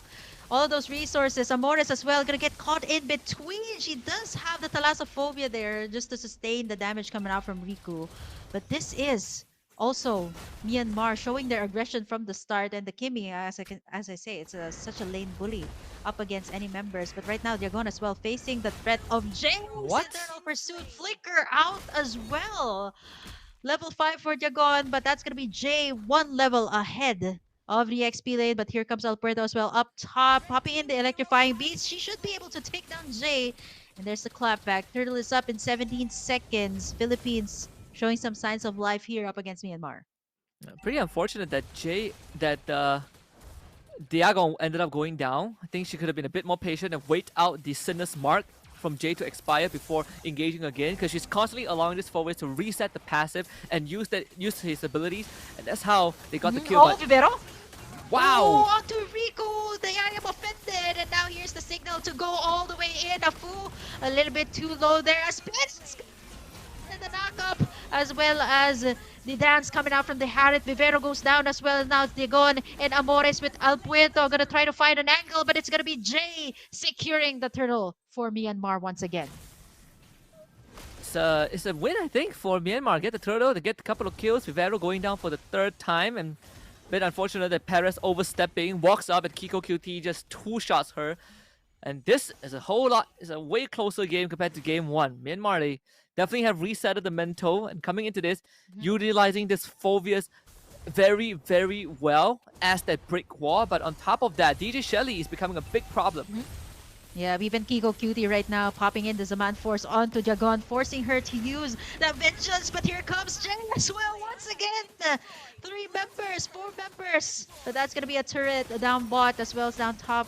It's going to be Riku, Shadow Kill. They're going to be able to sustain all of that Shadow out for Riku as the Philippines gets in the turret down bot. Just mirroring the move of what Myanmar did up top.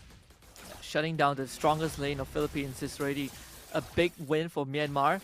Of course, they can't really, be complacent just yet. It's just a 1k goal advantage. Philippines still has a lot of ways to come back into the game. The amount of crowd control, the amount of single target burst that they have, and a pullback. There's the I'm offended again, setting up the place here for the Philippines. Electrifying beats, Alberto on a killing spree, and finally Jay down. Afu reaching that level 8 as well, one level ahead. Alberto hasn't been shut down just yet. Like most of the time, we are looking at either Dragon, that is the main name of the game here for Myanmar, trying to shut down the XP lane so the Phobius can have a much better time, right? Like as you were saying earlier, the CC is one of the best XP laners, but to be able to contain it that much, right? 2 deaths, and 2 of them came from Jay, which had a much better time up against the CC. But for now, the Philippines, though, they have to secure in this last turtle. All the turtles so far, this is the reason why the XP and the gold as well went to the side of the Philippines. Flicker out for a fool. Nice attempt, though, by Vivero. Flickers are available for now. Jagon as well, zoning out Jay. But here comes the turtle. Alberto again, going to be clearing out the waves, making it move. Radiant armor is up as well here for Vivero. Turtle is still up for the taking, but as you can see, level 9 for Rico as well. Let's see who's going to be able to take in the turtle as Jay goes in for an Eternal Pursuit. No takedowns just yet, but this is a different Myanmar that we're seeing here for now. They're a bit more confident up against the Philippines, but it's not game over just yet. Definitely not. Philippines have the ability, to just do it on numbers. Here we go. There is the Rough Waves combo, and the I am offended. Zaman Force has been popped up in the Shadow Kill, and it's going to take down Vivero. Mega kill for Alberto, taking out the backlines as well. If you take down ours, we're going to be taking you as well. Triple kill for Alberto. Afu goes down as well, and it's a wipeout for the side of Myanmar. What just happened there? I actually thought that Riku would have gotten the kills onto the backlines, but the answer from Alberto, 6-0-1 on the Joy.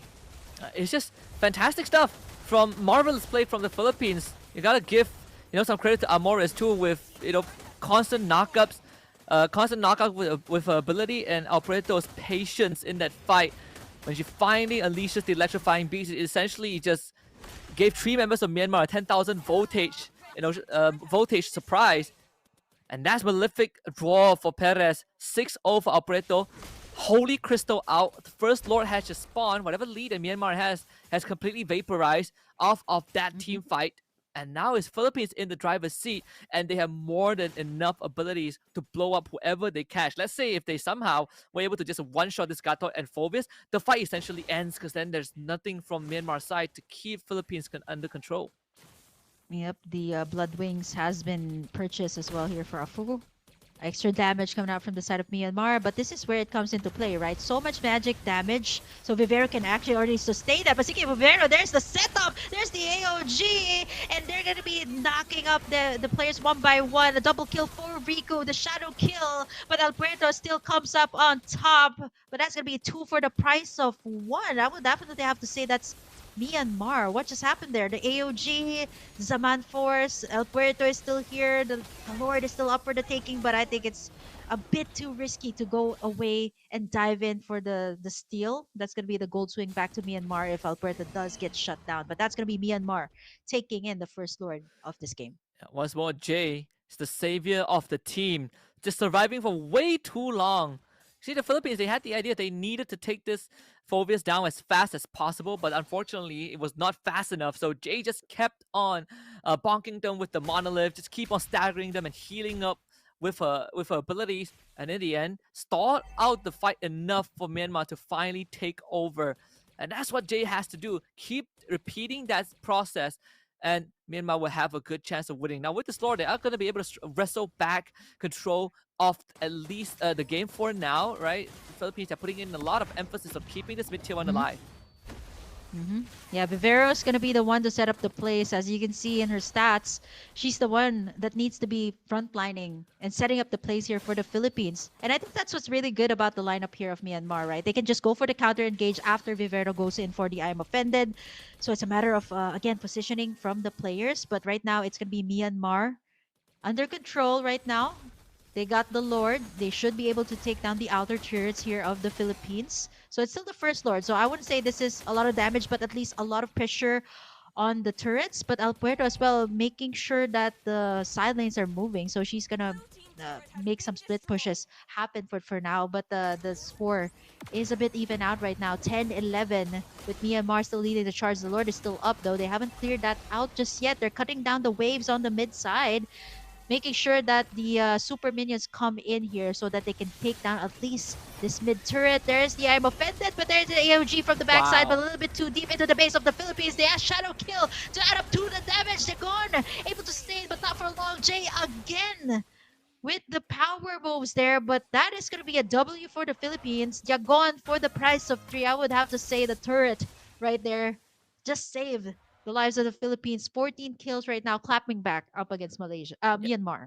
Yeah, Vivero with the kidnap of the century, able to, of all people, dragging the Harry back with the I'm offended. I think it's a bit of a mistake for Myanmar because, you know, if you don't have the Purify, the last thing you want to do is to be in front of a Ruby like that underneath a structure. So Philippines, again, making use of these openings that Myanmar presented and using it to kind of get them back into the game. And now they're 3,000 go ahead. Vivero just got the immortality, and now that gives her a lot more capabilities to go in aggressively start these fights and have a second chance. She becomes at least a less juicy target for Myanmar to just unload their abilities on, just because she has that second life. Wow, the Holy Crystal is up as well here for Kiko Cutie. So the lane management is so good for both sides. I have to say though, like it's super clean. You don't really see a lot of the turrets just being given away freely, but still up on top. Alberto not yet shut down by the side of Myanmar. So that's something that they need to consider. Their backline is just wide open when Alberto goes in for the electrifying beats that can actually melt down the squishiest heroes here coming out from Myanmar. But this is going to be the Lord Dance, second Lord of the game. Let's see who's going to be going for the engage. I feel like Vivero is going to have to calculate or time the I am offended a bit more, a bit better this time. Let's see. Because Myanmar has all of the tools to counter engage. But for now, it's going to be Riku picking up the purple buff before they go in for the Lord take. Alberto is up top, making sure that the lanes move as well. They need that very much as of the moment, so that the side of Myanmar can go ahead and maybe perhaps answer out to the moving lanes, but the Lord half HP already. Let's see, Vivera tried to look for an opening here. I'm offended onto DJ Shelly and the knock up from the Ocean Oddity. But here comes Jay as well. It's not so easy to go up against the Phobius that has the Infernal Pursuit. So that you don't want to go for the overcommit here as a Fu. Trying to get in that middle lane turret, but Philippines able to sustain for now. Diagon as well. Nobody gonna go for the full commit just yet. The Lord tugging in and out, weaving in and out here for the Philippines. 1/4 HP already. Alberto can just go for the retribution here. I feel like they're just baiting out the Lord. Maybe go for the hero lock at this point. Yeah, I mean, they're not in the rush, right? There is a slow push up top as well, set up by Alberto earlier on. So Myanmar finally sends Riku to deal with it. The moment Riku shows up on the map, Philippines are going to rush down the Lord and force an action from Myanmar. Jay as well, looking for an angle here. Jay with the Lord stick goes ahead and takes her down again. I think the mission there for Jay was just to go in for the Infernal Pursuit, right? But she was like, you know what? Getting in the Lord was just a very good icing on top of the cake. They steal the Lord away here from the side of Philippines. Alberta did use in that retribution, but for now, the plan is just to defend. The lane is moving as well down bot, but Myanmar right now, they again on the driver's seat with this Lord. Outer turret, this mid lane turret that has been surviving all odds up against Myanmar here. Should they able to go down right now with the super minions coming? Wait, what? It's still up with 1 HP? Okay. Lord, marching down bot. I think this is the time for Myanmar to engage, but let's see. Lord at half HP, Alfredo at level 15. AOG has been used onto the backside. It's going to be Diagon the target. Zaman Force has been up as well. Winter Crown here for Diagon. And that's going to be Alfredo still unstoppable at this point with Kiko Cutie in the midst of it all. Able to take down Diagon. Shadow kill here from the backside. Everybody grouping up just to sustain up. What? It's Riku with the shutdown there. On to Perez, a crucial one with Amores as well. Going back for that kill. 3 members down for the side of the Philippines. 2 for the side of Myanmar. Still, Myanmar winning in all the trades here right now. Unbelievable. That everything went right for the Philippines and they just could not secure the Lord. I don't think this ends the game, but it definitely puts Myanmar back into the game from what seemingly to be a position where the Philippines could end it. They pull Jay in. I don't think they have enough damage to kill him yet. Yep, the shadow kill onto the backside. Even Vivero is bleeding right now, forcing the flicker out from her. That's going to be 1 resource out. And with all of that happening, no one taken down from the side of Myanmar. They also got in the inhibitor up top. Let's take a look at that instant replay. Shelly going in for the AOG and then eventually, yeah, taking down Afu. But yeah, this is where everything went downhill, where Rico just came right in for the cleanup. Where I actually thought that the Philippines might have sustained a bit more since they all grouped up. But yeah, look at the play coming out from Rico, the shutdown. And Amores as well, going back for the final kill. But now, let's take a look at the gold. It's not that, it's still Myanmar leading, but it's not that far, right? Like it's a 1k gold lead. And by the time it reaches this point, right, 16 minutes, it could be anybody's game. It's just a matter of the execution here from both sides. Really, the goal advantage starts mattering. We see Alberto having the Winter Crown. Perez just got the Winds of Nature. Vivero completing the anti-cuirass, but does not have the immortality for the next fight. Lord spawning in the top lane, so that's sort of a good news for Philippines. At least the long lane is the bottom lane where they still have an inhibitor, which they need to deal with first because there's a secondary wave pushing in. But Divine Glaive for Kiko QT. This Harris is going to hit like a truck. Yeah, you can see even Diagon is 1/4 HP has been shred off of her with just 1 basic attack, right? The Blood Wings also is going to pierce through for both Afu and Kiko Cutie. They're going to be starting up this Lord so confident from the side of Myanmar. They have the damage, but it's going to be reset once again. You don't want to overcommit just yet. I feel like both sides are just looking for pickoffs right now before the Lord take. That's the best way to win this. Alberto is going to be the key. This Joy needs to get the backline. Him and Amores. The Revitalize and the setup from the Kimi. It's not going to be able to get anyone for now. 1/4 HP. But the zoning from the side of Myanmar, right? They're going to be committing towards this Lord. It's not going to be... Okay, it's going to be reset. Reset from now. Once again, this is why you call it the Lord dance. Even the Lord is confused at this point. He's going to be taking it in. They're looking for Alberto here. I think Jay's going to be able to spot her. Yep, that's gonna be an information towards the side of Myanmar. So again, the Philippines reset, clear out the waves, and not commit just yet. Like even Vivero is saving up her for her ultimate for the right time, right? Like you don't want to be going in too early with the I'm offended. The two key targets that Myanmar needs to watch out for is Vivero and Amores, right? One I'm offended or one rough waves is going to turn the tides of the battle around. We've seen the damage that this Kadita can do. She can literally one-shot a target. We see that her do it on to Afu and Kiko QT throughout the game, and that's why the positioning of both Myanmar cores are as far away as from the bush as possible. You don't want to get ambushed by a random Kadita, especially when you are not carrying the Purify. Vivero gonna be able to spot out Shelly. They're going as well head to head with Jay since the early game. There's the immortality here for Vivero, forcing her to be a little bit more fearless. AOG onto the back to catch Perez, but a flicker out. Yagon taken down there. A double kill for Rico Afu. Alpuerto again gonna be able to take down the backlines, but at what cost? There is the Winter Crown, but there is absolutely no escape up against 3 members. A triple for Rico.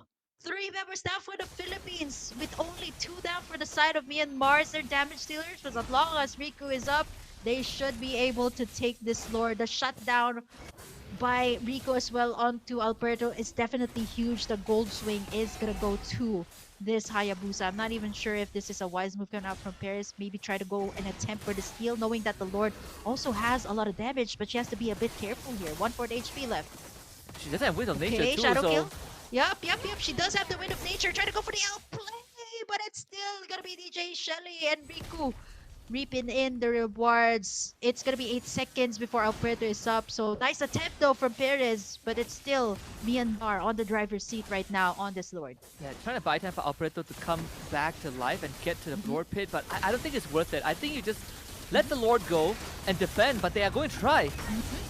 Yeah, Vivero, it's still gonna be retribution for the side of Myanmar as Riku takes it in. Infernal Pursuit, it is still eternal as Amor is gonna take in the Shadow Vero, the next one.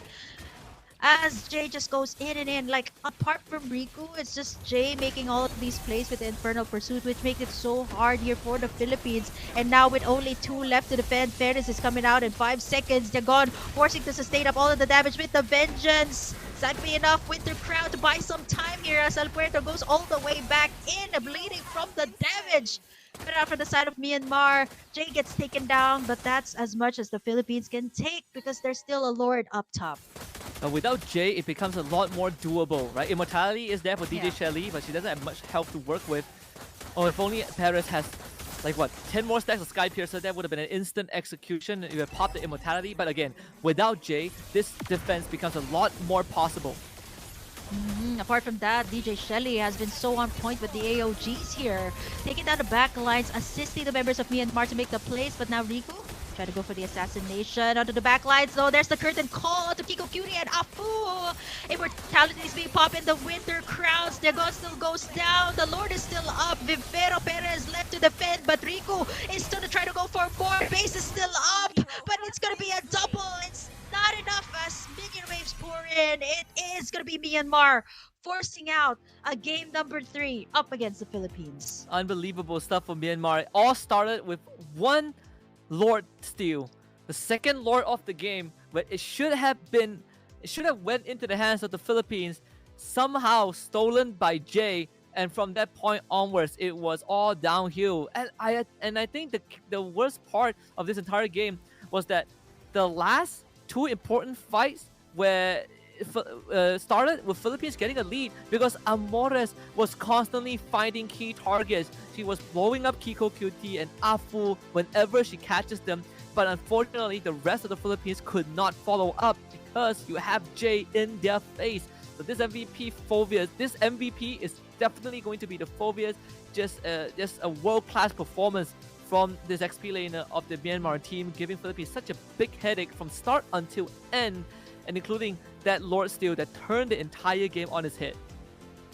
Yeah, it's like a back and forth team fight here, but you know what? Once Riku got in the kill, I think that this should be an 80 80 stacks on the Sky Piercer, right? Which makes it even more difficult for the Philippines. And the AOGs too. I have to commend the AOGs from DJ Shelly, right? Apart from the Infernal Pursuit, that's something that the Philippines has to consider in these team fights, right? The Flickers have been forced out. They also have the Hayabusa to deal with, right? This is one of the plays that I actually thought that Amores might have gotten Riku, but with Kiko Cutie into the backside, it was a double kill for Riku. It was really hard, right? Like they weren't able to shut down this Hayabusa into the late game. The setups after setups, there was so much like a buy and sell of the Winter Crown, the immortalities into this game, which goes to show you how much the game has evolved for both of these teams, right? And this was the shutdown onto El Puerto, such a good one on the Hayabusa, right? Like adding up to more of the stacks, adding up to the shutdown goal that was given to Myanmar. And it was just relentless pursuit after that. It was just also good. And honestly, with the second super minion waves coming out, it was just difficult to keep up here for the Philippines as Myanmar just went in straight for the base. And it was over, forcing out finally the first game number 3 here for this group stages of the Iesf Asia and Oceania qualifiers. I think Myanmar definitely did a wonderful job this game. I feel like it's more on the Philippines end that they were not able to close out the game. Even though, I mean, Joy had a fantastic game, right? Deathless until the very end. The sad thing is that they just were not able to capitalize on some of these moments for Myanmar. In terms of the macro sense, you can see that the Philippines knew exactly what they needed to do, how they manipulate the wave. But when push comes to shove, they just could not deal with this Phobius. Like Jay was such a big problem for the Philippines to deal with, and it's less of Amores or Alberto not able to find the right target, and more of Perez not being able to participate in these fights because she's constantly zoned out by the Gakacha and the Phobius. And then you have a Hayabusa to worry about because Riku keeps finding these late timings to come in for the shadow kill to clean up the fight. Yeah. Way to zone the members of Myanmar out with the CC and the Ruby, but the back's left wide open, right? There's so much skills that can be tossed out by Myanmar to just counter engage up against the Philippines. But overall, yeah, it was such a good game for El Puerto. But ultimately, it was how Myanmar kind of executed it in the latter stages of the game, which made it so beautiful to watch, right? The layering of skills from the Gatot which is also the reason why it gets picked up in the first place, if not banned out. So it's such a good pick right now in the current meta. Yeah, again, just good stuff from the Myanmar team. I think the Philippines really sort of dropped the ball a little bit, towards the later stages of the game. But I think it's okay, right? In the grand scheme of things, at least we know that the Myanmar, they were able to kind of readjust how they want to approach the game, and this time they brought the fight straight to the Philippines. So now I think that the momentum swings all the way. Myanmar, we got a series on our hands. So gonna go for a short break. When we come back, let's see who comes out on top between Philippines and Myanmar.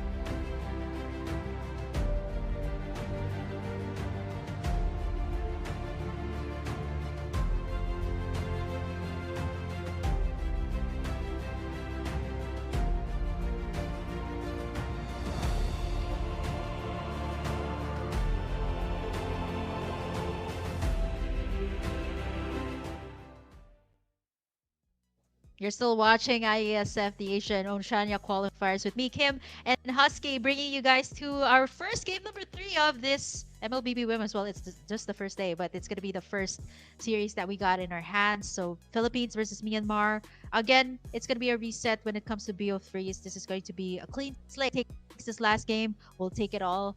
Philippines, Myanmar, toss out what happened in the first 2 games. This is going to be it. This is it. I hope you guys got your break, and I hope you guys have something up your sleeve. I'm not so sure if there's a huge win rate on the red side, right? Like, it seems like that's this game. I don't know. Yeah, I mean, this series so far has been red-sided. You know, both game 1 and game 2 are won on red side, and we even have an update off stream because we have concurrent matches happening. Vietnam against Thailand. Thailand won 2-0 as well, so a clean sweep for the Thais. But if you're looking for a potential upset, I think we might be staring at it right now. I mean, if Myanmar wins this, it's going to be a huge upset. But if Philippines wins, then it's going to be within expectations. But at the same time, it does show that even the Philippines, can struggle from time to time. So it makes the series a whole lot more interesting. Now it's all gloves are off, like you said. To throw everything out the window, play this like it's the last game of your career.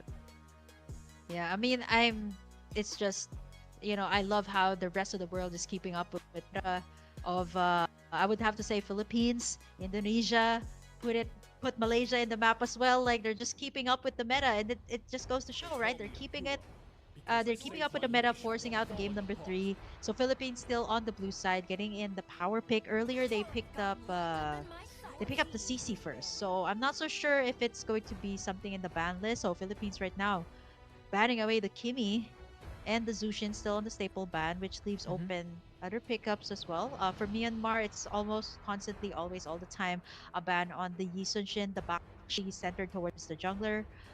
Will they pick up the Hayabusa first here, since it seems like both teams are very comfortable with that pick? I think probably not first pick, although I would like to believe so. There are a lot more better first pick compared to the Hayabusa, but funnily enough, Hayabusa won both games. Kimi won both games, which is something that I did not expect to be the case. Having Kimi mid and being 100% win rate so far in the series. I think for the Philippines, they're definitely considering a lot more other options because now they have the Uranus to worry about too. But no, they banned the Gatot, which also surprisingly won both games. So we had 3 heroes that normally that we don't expect to get picked as often, winning both games in the series. Yeah, the Gata Tagacha is overall so good, right? Like, you get XP.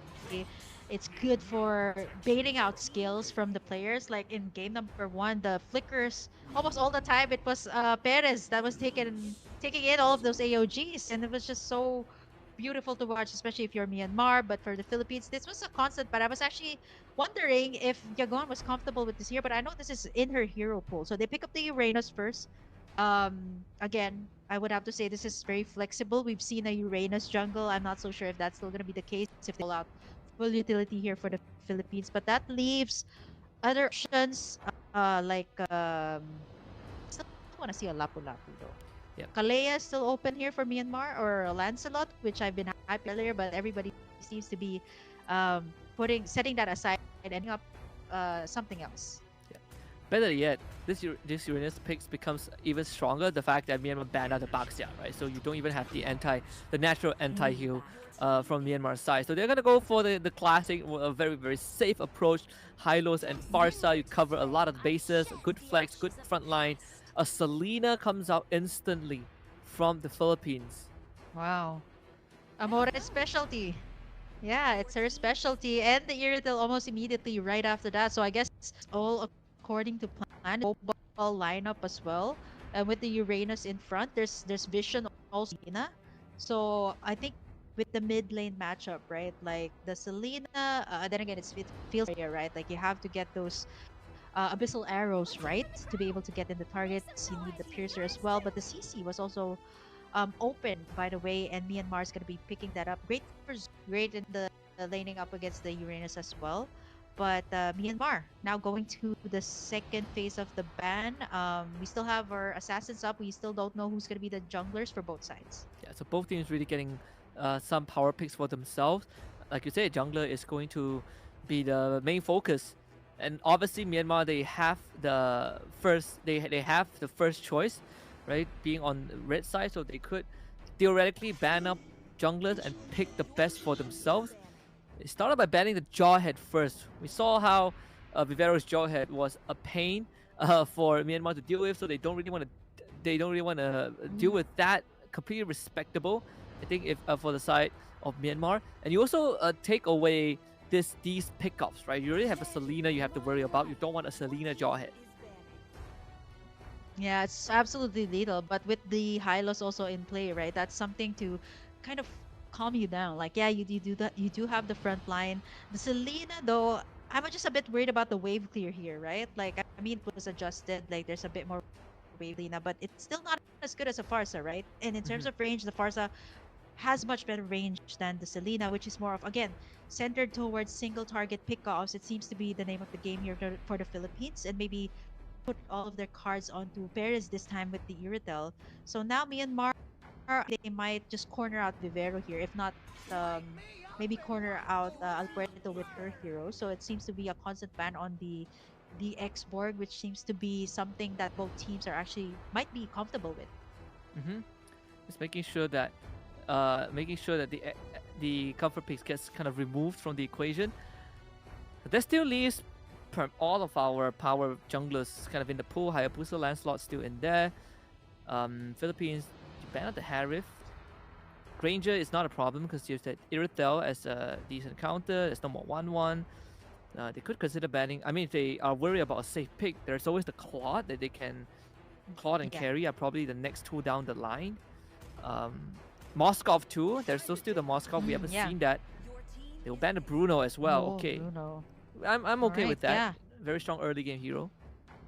Yeah, the Moskov is still, I would say, an optimal choice here. Great for pushing in the lanes, great for creating pressure on the sides, and even causing people to, or causing teams to react to the split pushes that it makes. Yeah, they can go ahead and pick that up. Let's address the elephant in the room. Is it going to be an? Oh, I was thinking of like, yeah, are they going to go for the Hayabusa pick again? But they're going to beef up their lineup once again with the Fredrin here for Myanmar. So again, tanky front line for their side. But let's see ultimately what their marksman is going to be, because they're going to bank in their damage. Probably the Farsa and most likely the marksman that they'll have. But they pick up the chip here Wow. for the Philippines. Wow, Ganks is gonna be the name of the game. I wonder what they're gonna be pairing it up with. The Lancelot. Usually you'd want to pair the chip with the burst mage, like somebody with more burst capabilities. Like yeah, Farsas. Sometimes you pair it with Auroras, but yeah, Selena at that. Oh, so Philippines. It does give them a lot of gank potentials, right? A lot of these cross map movements. They're very mobile heroes that can go around the map, right? Iritel, Lancelot, even Selena and Chip are very good examples of that. And not only that, that gives them extra map pressure, right? Coming from these angles, it really tests the awareness of Myanmar. Like if you sort of lose track of this Chip, suddenly she's gonna appear in your backline, and your entire battle formation collapses. So the Granger is the last choice. So this lane Granger. is essentially going to be in favor of the Philippines, but they're relying a lot, like you mentioned earlier on, Kim, on this Fredrin and Hylos to hold the front and have both Farsight Granger be the artillery. Yeah, if they can get I mean, the only way to get to the backlines is through the chip, right? Which is a surprise pick that came out from the Philippines. If the Vivero can be able to pull off the surprise moves up against Myanmar, right? Like this could just turn tides around for their side. And with Perez and Alpuerto on a bit more mobile heroes this time, so they can kind of escape these sticky situations. But this is gonna be it. The final matchup for today, Philippines versus Myanmar. They still stick through with what they know best here for Myanmar. They really love going for utility and front line. So going back to the basics and what they did in game number 1. But let's see if that will be up against the Philippines, because I see a lot of these comfort picks coming through for the players of the Philippines as well, coming through for this game. Yeah, and of course a lot of attention is going to be on the Lancelot, right? Because we've talked about how powerful Lancelot is as a hero in the current meta. If the game goes late enough, you can definitely bet that Alberto can basically 1v5 Myanmar in if given the right condition. But of course, there are ways for Myanmar to deal with this assassin. If let's say Riku gets a good taunt off and you break the combo of his Lancelot, suddenly everything is going to collapse. It comes down to the junglers whether they can hold the front or not. And let's see, Alberto, we've seen her maneuver with the Joy. It looks as flawless as it can be. I'm pretty sure that the Lancelot is going to be in good hands. Yep, for sure. As we head over into game number 3, there's going to be a lot of pressure on the mid lane here as Amor is already planting in the arrows, knowing for a fact that the Lancelot could go all the way in. But wait, what? It's stunned out there by Afu, and that's going to be the first blood drawn in here by the side of Myanmar. And that is the worst possible start. If they can get a kill up here, it would be great. But again, CCJ able to sustain just barely through it. I guess a Uranus though, not much you can do. Diagon's gonna heal back up. But yeah, I mean, Alfredo going down like that is definitely not what you want. You lose the litho over to the side of Myanmar. Morris is not gonna get a kill either. So this Lancelot now gets slowed down, and that gives Myanmar even more space to work with. Yeah, the Curse of Crow, the second skill here of the Farsa, does have that stun apart from her Feathered Airstrike, right? So that's at least like 1 or 1.5 seconds. So that should be enough to go for the counter engage here for Myanmar. Good start. Well, let's see. Turtle is going to be up for the taking here as Riku and the rest of the gang going to be rotating towards this side. They do have a chip here that can go for the ganks onto the side lane. Vivero and Yagon here in trouble. Shelly does not have the Glorious Pathway just yet. Level 3 Power Spike. We're waiting for the XP laners to get that. But for now, it is going to be Riku already positioning herself towards that side. But then again, you're talking about Lancelot that can just go in for the kill. This is by no means GG's. Somehow, Alberto still has more XP than the Fredrin. Here they go. Yeah. Okay, Feathered Airstrike. It's going to be Alberto picking up the turtle this time. Revitalize. Afu gets taken down there. A retaliation coming out from the side of the Philippines. Riku going to be able to sustain. Not for the Appraiser's Rat though. Not long enough for that. As Vivero going to be able to pop in that ultimate as well. Jay going to be able to sustain. But up against Amores and the rest of the gang, it is not going to be enough as they're able to move forward. Let's take a look at the gold lane here. Perez versus Kiko. Not much happening just yet. Kiko doing her very best to clear out the ways and make sure that she advances first. But with the most damage dealt, it's actually surprisingly Jay up on top with the CC. Wow, they basically recovered from the start. Trying to go for Alberto. Good dodge. Oh, the Feathered Airstrike again strikes down Alberto, man. That is so difficult to watch, right? The stuns, the slows from the high loss, and Afu with the perfectly timed ultimate there, taking down Alberto for the second time in this game. But looking at the overall picture, though, it's still going to be Philippines leading in with the map control, I would say. This time they got much better side lanes as Diagon is able to move a bit forward compared to the game that she had in, for the second game, right? Like there's a lot of takedowns on Diagon, but I might be calling that too early. She's still a bit too tanky though. They're not going to be able to burst her down just yet. Glowing Wand has been secured here by Amores, standing at 202 by the way, on a comfort pick on the Celine. This gang should be an easy takedown. There we go. Yeah. Instantly, just like that. And they lose nothing, right? It's a shortcut, so Diagon goes back to the XP lane, gets the sandbag Jay again. Jay getting a taste of her own medicine. Like last game, they kept on pressuring the CC of Philippines, and now they are taking the same treatment. Even Kiko Cutie here as well. A lot of pressure from Vivero. I mean, when you see the chip, it's almost all the time you're going to be worried if the ultimate is up. And now Diagon as well. She's going to be able to sustain a bit more this time. The flicker has already been used earlier. Feathered Airstrike as well, but it's not enough to take down this Uranus. As Vivero going to be suffering, or not just yet, facing the high loss here. But it's going to be Diagon though. Getting bursted down there by the rest of the members here of Myanmar. One member down right before the turtle take. The arrows have been planted here by Amores. As Rico going to be starting up this turtle. Let's see if it is going to be the Philippines once again taking this further side. It's not going to be easy. I mean, they saw the Farsa. Shortcut drop. Yep, it's not enough. Not enough just yet, as Jagon gonna be able to zone out the members here of Myanmar, as the rest of the members of the Philippines might just go for the turtle take. It's not gonna be easy to take down this Uranus. It's gonna be using up all of the forces. Jay once again, but it is gonna be a Poo getting taken down there by Amores as well as Alpuerto. Kiko Cutie as well taking down the mid lane, or rather Jay and DJ Shelly on the CC. Are they gonna commit to the turtle here for the side of Myanmar? It's been a tug, push and pull here, but Kiko Cutie though finds Perez here, flickers out to safety, and that's gonna be no casualties here for both sides. Huh. Well, actually, this is not too bad for the Philippines, right? They got 2 tier 1s, including the mid one. If they get this turtle, it'll be a bonus. If not, they are locking down the purple buff of Myanmar. So either way, the map control is in favor of the Philippines. Yeah, Petted airstrike here, and the glorious pathway. It's still gonna be Alpuerto picking up the turtle here for the side of the Philippines, but at what cost? Onto the back, there's the shortcut though, onto Kiko. That's gonna be their target as Vivero picks up the kill, but here comes the backup here. Riku and DJ Shelly is gonna suffer the wrath here of Amores on this Selena. DJ Shelly and Afu as well. Flicker out from Diagon, but Amores with the flicker. Apparently not enough just yet. Jay gonna get stunned, gonna get slowed there by the arrows as Perez gonna be taking in a brunt of the damage there from the Vengeance. But that is, wow, flicker in from Amores standing at a 5-0-2 with the Selena. Amor's been really hitting these nasty abyssal arrows. But again, credits to Vivero. Said the map control for Philippines is going to be slightly better than Myanmar just because of the Y walk off from this chip.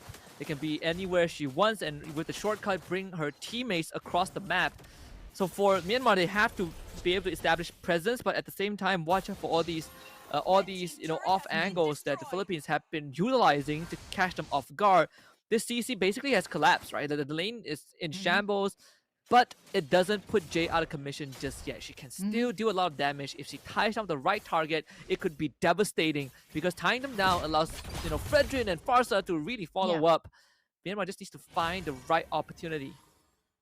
Yep. Gold earned, it's gonna be Alberto. If you can get the curtain call, right? Like once the shortcut is up, landing it on at least like all the members here in the Philippines, right? Almost all the time. The shortcuts have been on point here for Vivero. Once you see her up down bot, you see her up top. It's just so easy to go around the map.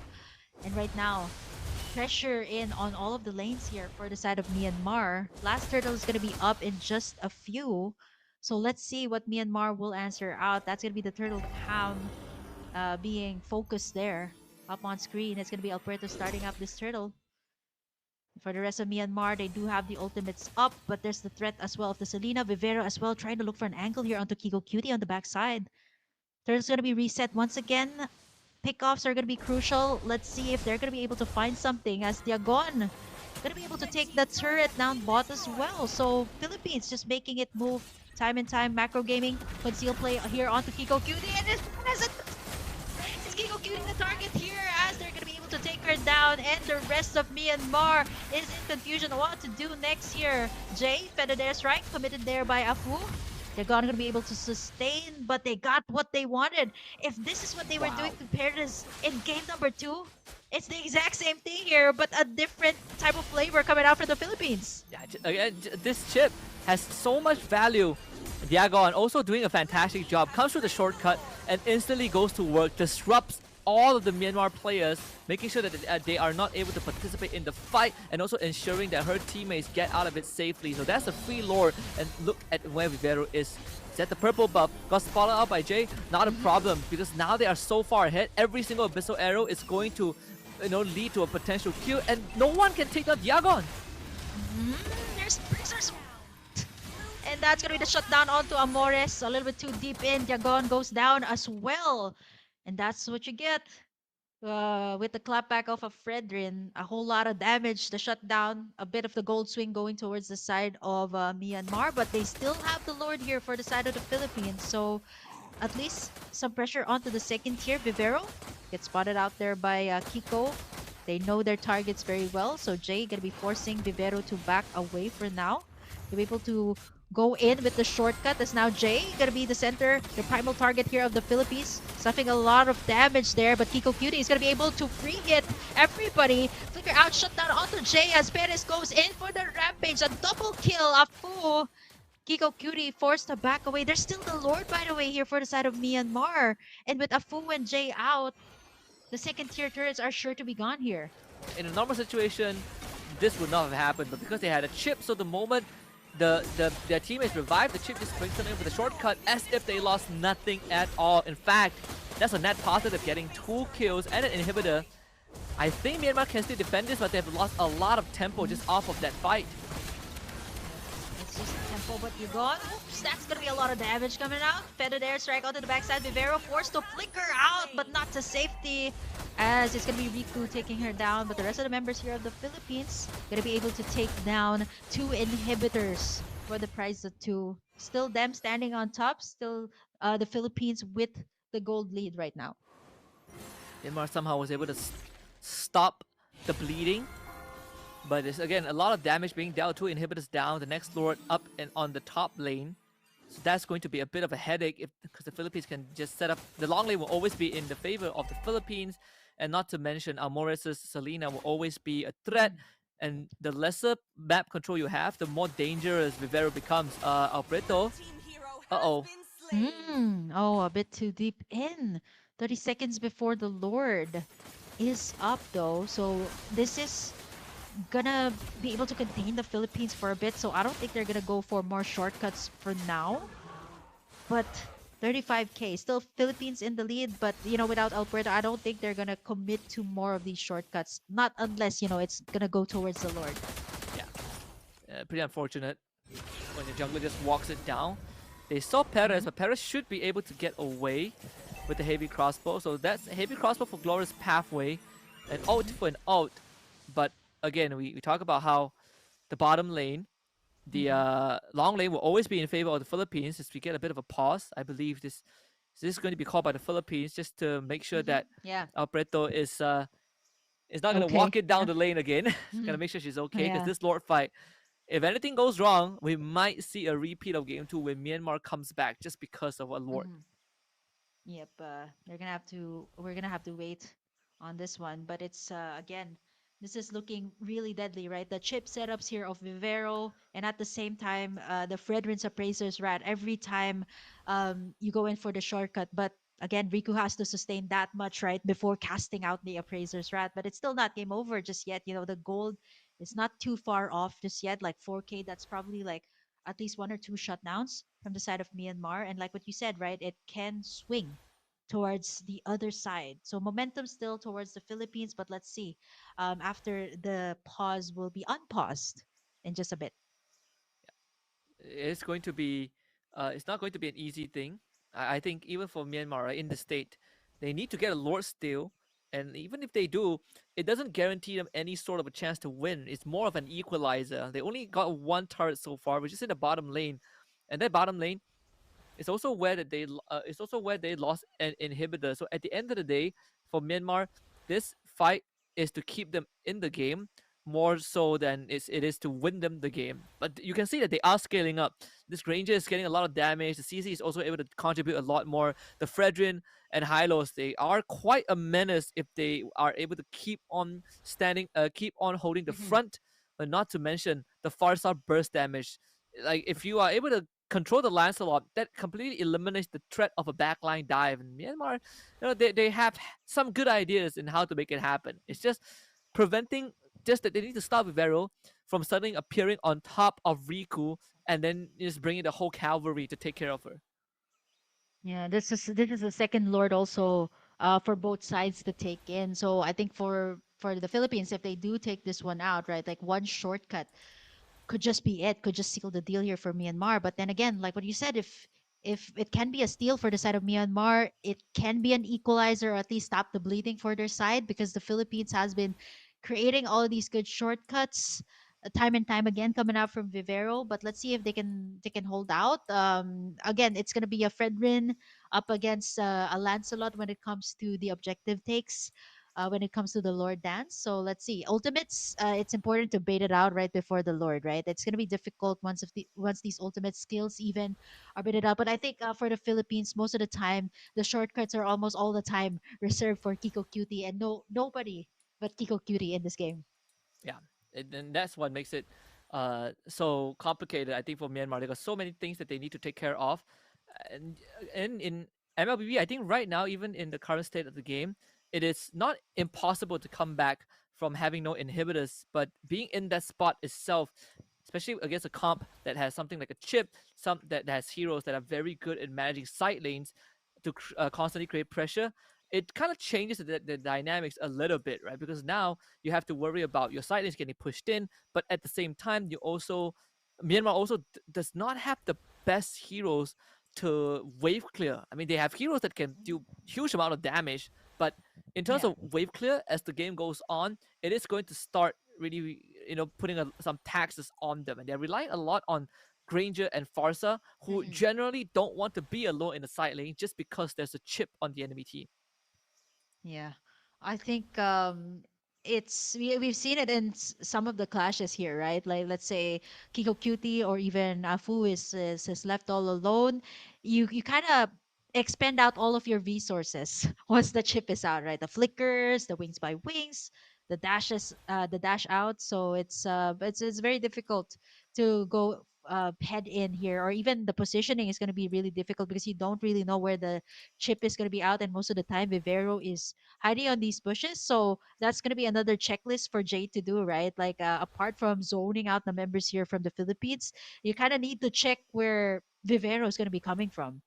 Yeah, again, there's going to be a lot of housekeeping that needs to be done from the side of Myanmar. You can't just casually uh, walk out of the map without looking in the rear view mirror, because that's how they've kind of lost the Granger a couple of times in the early game. And the only saving grace right now is the fact that they still have one inhibitor up. They need to somehow weather the storm in this upcoming Lord take, the second Lord take, and if they can prevent this Granger from getting ambushed by a chip, I Hmm. think they'll have a better chance. And that gives them time to stall it out. But if they don't get this, if they lose this sword, which is a very high probability, then there's the whole chance that they have to play the rest of the game without any inhibitors up. Yeah, I mean, it's only one inhibitor left in this game, and I think the Philippines knows that very well. So I think with this Lord take, it's crucial, right? Like to create that kind of pressure and perhaps finally end this three-game series, this best out of three between these two teams. But again, stakes are high, and like we said, we're gonna have to wait for the players to get ready before we unpause the match. But that's the question. We're gonna have to find out loud later on. So much suspense here as we head over into game number three, and this is gonna be the last matchup here for both of these teams for sure. Yeah, it is going to be, and that's why it's so important for the teams to kind of lock in. I think again, Myanmar, they have lost some unfortunate fights, but it's not game ending, right? They are still able to kind of clap back. Obviously, we saw the unfortunate appraisal draft that gave them a bit of a chance into the game, even though they still ended up losing two inhibitors. But we see the possibilities. So again, hopefully for the Philippine side, they get to get Alberto back into the game without her running it down again. Get everything fixed so that we could get a Mhm. fair fight. Because so far, Philippines, they're in the lead, but we're not going to count Myanmar out just yet after seeing game Mhm. two. Yeah, I mean it's been a day of clean sweeps. This is probably one of the most exciting ones that I've seen here for today. Um, if you guys want to catch more of the results, by the way, it is on iesf.gg for all of the off stream and the matches that we streamed earlier this day. But apart from this, so for everybody who's also waiting in on the stream, there's still one more matchup right after Philippines versus Myanmar. It's going to be Kazakhstan versus Uzbekistan later on for today. So don't miss out. There's a whole lot of MLBB action, especially on the first day. So let's see. But for now, we're gonna have to wait out. Like if for the Philippines to head back into the game, we're gonna have to wait for that unpause. But yeah, it's I don't know. I'm really sweating here because it can really go both ways here for now. Like the way that you actually projected how the scenarios could go for both sides. Yeah, I think the Filipino fans you can rest assured that the game is still within control.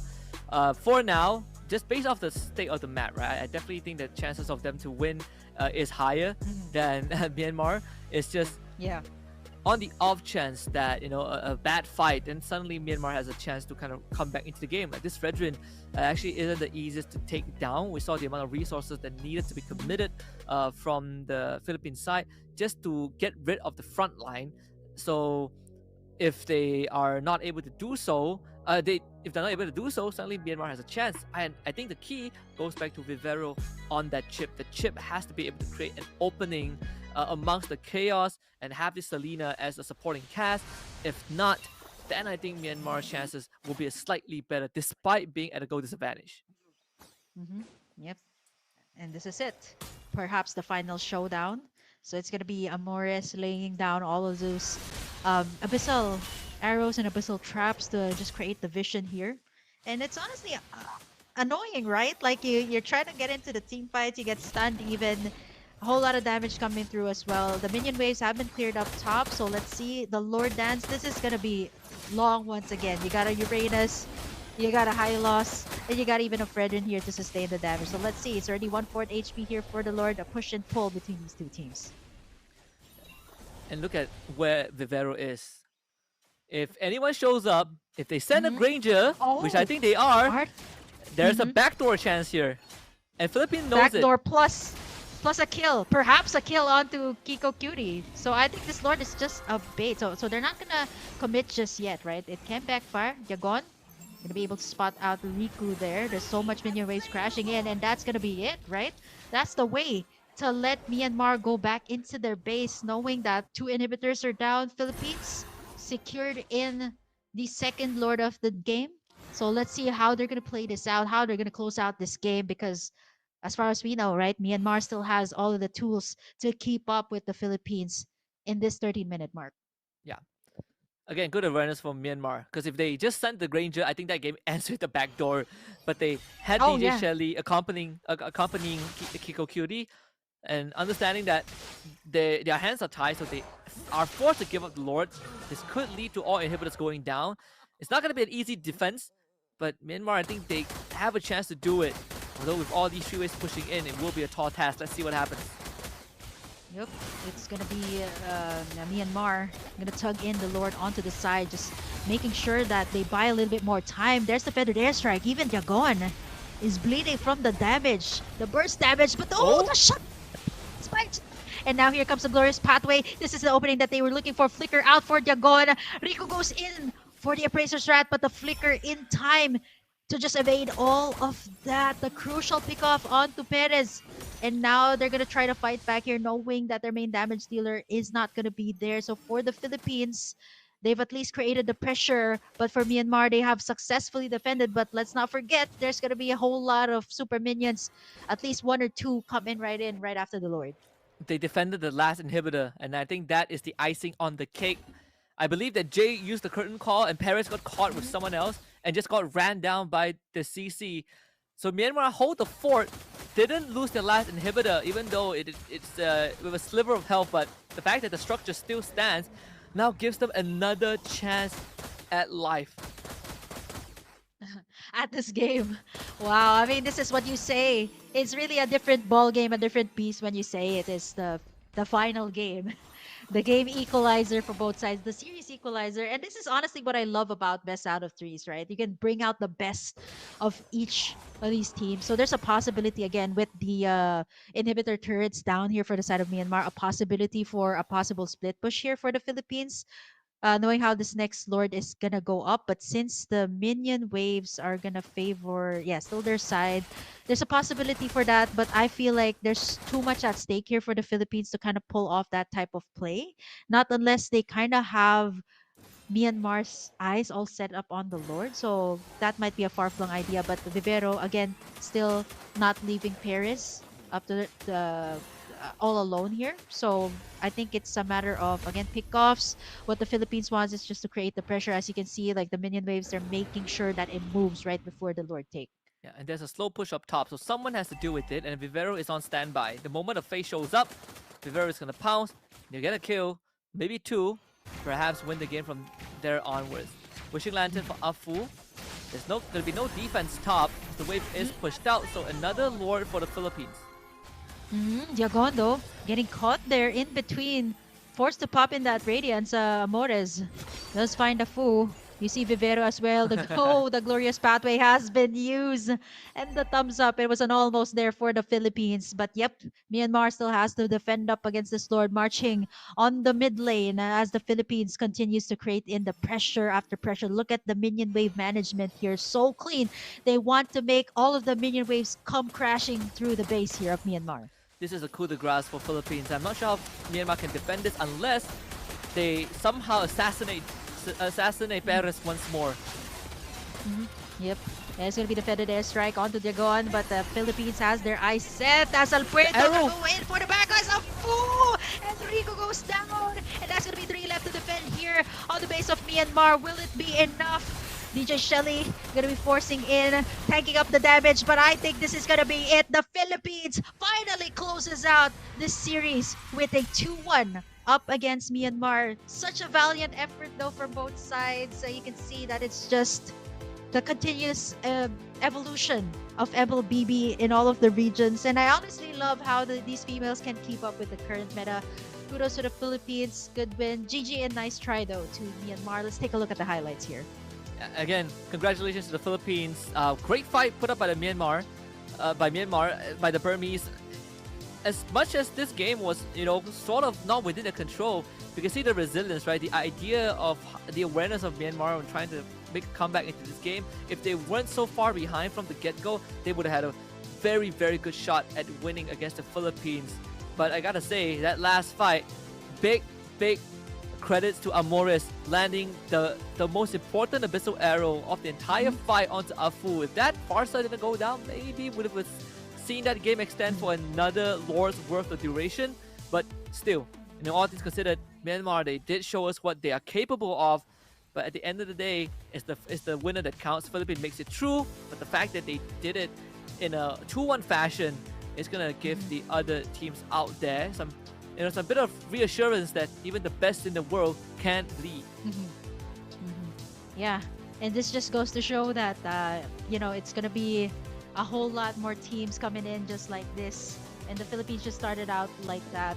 Their strike, yeah, it was too much. I think for Amores though, I have to say she brought out the trump card here. She brought out the trump card. She had so much highlights with the Selena, even in previous tournaments, previous MPL. So it's just so nice to see that she finally again picked this up in the final matchup here up against Myanmar. But you know what? I didn't expect this series to be so close, right? I actually expected, like with how the Philippines played in the first game, we were expecting, the expectation was to have 2-0, but Myanmar just kept up with the tempo and was able to finally extend it to our first 2-1, first game number 3 for today. Yeah, and it's the closest game, third game at least, was the closest game that we had so far. And without the Farsa in this equation, there was just not enough damage to deal with the Lord, and allowing Philippines to eventually close out the game and put themselves ahead on that group stage 2-1 stat. 17 minutes and 30 seconds. We saw even towards the end of the game a couple of brute force breastplate being purchased, not just for the adaptive attack, but also for the crowd control duration reduction and a bit of tankiness. We saw that from Diagon, and then even Alpuerto bought it at one point. Even for the side of the side of Myanmar, we saw 2 of them, right? One on Riku, one on Jay. We see overall it's just the chip being a big problem for Myanmar. When they found a solution to it, they've already lost majority of the map control, so the game just naturally became harder for them. But I think if it's not because of Vivero, maybe Myanmar would have a better chance because they don't have to deal with all these surprise attacks. Yeah, the chip was just the thing to wrap it all the way up for the Philippines. And I think this is also a popular, even here in the Philippines, it's usually a very situational pick. But again, if you use it so well, this is actually the results. But kudos to Myanmar. GG, nice try. But for the Philippines, they're going to be closing out. Hard-earned victory for them, 2-1. There's still one more matchup, by the way, for everybody who's tuned in. It's going to be Kazakhstan versus Uzbekistan for our next matchup. Still a BO3 for today, but all I can say is that that's what you get when you have the Philippines up against Myanmar. This is also the same case, almost the same case that we had in the male division. Yeah, just you the usual quality, right, that we expect from some of the best teams, some of the best regions in the world for MLBB esports. Of course, Philippines still on top, but Myanmar, again, I did say at the start, sometimes when you forget about them, they remind you who they truly are, and I think the ladies from Myanmar, the Burmese, have definitely left a mark on in this group stage. So it's a good way to end this series, to give us a full 3-game package. I wish the Burmese best of luck. I'm pretty sure that we are going to see more of them down the road. In fact, this is just the beginning of the journey. If anything, maybe they will have a chance to meet in the playoffs again.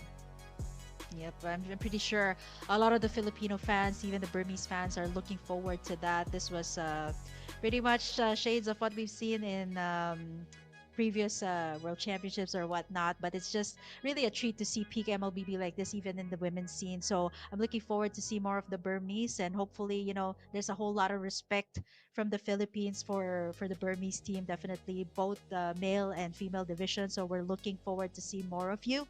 But yeah, one more matchup. One last matchup to close off this first day with a lot of action-packed matches. Again, Kazakhstan versus Uzbekistan for our next match. I hope you guys don't miss out. Still gonna be me, Kim, and Husky on desk later on. But for now, we're gonna be going to a quick break. Don't you guys go away. The Iesf Asia and Oceania qualifiers will be right back with more MLBB action.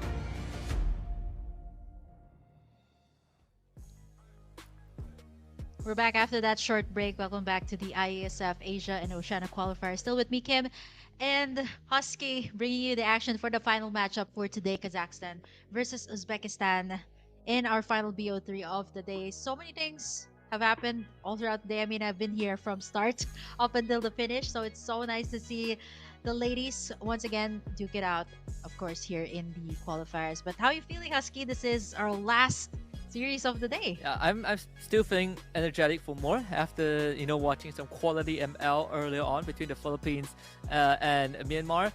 But right now, I think it's sometimes we go from the major regions to some of the more less seen ones on the global stage. I think this series is going to bring us some surprises as well. Kazakhstan against Uzbekistan, we don't get to see them often competing against each other, let alone playing Mlbb competitively. So I think this is going to be a treat.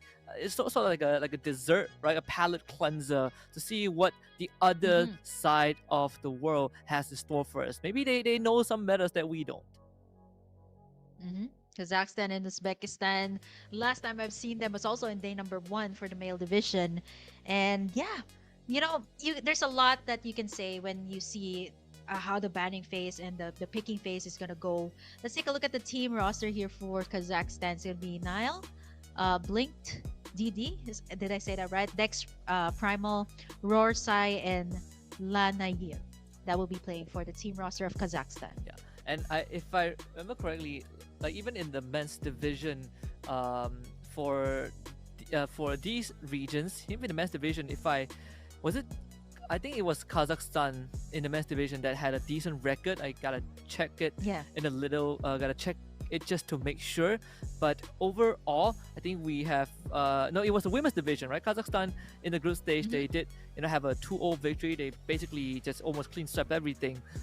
In terms of matches, they 2-1 Uzbekistan and they 2-1 against Kazakhstan. So this is sort of a rematch from that group stage, which in of itself is pretty interesting. At least this one is for the mixed division. For the women's division, if it tells us anything region-wise, maybe Kazakhstan is going to be the favorites to win it. Yeah, there's not a lot of like what you said. There's not a lot of information. Maybe not a whole lot of tournaments just yet in their region. So we're gonna have to find out. This is definitely one of them, and it's at the grandest stage at that. So I want to see what they'll pull off. So far in the male division, I feel like it's pretty much a similar method with what we'll get in the women's division, maybe like a mix and match of what we've seen in the male division. But so far, I think they're up to date with the meta, they're up to date with what's going on, and they've been keeping up with the current meta because there's a whole lot of Lancelot still for today, Gatotchas even. So I want to see, I don't know, there was also a time that Uzbekistan also pulled off something uncontemporary. We've seen a lot of uncontemporary also today for those who have been watching since the start of the stream. A Beleric that was picked up today had a high success rate, won the game. We've seen a Cecilia and Carmilla combo that just took the game by storm also. So there's a whole lot of things going on. I mean, I can't believe I was here from start to finish and still holding out strong here up until this the last series of the day. So let's see. We've seen a game number 3 for today, so catch me by surprise. Kazakhstan and Uzbekistan. I want to see what you guys have got up your sleeves today.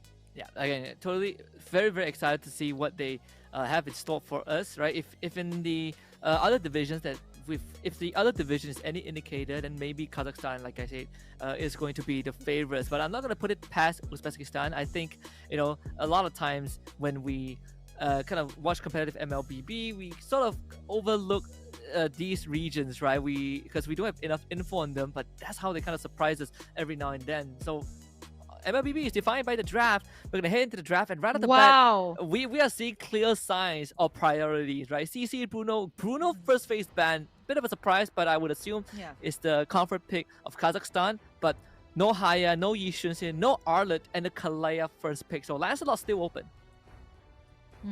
Lancelot, Zushin, even I think a lot of the teams love to prior this, knowing that she has a whole lot of utility in her kit. But it's gonna be a different route here for the side of Kazakhstan, going in for a setter as well. Again, flex for the Badang, could go to the Roam, could go to the XP. The CC has been banned away, so which means that I want to see a Lapu Lapu here in this last game. Me and Nice to have been talking about it in the last time I casted. The last time I said, oh, Whoa. Wha- Whoa. But well, They, yeah. speak of the devil. I want to see it. And there you go. Yeah, Mhm. yeah. There you go. The Lapu Lapu.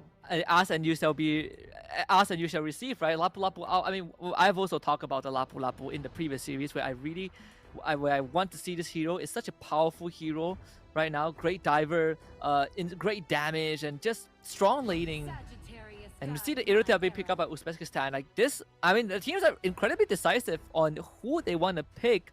So it's already got to be very excited. The Farsa comes out, power picks for Uzbekistan. Yep, solid damage as well. Great area of effect for Uzbekistan, but they are gonna have to watch out, of course, for the combination here of the Badang and the Lapu Lapu that can be very deadly. You add the Granger here in this lineup as well, going to the side of Kazakhstan, great range. I would say can go head to head, of course, with the Iritel. But we're heading over into the second banning phase just like that. It's so fast. I feel like these two teams have already gone up against each other, maybe in ranked games, maybe in scrims even. So I think they have a little bit more of information here with how fast the banning and picking is going here in this final matchup of the day, match Mhm. number 1, by the way. So it seems like there's no junglers just yet for both sides. So are we gonna be taking away more assassins here right now for both sides, or maybe even pressure out the XP lane since Kazakhstan already has a very solid powerful XP laner here. I think if you are Kazakhstan, you probably won't be too worried about banning out junglers because you can forfeit your jungler, right? You can forfeit your jungler and give yourselves an edge. And if you are Uzbekistan, you're also thinking the same thing. I don't want to ban out too much junglers and leave myself with no room to breathe. So banning out the Fredrin, it makes a lot of sense. We still have the Baxia, Akai, Lancelot still left in the pool, the Joy too. So 4 decent junglers for them to pick and choose. Whereas for Kazakhstan, I think you can ban out another XP laner just to give your Lapu Lapu a great time. There's already no Uranus, no Arlet, no CC. They ban out the Ruby as well. the So Ruby. okay, they're really hammering in on that XP lane and making sure that if there's one lane that starts snowballing, they would want it to be the Lapu Lapu. Considering that this Lapu Lapu got picked first and then the Farsa came afterwards. So it is definitely kind of a wet dream for a Lapu player right now.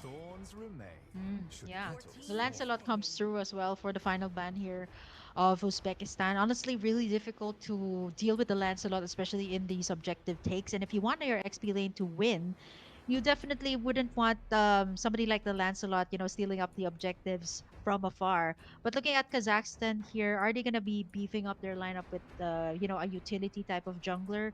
But then again, it's really difficult to have that kind of setup, right? Like you need a burst mage. Will an Eve be a a pick here, or the Zushin even, which is open if you want to go for like utility here for Kazakhstan? There's gonna be so much utility, but okay, they go for Selena here All for right. the Vision pickoffs up against the Farsa and the Iritel. I mean, I'm not so sure about the Iritel; it's a bit more mobile, but the Farsa though, that's gonna be a primal target here for the Selena. Yeah, so there's even more crowd control coming out from the side of Kazakhstan, but again, it's a composition like one Selena arrow lands or one Badang engage, connects, and suddenly it's going to be chaos. But hold on a minute, a Suyo is Suyo in this meta. I have not seen Suyo ever since this patch was a thing. Same. So the Baxia gets picked up. This is a Baxia XP. P, So we're yeah. kind of dialing it Not back, unless- 1-2 patches, Yeah. sort of 1-2 patches. Yes. Yeah, I was gonna say, like, is it gonna be a Suyo XP? I mean, I did see that, but knowing the Suyo's kit, it's more of a jungler than an XP laner. But Kazakhstan, though, they still need to deal with their jungler. Are they gonna go for a utility, or more of the damage, right? Like, I feel like with the Badang and the Lapu Lapu to set up the place, they can perhaps go for the Guinevere Wow. jungle. Okay. So this is throwback to what 2 seasons ago maybe, or a season ago, a whole lot of patches ago actually, when other players were still playing. This was a thing. Guinevere in the jungle, great for setup. So much setup sphere for Kazakhstan. If they do land in all those ultimates all at the same time in the right place, right time, it could really work out well for them. Okay. I mean, we started the draft with, us saying that, wow, the team, they really know what they want to go for. We saw so many power picks, and then the second phase kind of threw us off a little bit. Like this Suyo, Suyo, Baxia, and then with the Guinevere, Guinevere, I can see the idea. Like Kazakhstan has a very clear idea. Like one guy lets the crowd control, suddenly it's lights out. But for Uzbekistan, it's not too bad. I mean, I would like to believe in this Baxia XP again. You know, it was popular for a while, but we did say that they bring surprises. So let's see what they have. Wow, a Baxia with a Purify of all things. Oh wow! I was actually expecting a Baksha on a. Okay, so it's to counter out the Guinevere, the Guinevere perhaps. Like you don't want to be landing on the Guinevere skills, right? And getting caught in between. But yeah, I was expecting a Revitalize, maybe even a Vengeance if you're gonna be playing it on the XP. But yeah, wow, Purify on the Baksha. But let's see though. This is the first game, Kazakhstan versus Uzbekistan here for match number 1 of our final series of the day. You know what to say. Sometimes it takes the Purify, maybe every man for themselves, but I can understand the sentiment, right? You give away a little bit of the survivability with the lack of Revitalize, but at the same time, you make sure that you're not gonna die the moment someone hits you with the crowd control. And even this middle lane, plenty of pressure from Kazakhstan side. Again, this Selena arrow is making life incredibly hard. Another connection. Yeah, just 1 and 2 skills is just enough, right? For the team members here of Uzbekistan to back away. So much pressure down bot though. This is looking a bit all right, right? Like the Baksha, I do actually see this in the XP lane, especially even here in the lady scene in the Philippines. This is a thing also, the Baksha and the XP lane. But then this is again a very a throwback to seasons ago. Mostly like you see the Baksha on the roam and the jungler position right now. No pickoffs just yet. 20 seconds before the turtle is up. And looking at how things are going, a lot of purifies on the side of Uzbekistan. So that's a massive respect towards the Guinevere and perhaps even the Selena at one point. Yeah. Again, whoever gets caught is gonna disappear. Yeah, okay. That's going to be a takedown onto Psycho there by Hinata. And Io Lim going to be the next one. Forced to flicker out of that one. Dex Primal going to be trying to get somebody there, but it's going to be just pulling the rest of her members to safety. But that's going to give Uzbekistan a much better position into the turtle without any contest at all from the side of Kazakhstan.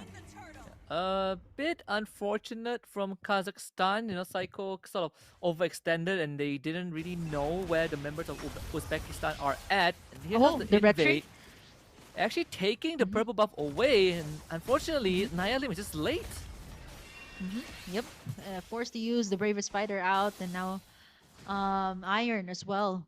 Gonna try to find somebody there, but this is a great start for the side of Uzbekistan, even going as far as pressuring the purple buff from the Guinevere here of Psycho. Yeah, just like that. I mean, Uzbekistan off to a decent start. Again, doesn't really give them much of a lead, right? It's still the same net worth for both teams. There's not really much that they got out of that except for Turtle. Even for Mlbb, still pressuring this Irithel despite being in a losing matchup. And gotta remember, all Kazakhstan need is a good setup with a crowd control and a bit of arrow or Guinevere knockup, and they could convert that easily into a kill. So they are fine with losing that initial turtle. Oh, Hinata. Lana Yim misses out that last hit onto the bravest fighter. Forced to flicker out with 1 HP there. And that's what you get with the Baksha, right? Like just countering out all of the sustain, all of the lifesteal coming out from the Lapu Lapu. But here you go, the Feather Death Strike from Yasya, zoning everybody out from the side of Kazakhstan before the turtle. 1 resource away, but for now, no pickoffs just yet. Uzbekistan started out real strong, but now Ayam gonna be finding something in.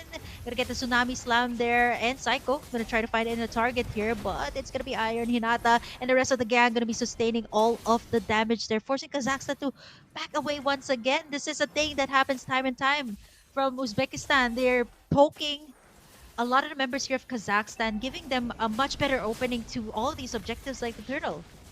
Yeah, and they are not really losing much, right? At the end of the day, they will get the objective and continue to make sure that Kazakhstan doesn't run away with the game. They get the turtle for themselves, and even this Baksha XP lane, it's acts as a big sandbag to keep this Lapu Lapu in check so that he doesn't participate in the fight and help out his team.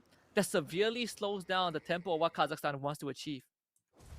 Yeah, I think this is probably the reason why Lara's always late to the party. You got Hinata just intimidating you in the lane and at the same time doing so well of sustaining this lane, right? Like forcing the Lapu Lapu to not go in for the engage every time there's a team fight here, which is the reason also why Uzbekistan is so confident in diving or perhaps engaging here up against Kazakhstan, even though they do have a very deadly type of lineup here in the mid lane, Salina and Badang, that can just catch the members here of Uzbekistan. That's gonna give Uzbekistan some room too. We can see that Kazakhstan, they are not backing down from the pressure. They are still trying to look for openings, albeit a bit tough right now. And this Lapu Lapu are not able to string into action just because this Baxia keeps keeping her in check. Like Hinata is doing a fantastic job, and now a potential four-man gang down bot too. Let's see if she can hold on. Yep, it's going to be Lana Hinata diving right in, but that's Wow. not going to be enough. But on the top side, though, there's going to be a mirror move here from the side of Kazakhstan as they take down Space Love Us on that Iritel as well. Just a mirror move from both sides, just understanding how this works. And the macro plays as well, taking in the purple buff as well here away from Psycho of Kazakhstan. Okay, that's actually not too bad. I mean, they lost the Lapu. It's still a win for Uzbekistan, right? But at the end of the day, when you look at the trades, both teams actually got a 1-for-1. They got a turret in the side lane and they got a kill on the enemy core. Third turtle spawns, and if Uzbekistan takes this objective, then they will start to really be in control of the game. Whereas for Kazakhstan, they're still trying to find that opening. They have a lot of single target spells, but the problem is being able to commit to it when they actually connect with their abilities. And in that case, the fact that they are slightly behind Mm. means that they will need a bit more time to get those items online. Mm-hmm. Yeah, we see as well that Psycho just clearing out the waves there up top. So I'm thinking that they might actually want to just give this.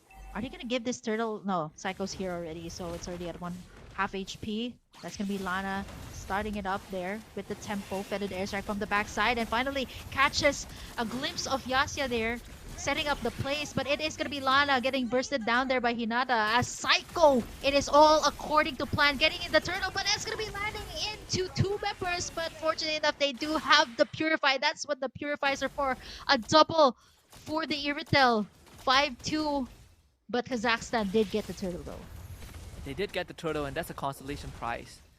Uzbekistan starting to extend the lead a little bit. We saw that arrow being thrown out into the back line, followed up with the Badang engaged. It looked good, but Iron snuck into the back line and stunned two of the Kazakhstan's core with that Blade Surge. And just like that, it cuts off any sort of damage support from Kazakhstan and allowing themselves to come in with counter kills. So far, Yasya has been untouched, right? 5 assists, having able to use all the artilleries, all the salvos from the better airstrike are causing massive problems for Kazakhstan because it's blowing out the backline. Yeah, and the timing also of Psycho, but without the Purifies there from Hinata and the rest of the gang, they're going to be able to sustain though. But as long as their core or the Iritel is up, it should be okay. So once Psycho or maybe even the Selena does get the right target here, it's going to be deadly for the side of Uzbekistan. They're going to be taking in as much as they can. The turret's a little bit of overextension just there, but 40 seconds before the First Lord is up, the gold lead is not that far off actually between these two teams. It's just a matter of Uzbekistan being able to front or maybe even countering out the setups here being made by Psycho or maybe even ILM. Yeah, they just don't have the damage.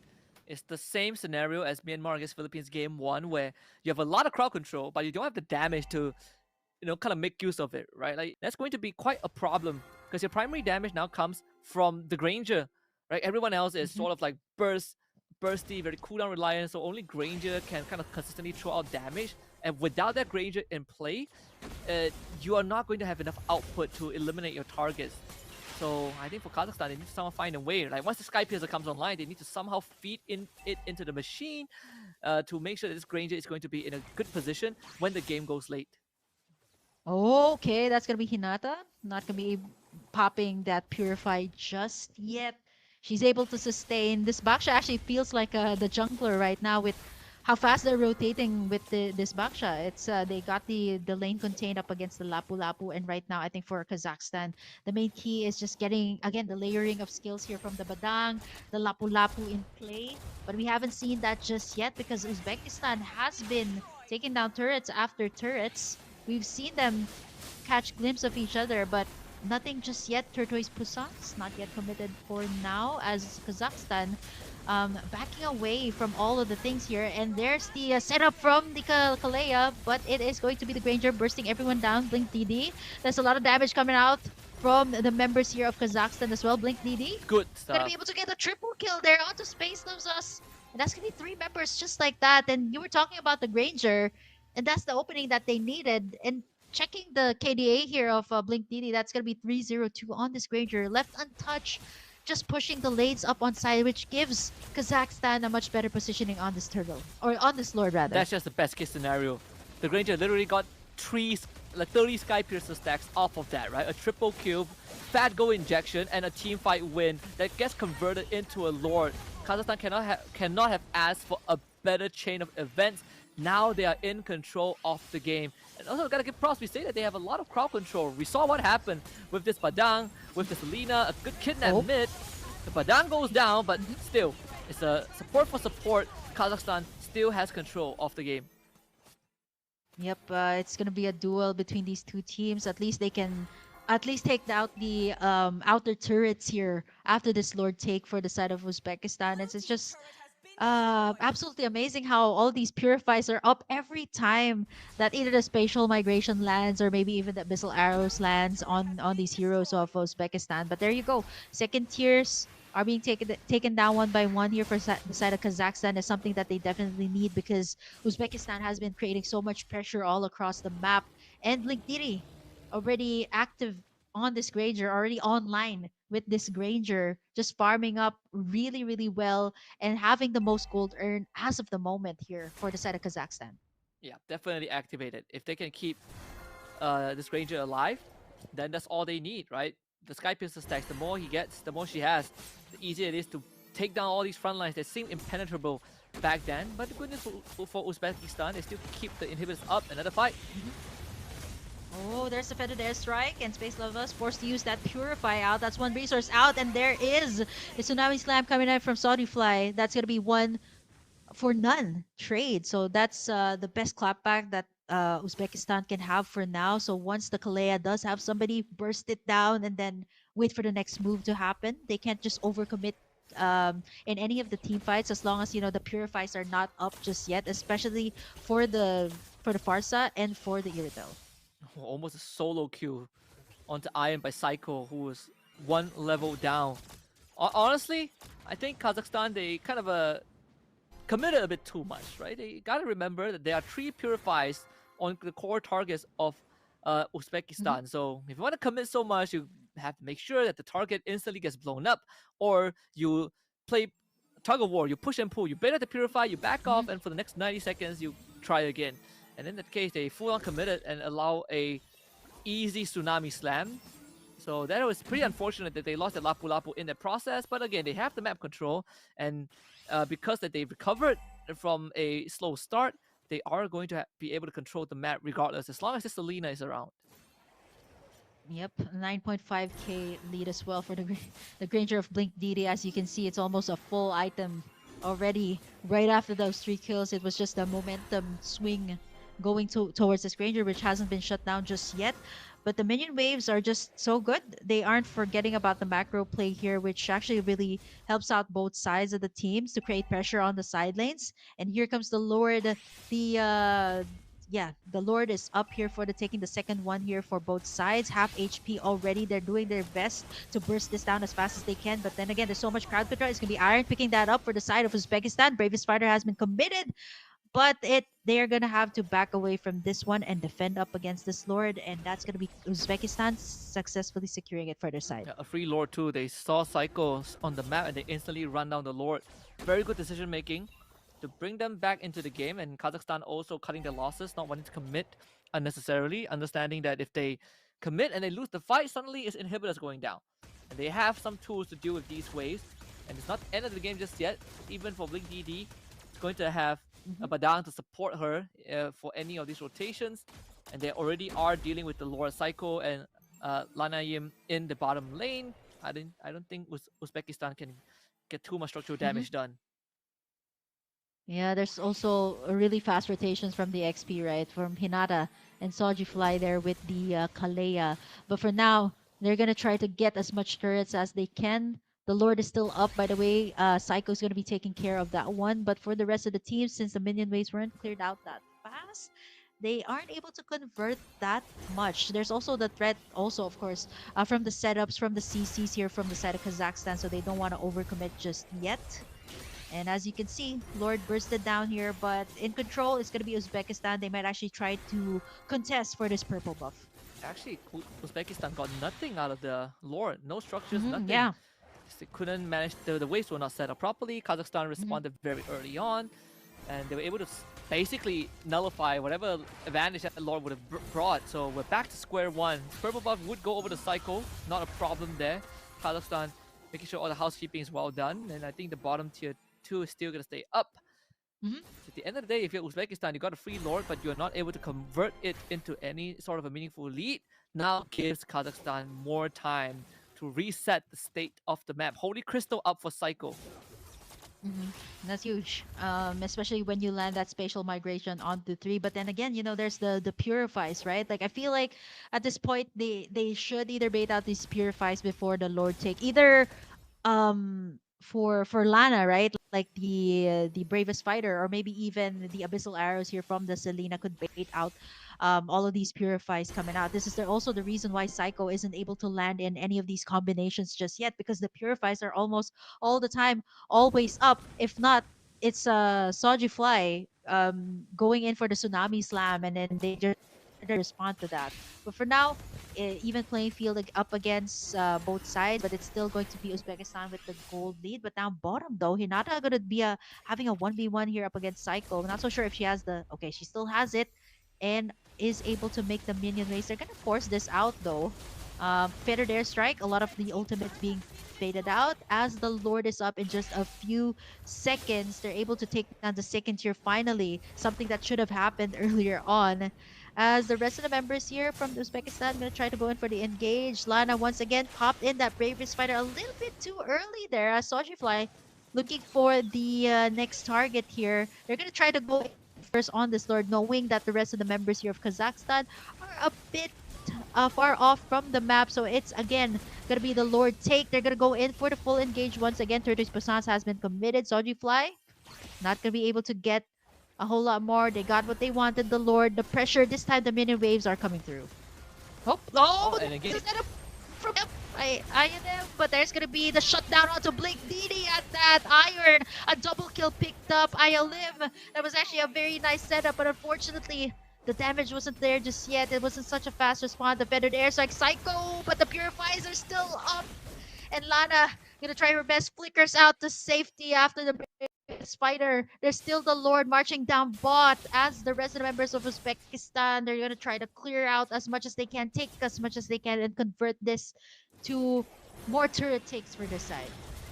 that was a great engage, but Psycho wasn't even with the team, so it was essentially a 4v5. If Psycho was there, I think that would have been a straight up team fight win. As much as there is the Purifiers on the side of Uzbekistan, the one thing that doesn't care about the Purify is the Badang wall. You press Purify, but the wall is still going to block you. Mhm. So, There's still damage too. yeah, it's missed opportunity from Kazakhstan. They can still try it again. They have one more shot. All the inhibitors are up. They just need to take care of the Lord. So this is by no means an endgame scenario, but it does make it harder. There is the tsunami slam there from Soji Fly. It is going to be Lana Yim taken down there. A double kill for Space Loves Us. It is going to be them locking in the base as Uzbekistan takes this first game W up against Kazakhstan. Kazakhstan could kick themselves for this game, for how that game went down, because they had every opportunity to hold the Lord. Obviously, I felt like the last Lord that was taken by Uzbekistan was given for free. Now Kazakhstan kind of lost focus a little bit, but the fact that we saw a potential communication breakdown where Psycho just decided, you know what, I'm gonna go farm my purple buff. and then the team starts to fight, and then that's kind of what led them to a loss. Despite the early parts of the game, both teams were playing on par. It really shows that Uzbekistan has got the game under more control. Because when we saw the triple kill and the 30 Sky Piercer stacks for Blink DD, we were like, this is it. This is where Kazakhstan is going to start coming back into the game. This is where they hit their power spike and come online. But unfortunately, they were just not able to capitalize the potential power spike that they have until the very end. Because this was the fight that really gave them that sign of life, that really, gave Kazakhstan the chance to fight back.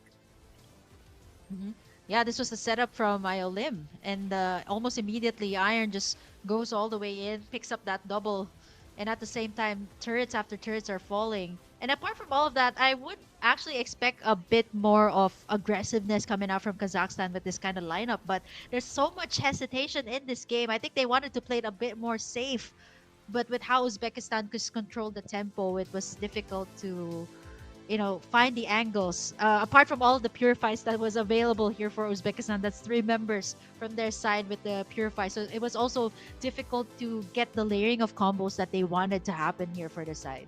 Yeah, it was just very unfortunate for Kazakhstan because I think they had the ingredients to make it work, right? Let's say there's a purify on 3 members of Uzbekistan. If you can land a decent arrow or 2, then it kind of puts them at threat, right? Because the arrow, if you don't purify it, there's a chance you get jumped on.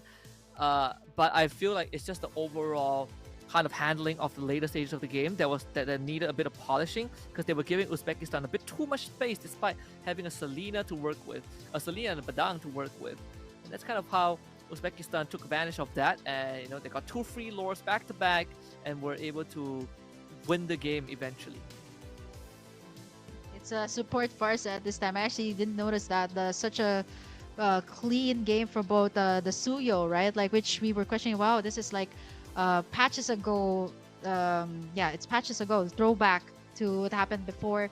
But then again, it worked out so well for their side. We weren't expecting the Baksha and the Suyo coming out, but it actually worked really well for Uzbekistan. But for Kazakhstan, though, so much missed opportunities there. I was actually waiting for the layering of skills coming out from. Yeah, it would be so good, right? Like you get the Guinevere, the Badang, and at the same time the Lapu Lapu. But there was a lot of. I felt like there was a lot of hesitation coming out from their side. I felt like they wanted to play it a bit more safe this time. Wait for them to scale up a bit more, but. Let's find out. We're gonna have to find out because it's already match point for the side of Uzbekistan as we head over into game number 2 in just a bit. But for now, me and Husky will be taking a short break. We'll be back with more Mlbb action here at the Iesf Asia and Oceania qualifiers.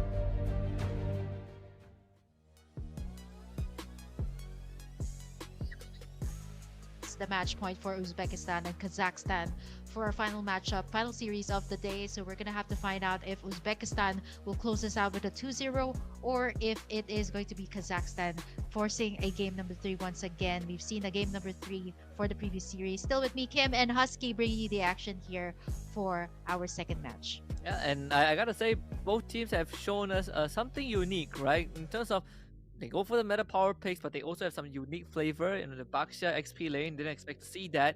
Uzbekistan made Suyo jungle work, which is a pick that would have been considered to be obsolete in a lot of other situations. We saw the Guinevere jungle being brought back by Kazakhstan themselves. But one thing that did define that game one was that late game management, right? Where Uzbekistan just had better control, better understanding on how to play around the macro, because they were getting free objectives and they were able to capitalize on these loopholes that Kazakhstan kind of showed in terms of team fighting and communication, which is very well demonstrated with that 4v5 we saw in that top lane before the game ended. So hopefully going into game two, we see that kind of get polished a little bit, right? Because the idea was there from Kazakhstan, they just were not able to pull it off because they were not on the same page. Yeah. I think apart from the uncontemporary picks that we have to see today, a little update for everybody also. Our off-stream match, Iran versus Oman. It is Iran that won. So if you guys want to get a little bit more of the updates also on the off-stream matches, you guys can catch that over on iesf.gg for more information. Also our ongoing matches as well as they're being updated as we go.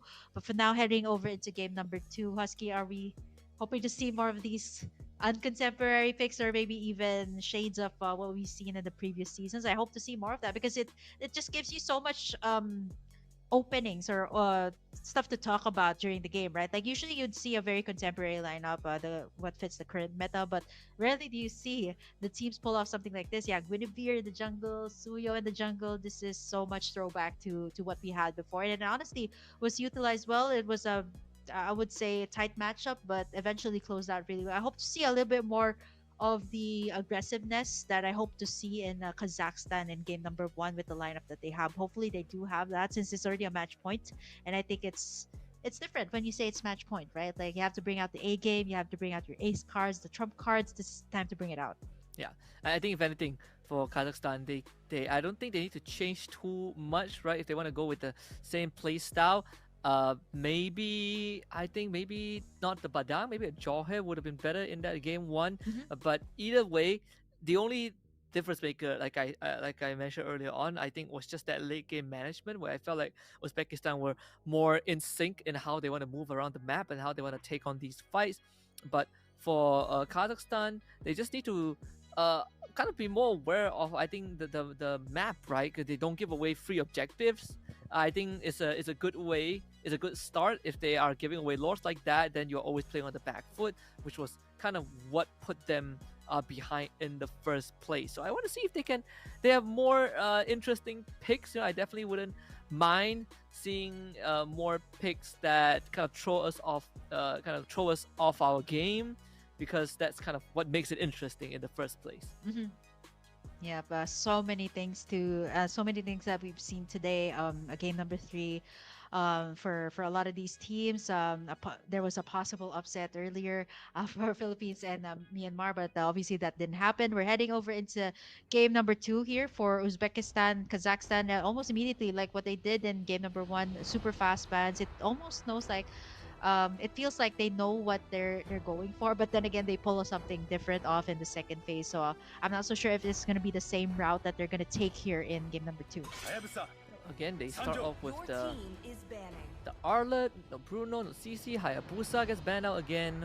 I guess almost the same as the first game. Let's see. The Juicin is still open, right? Juicin, Uranus, both are still available. The Lancelot we also saw was sort of like ignored in the first phase. Your team is Gato gets banned out. We saw the Yeah. Baksha get picked out. I wonder if Kazakhstan would consider banning the Baksha in the first phase because of that. They call me a hero. Yeah, the Baksha because that I saved my actually almost nation from feels falling like apart. the jungler at that point for Hinata.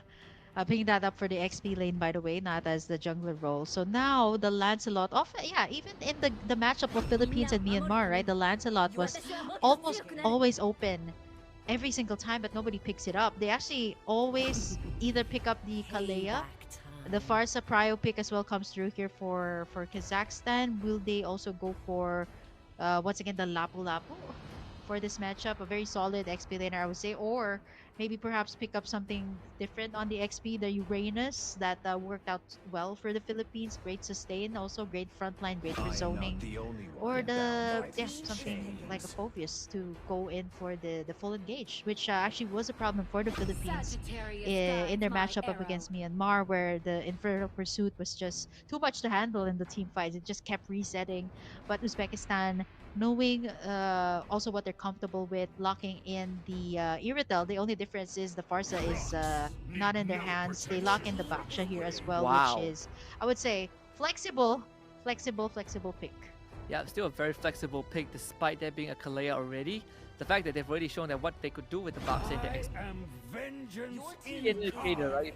It's obvious, and suddenly it's a sandbag lane, like what happened in game one. So the Moskov as a response on Kazakhstan, I do like this. A bit more mobility, very self-sufficient, but at the same time you can play the map a lot When more. you That's kind gain of what we talked about in stability game is one, banning.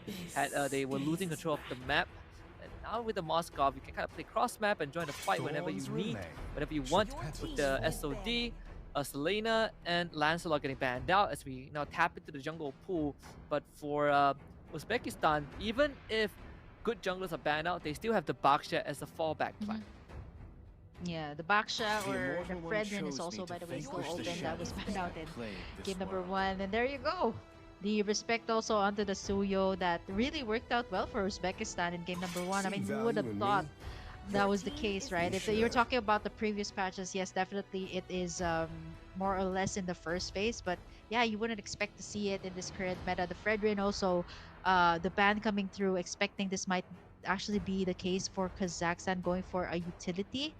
Now they still do need their roamer, somebody that can keep up with the tempo of the Kalea here, somebody that can also frontline for the Farsa. Will they go for a high loss? Your Oh, there you team go, is the high banning. loss. I would say this is much better. It seems like Kazakhstan is not is more of like yeah, they love to play it more on the safer side, which is actually not that bad, right? If you want to play a bit more on the careful side, so you want to have somebody who to soak out the front line, position well as the marksman and the mage, and then hit those right targets that you need to hit. And with the high loss, they can definitely do that. Now the question is, who jungles, right? I mean, Akai is still available. There's still Akai Yeah, if you want to jungle, but X-Borg? the X-Borg, yeah. Yeah, X. Your team Mhm. And Oh. wow, hold on. That's a Paquito Okay, XP, I think. Paquito X. Let's It could be see a if they Paquito kind of jungle. switches.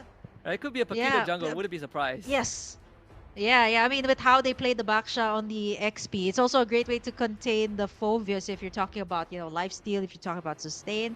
And Paquito, though, I don't think, I'm not so sure, though, if you're going to go head to head with the Phobius, right? It's better to put it in the jungle side. They cap it off with the Julian for the side of Kazakhstan. There's a whole lot of magic damage, though, here for the side of Kazakhstan, Yeah. I with want this being the jungler. like this Paquito is so ambitious, right? Because it's not an easy matchup to play into. Phobius can stop you. There's like decent crowd control. High loss, even. The Hylos is going to stand right in front. I'm not really sure what the main plan is going to be with this Paquito. It is a Paquito jungle, by the way. It's iron on it. So Yeah. let's see. I mean, he showed us some great skills, some great mechanics with the Suyo, which we kind of wrote off from the meta for quite a while. So bringing this Paquito is a blast to at least 10 patches ago. So I want to see what Ian has made Yeah. of. He definitely has made this interesting. Yeah, seasons ago, even in professional play. So yeah, I know there were some buffs, adjustments that were made in some patches, but yeah, we barely do see this in the jungle. I know like this was the time when it was like still season, what, like season, even way before season 10 happened here in the Philippines. So it's crazy to see all of these nice throwbacks coming out from Uzbekistan. I see like the peak of me casting also in Mlbb. I've seen this Paquito being put into play, but honestly, it could be deadly with the right. And so it's just this Paquito has to find an opening every single time with the high loss, with the beefy front line here that Kazakhstan has. It's also gonna be vital to time in the knock-up strikes here to be able to get the targets that you want. Yeah, I mean, it can look incredibly flashy when done right, that's for sure.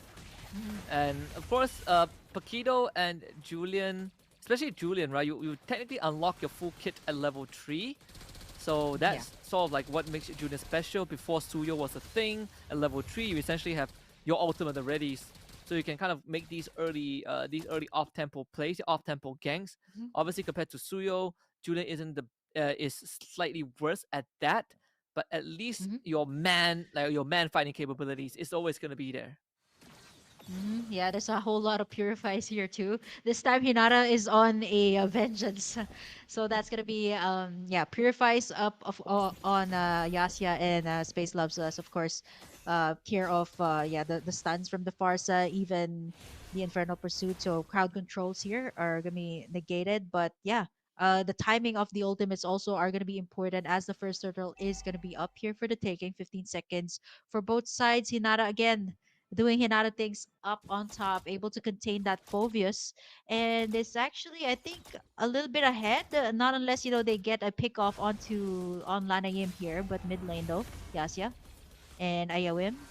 They're going to be poking each other first before they position themselves in the Turtle Iron, already reaching that level 4 Psycho as well. So Turtle's going to be up right now. 1/4 HP. Feathered airstrike onto the backside. They're going to be evading that. But oh, it's going to be Soji Fly trying to get a target there. But with the Purifies and the Revitalize up, it is not going to be an easy target, as Psycho going to be able to take and steal away that first Lord for the side of Kazakhstan. And that's going to be the first blood drawn onto Hinata. Glorious pathway as well onto the members here of Uzbekistan. Psycho goes in for the finish here.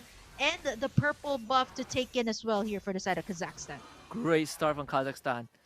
Uzbekistan just they don't have the tools to fight like that, right? We saw the fight ended as soon as the cooldowns are out from Uzbekistan, and they were sent running. They did not have the right ultimates. Kalea doesn't have Tsunami Slam just yet. The SOD didn't connect from Blink DD, or I think she would have joined and got a couple of extra gold for herself. Bottom lane, this is also pretty dangerous, right? Bringing this Iritel low. Let's see if they can at least get the Farsa.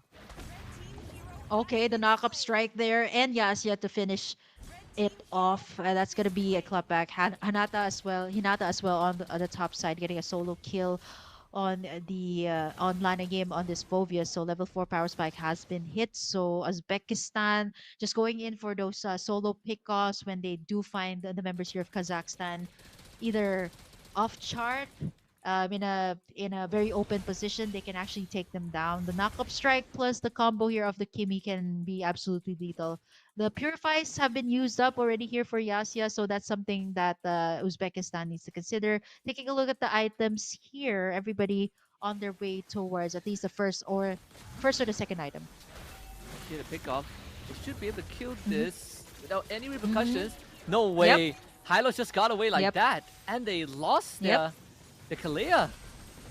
Yeah, I mean that's the price that you have to pay if you go for the full engage. But Psycho though gonna get sandwiched in between the members here of Uzbekistan. So this is what we were looking for earlier from Kazakhstan, right? This is a whole lot more engaged than what they've had in the first game. So this is a bit more aggressive from their side, knowing that they got a Phobius, they also got a high loss. They have absolutely nothing to fear. The second turtle is half HP already. Dex Primal hoping to land in that feather airstrike, but it is going to be iron with the retribution take in here for the side of Uzbekistan, securing in that second turtle of the game.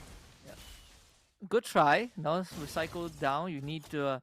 It's very hard to take these objectives, but I mean Kazakhstan they didn't really lose too much. The second turtle for Uzbekistan, but the important one is the third turtle when it spawns. Whoever gets it is going to get a decent injection that gets them that brings them into the mid game with an advantage. And not to mention this Kimi, Yasya is quite a threat too. Again, consistent damage is what this Kimi brings, but also the constant, the constant crowd control, right? The traction pulse, we saw it really make life hard for the Farsa. Lana Yim forced to flicker out to safety, but not for long. As the Turtles Passans and the knock-up strike will be taking her down. 4-4 is the score, and the turret up top for the side of Uzbekistan. Now the pressure is on here again onto Space Loves Us.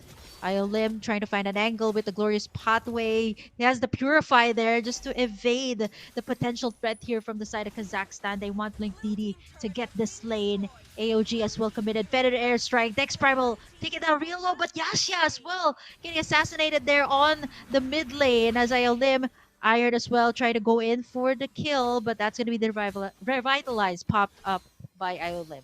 Massive value from the Moskov. Not only gets the bottom tier 1, but gets a kill still. So, yep. Soji Fly not going to commit to more of the ultimates. They got in one. Iolim taken down their mid lane. That should be enough for the side of Uzbekistan. 18 seconds before the next turtle is up. I think what's going on here, like what you said, the Moskov, the global presence. I think if Blink DD can catch the members here of Uzbekistan off guard, and she's actually still standing pretty strong here. 1-0-1, no pickoffs just yet on her. She can, stay as much as she wants on this bottom lane, just clear out the waves, pressuring out the bottom sides. Because she can just keep doing that, pop in that AOG, join the team fight much later on, and still come in with style. But this is going to be the last turtle. Uzbekistan, no contest at all from the side of Kazakhstan, going to be taking it in once again for their side. And that's gonna, we talk about the Moskov as well, right? Like the lane pressure you can give. He will pick off the Phobias. SOD does connect, but she can't follow. There might be a solo kill angle. Takes it to escape, but still goes down. Uzbekistan, that's a big kill. Wow, you can see the stickers coming through, the confidence from the side of Uzbekistan. But I think for the side of Kazakhstan right now, they're just going to be not forgetting the macro plays as well, making the side lanes move as Space Loves Us. Going to be getting that turret down bot as well. Hinata with the Tortoise Passage, it's not so easy to pop in the Infernal Pursuit. This is also the reason why they prioritize this Iron. I'm gonna try to get in Psycho there, but it's gonna be a bit too difficult. It's a difficult task to do. They got a Phobius, they got a high loss as well. So timing is gonna be of the most importance here for Iron to go all the way in. Soji Fly though has been so good with those tsunami slams, those setups for the side of Uzbekistan, which is actually the reason why it causes Kazakhstan to be a bit more reactive here on all of these team fights. Though they are a bit more aggressive now, but here comes the Lord in 46 seconds. A lot of the waves being cleared out by our marksmen over on the side to create pressure. And looking at the goal lead, not that far. Again, just a 2K lead here for Uzbekistan. It's the small Are you wins. lit? Like getting more though, that's a better airstrike force. Now they commit to it. That is a kill. Oh no! Yep, the flicker has been used as well, and the revitalize, or rather the flicker out from Lanayim. And now they're gonna force out this mid turret as again the sandwich Space Loves Us gonna be able to take down Iolim on that Hylos just before the Lord is up. Actually, I think it's really difficult to see the Phobius in this state, right? Like you want to be able to pop in the Infernal Pursuit, but most of the time, what's happening here to Lana Yim is just tanking up all of the damage that Uzbekistan is throwing, and not to mention as well the tsunami slams coming out from Soji Fly.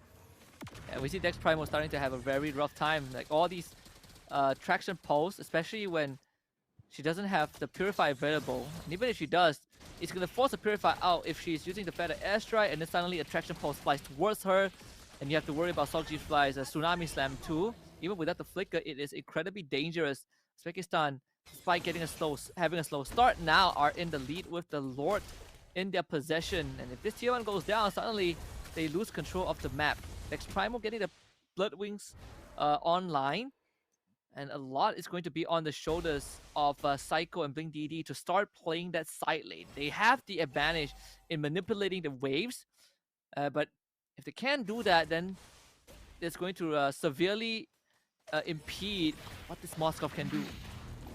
Oh, Iolim again getting in. The setups after setups here from the side of Uzbekistan. There's the feathered airstrike, shredding apart the members here of Uzbekistan. But unfortunately, that's not going to be enough. Tortoise Passance has been committed here by Hinata. And just like that, no casualties at all for both sides. The Lord is still up, by the way, on the bottom lane. For the side of Uzbekistan, this is what they need to do once again. At least convert to some turret takes while the Lord is up.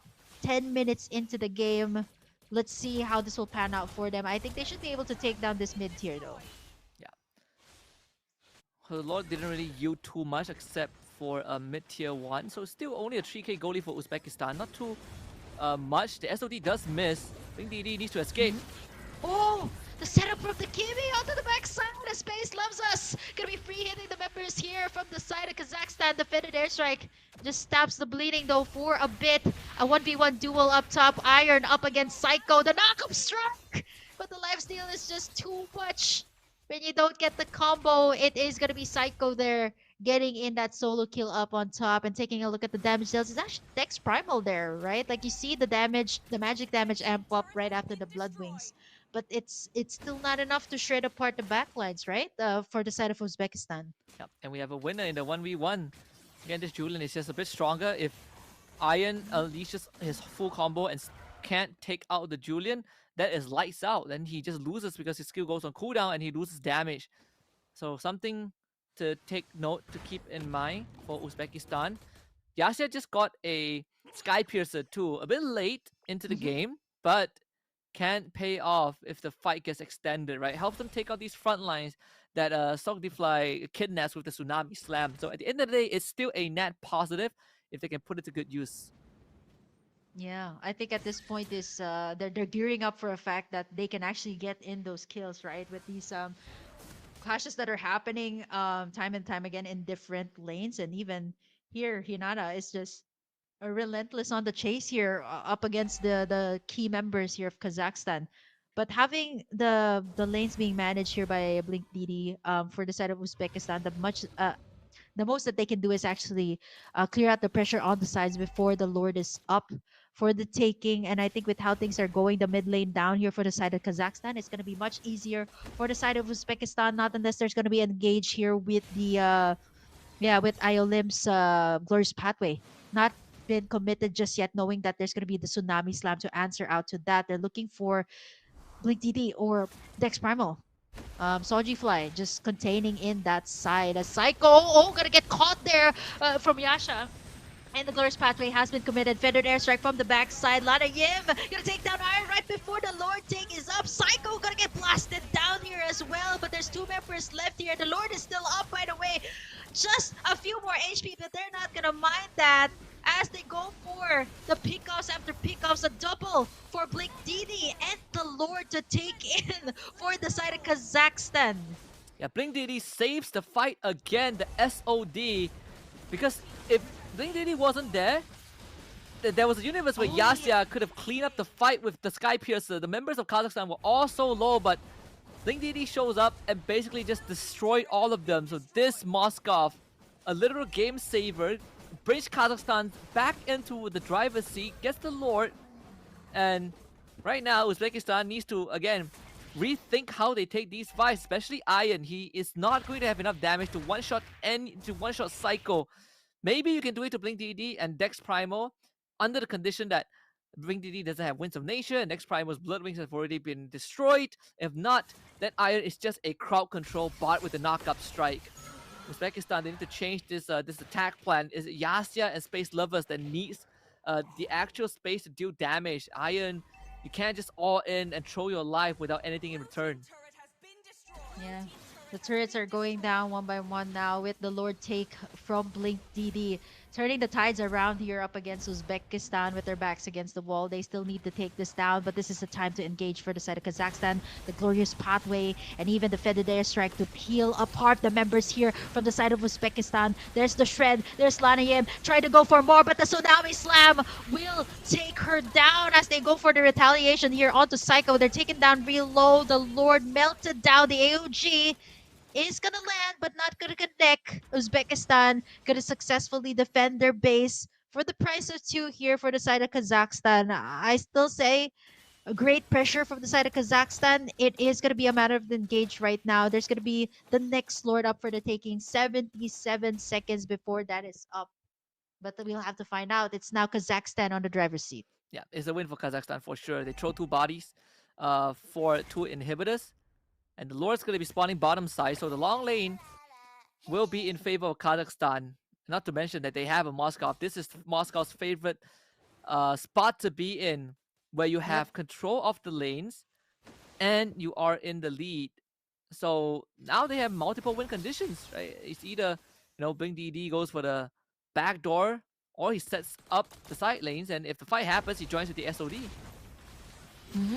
Lana Yim again getting in the Tsunami Slam. No Purify at that. The setup from the Kimi. But from the backside, the Finish Air Strike is going to take down Hinata. Soji Fly taking a lot of the damage. Revitalize has been popped, but Blink just making the plays. Look at how fast she's shredding everybody apart. A double kill. 3 members down for the side of Uzbekistan. And now it's only Iron and Yasha left to defend. They can successfully take this Lord. Well, actually, I think Iron's still going to contest this. They should be able to clear out the waves, but again, the the Moskov is just way too deadly at this point. It doesn't even have the Inspire, so I would be afraid to even dive in all of these team fights right now. Look at how fast she's shredding this Lord apart.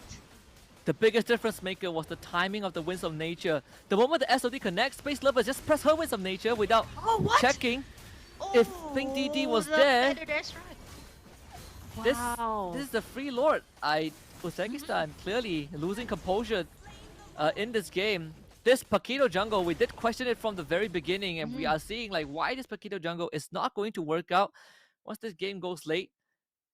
They are still technically going to be able to defend with the whole team because Lord hasn't spawned just yet. The timing was a bit off. It'll be spawning in 14 seconds, but this is going to be a very, very hard defense. Yeah, the feathered airstrikes though are always almost all the time on point, right? Like this is what kind of shreds apart the lineup here of Uzbekistan to back away from these team fights. They get peeled down, and at the same time, the Moskov here of Blink D, they can go in for the final kill. Here comes the Lord marching down mid. I think for the rest of the members of Kazakhstan, they're just waiting for all of the minion waves to crash in here, the base of Uzbekistan. And now it's gonna be Hinata and Soji Fly up to make the plays here. There's still the Tsunami Slam, but up against the members here of Kazakhstan, it's gonna be really difficult. Feathered Airstrike, there's Soji Fly taking up a bunch of the damage. Feathered Airstrike has been used. The Kimi here of Yasya is also dishing out a lot of the damage. The Lord is still up. They can go in for the Glorious Pathway, but that timing has to be right. Soji Fly taking in a brunt of the damage here, coming out from the Curse of Crow. But they're not gonna go for more no casualties just yet. Going in for the plays. The immortalities have been popped. The winter crown. But look at Blinkini locking in no the base, wave. but it's not gonna be enough. There's no minion waves. A double kill picked up there by Yasya, as well as Iron to pick up that other kill. A triple for Yasya. And as you can see, the Sky Piercer, I think right now should be able to stack up to at least 50 at this point. 4 members down. They successfully defend the base. It's only Dex Primal left to defend. They got the feathered airstrike, but with this, is it enough to actually take down the base? The death timers are up 20 seconds before Lord the rest away. of the members are up. Here comes the feathered airstrike. They're gonna try to get in. The Purify is used as well, but takes down the members here of Uzbekistan down real low as still the Dex Primal still dishing out a lot of the damage. It's not gonna be enough, but the inhibitor is down here for the side of Kazakhstan. Not a problem there for Dex Primo. They did lose an inhibitor, but still, they got all the inhibitors on the side of Uzbekistan. The Feather Airstrike was more than sufficient. As long as they blow up the wave, they will be safe. And now, next Lord will spawn just in time for Sogdi Fly to come back to life. If this Lord falls into the hand of Kazakhstan, this game is going to straight up end. They almost got the win just now. They just didn't have the wave. And we saw Yasya's Sky Piercer come kick into effect. Just straight up executed everyone on the side of Kazakhstan. But with all 3 inhibitors on their end and a Moskov, this game is pretty much Kazakhstan's to lose. Yep, it's also an immortality here for Blink DD. So this kind of actually gives her that safety belt that, yeah, I still do have the time to buy and sell. But for now, wasting no time at all, Kazakhstan gonna be able to shred apart this Lord, bursting it down real fast right before Uzbekistan is even able to come right in and go in for the steal. That's gonna be Kazakhstan taking it in. And like what you said, the base here of Uzbekistan is bare. There's no more inhibitors left here. Um, only for Uzbekistan left to defend this one. Let's see, it is the third Lord after all of this game, so this should be enhanced Lord, super minions coming in. So they gotta defend this one up against the side of Kazakhstan if they want to extend this game even longer. But as you can see, The defended airstrike, the Moscow era of Blink DD is just too much to handle already for the side of Uzbekistan. Yeah, if all the waves are synced up, that I don't see a way for Uzbekistan to defend this. They Mhm. need to be able to clear the waves and stagger them. They're gonna try and stagger it now. The Lord's gonna come in without a wave, so they will have a bit of an opening to work with. But that opening is gonna close very, very quickly when the next wave crashes. Yeah, even Hinata is taking a whole lot of damage coming out of the far side, but there's a feather there. Strong. Yasa forced to back away. Soji Fly buying it a little bit more of the time, but Hinata has the immortality. It has been popped, but Space Loves Us tries to go for the pick off as Kazakhstan forced out a game number 3 once again. In this matchup, it's a 1-1, and Kazakhstan gonna be taking in game number 2. I'll be very surprised if this Moskov doesn't get banned out in game number 3 by Uzbekistan, because the only problem that they could not deal with was this Blink DD Moskov. If we kind of take the Moskov out of the equation, I think Uzbekistan would have won this hands down. So again, a fantastic pick to kind of plug the holes of what Kazakhstan lacked in game 1, and just great mechanical prowess from this Moskov. From start until end, Blink DD was the reason that they were winning team fights, that they were getting side lane controls, and he was the reason that in these team fights, and every time it seems bleak for the team, Blink DD becomes the savior. Yeah, it actually took in at least like 15 minutes of the game. Plus, the feathered airstrikes from Dex Primal were also pretty deadly, right? Like, you already peel the front line, and all Blink DD needs to do is just go in, dive in for the kills. It's gonna be so much more easier to get in those pickoffs, just like that, right? Like, you peel in with the feathered airstrike, you need to go in and finally get in those basic attacks and just rip everybody apart. And as you can see, timing is almost all the time always right. It's a back and forth when it reached the mid to late game. But Blink DD again, no one to take control of this. It would actually made more sense if there was maybe an Akai here for the jungler, right? Like, the Iron here's knock-up strike is almost unusable at this point. It's mostly for the pickoffs onto Ruby, or onto Blink DD rather, but most of the time you can't even reach the Moskov. Before you can even reach Blink DD, you get ripped apart as well. It's overall a very good game. We reached like the 21-minute mark here. I would say a long game, if you say by ISF standards. Yeah, absolutely. Again, this game really was defined by the Moskov, right? Even if they didn't, they almost ended the game like before the 21-minute mark, right? In that second last push, they just didn't have a wave to deal with. But we kind of saw how this game is going to go when this Moskov started popping off, and it went exactly the way that we thought it would be. Fortunately, this time the Hinata Baxia XP lane was not able to really keep this Moskov in check, and just you can see like Uzbekistan, they started to panic, right? Some shades of what happened to Kazakhstan in game 1, where like Iron started to lose effectiveness, and we are seeing just very reckless usage of the Winds of Nature by Space Lovers. Every single time the SOD lands, before she even sees the Moskov on the map, she already pressed the Winds of Nature. So by the time when she needed it, she doesn't have it, and it was an easy win for Blink DD. So well, we go another round to see who comes up on top. Yeah, I feel like at this point, you just want to see more of Husky here for today. Wow, the moment that you came in, there's a whole lot of game number 3s, but this is actually the way that a lot of the MLBB fans wants it to go, right? Like, you get a lot of action-packed MLBB for all 3 games straight. And honestly, we were usually, the expectation is like, yeah, let's go in for a 2-0. But you know what? In the very first day of MLBB Women's, we get at least 2 game number 3, so it's a hard reset once again for the teams here for the last matchup of the day. And honestly, it's been a long day, especially for me, but let's see, we're not done just yet. We have one more game. This is Kazakhstan versus Uzbekistan. We're going to be back for more MLBB action here at the ISF Asia and Oceania qualifiers. We'll be right back.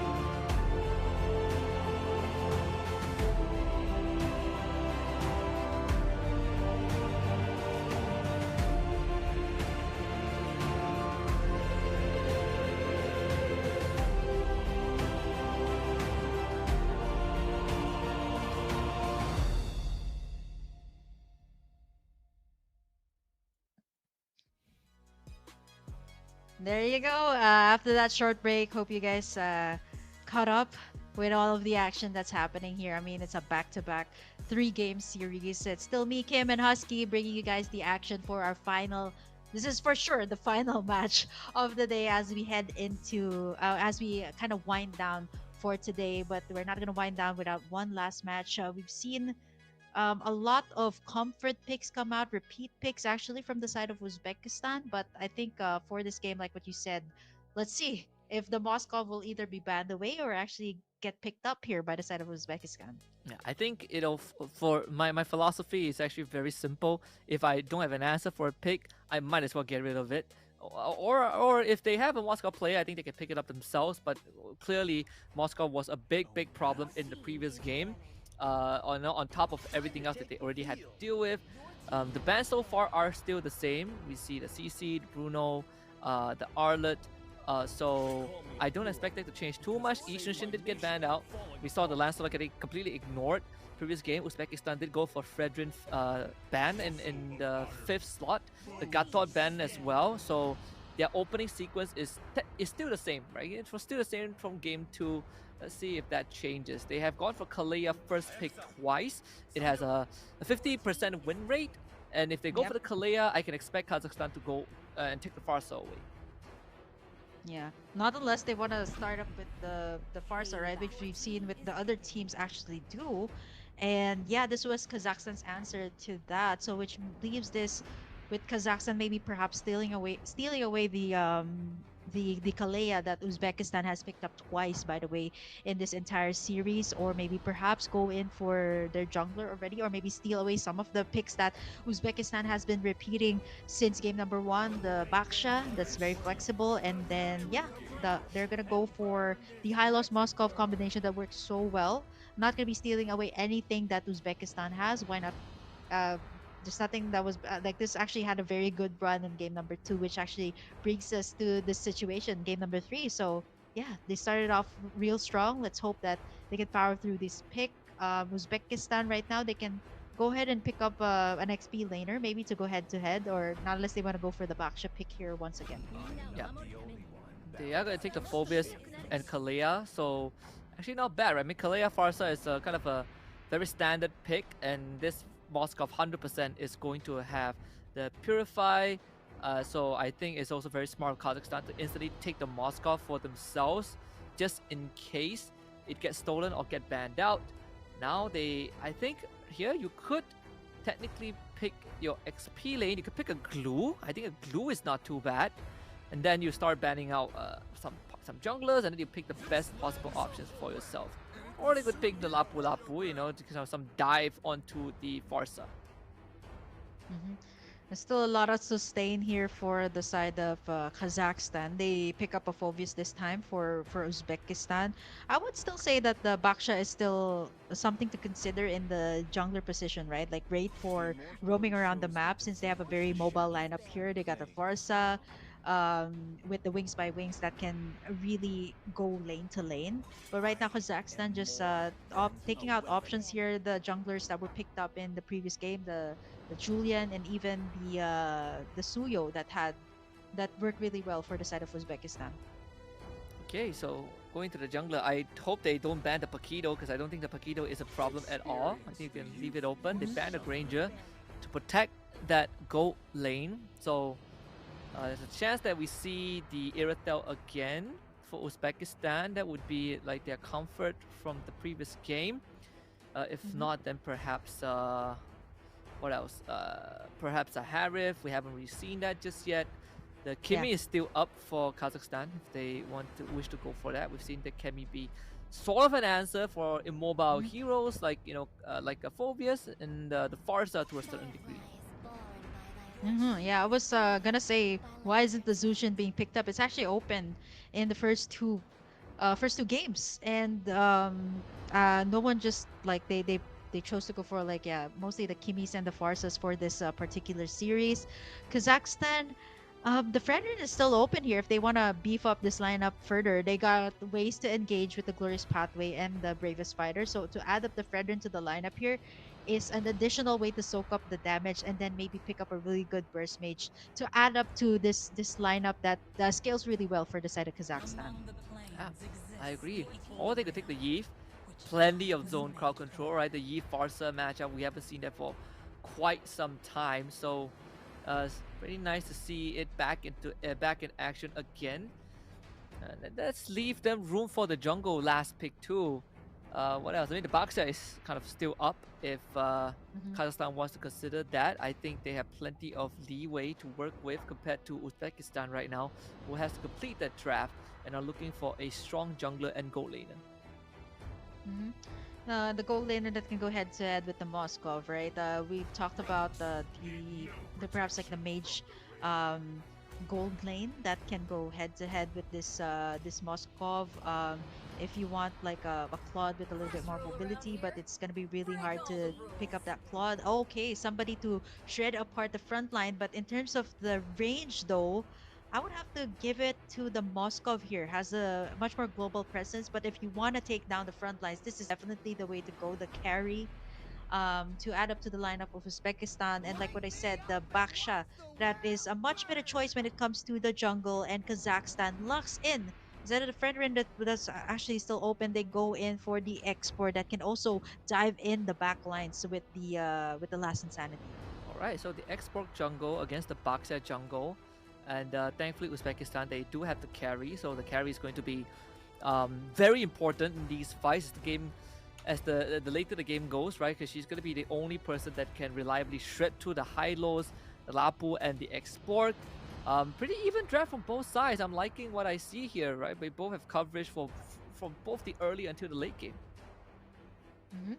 Yeah, both sides covered. It's just a matter of the engages here for the side of Uzbekistan and Kazakhstan. Most of the time, I think for Kazakhstan this time they have a whole lot more options, right? Apart from the phobias that they had in the last game, the bravest fighter, the glorious pathway to engage, and not to mention the Mhm. last insanity also that is enough to break apart the lineup here of Uzbekistan. But for Uzbekistan, they got great AOE with the Farsa that had very very good win rate. But for Soulfly, it is still going to be the Kalea. It seems like she's very very much comfortable with this hero. But let's take a look at who has the Purifies over on the side of Kazakhstan later on as we head over into the last and final matchup between these two teams, Kazakhstan and Uzbekistan, for the last time for today in our game number 3.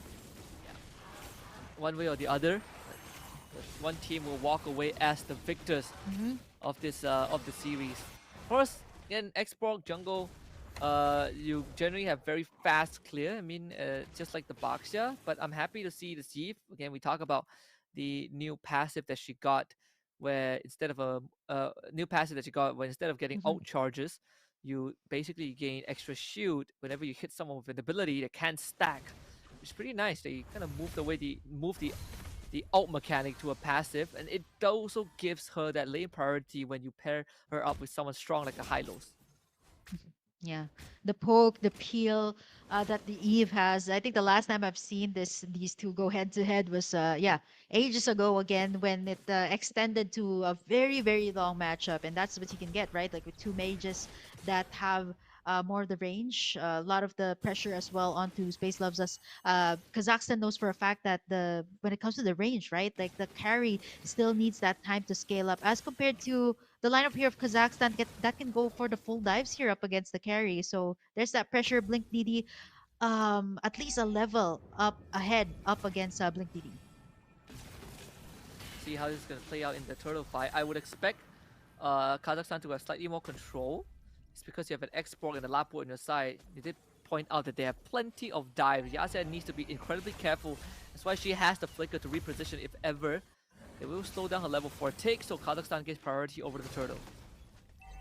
Hinata is here as well with the level 4, so she can go for the Infernal Pursuit. And there you go. And the real world manipulation at that with the Fended Airstrike to boot. And that's going to be Sonya Fly. Going to be the first one to fall as Iron. Going to be able to pick up that turtle while all of that is going on for the side of Uzbekistan. And that's the Infernal Pursuit still going on for Hinata. Still going to try to go for more as she takes down Psycho.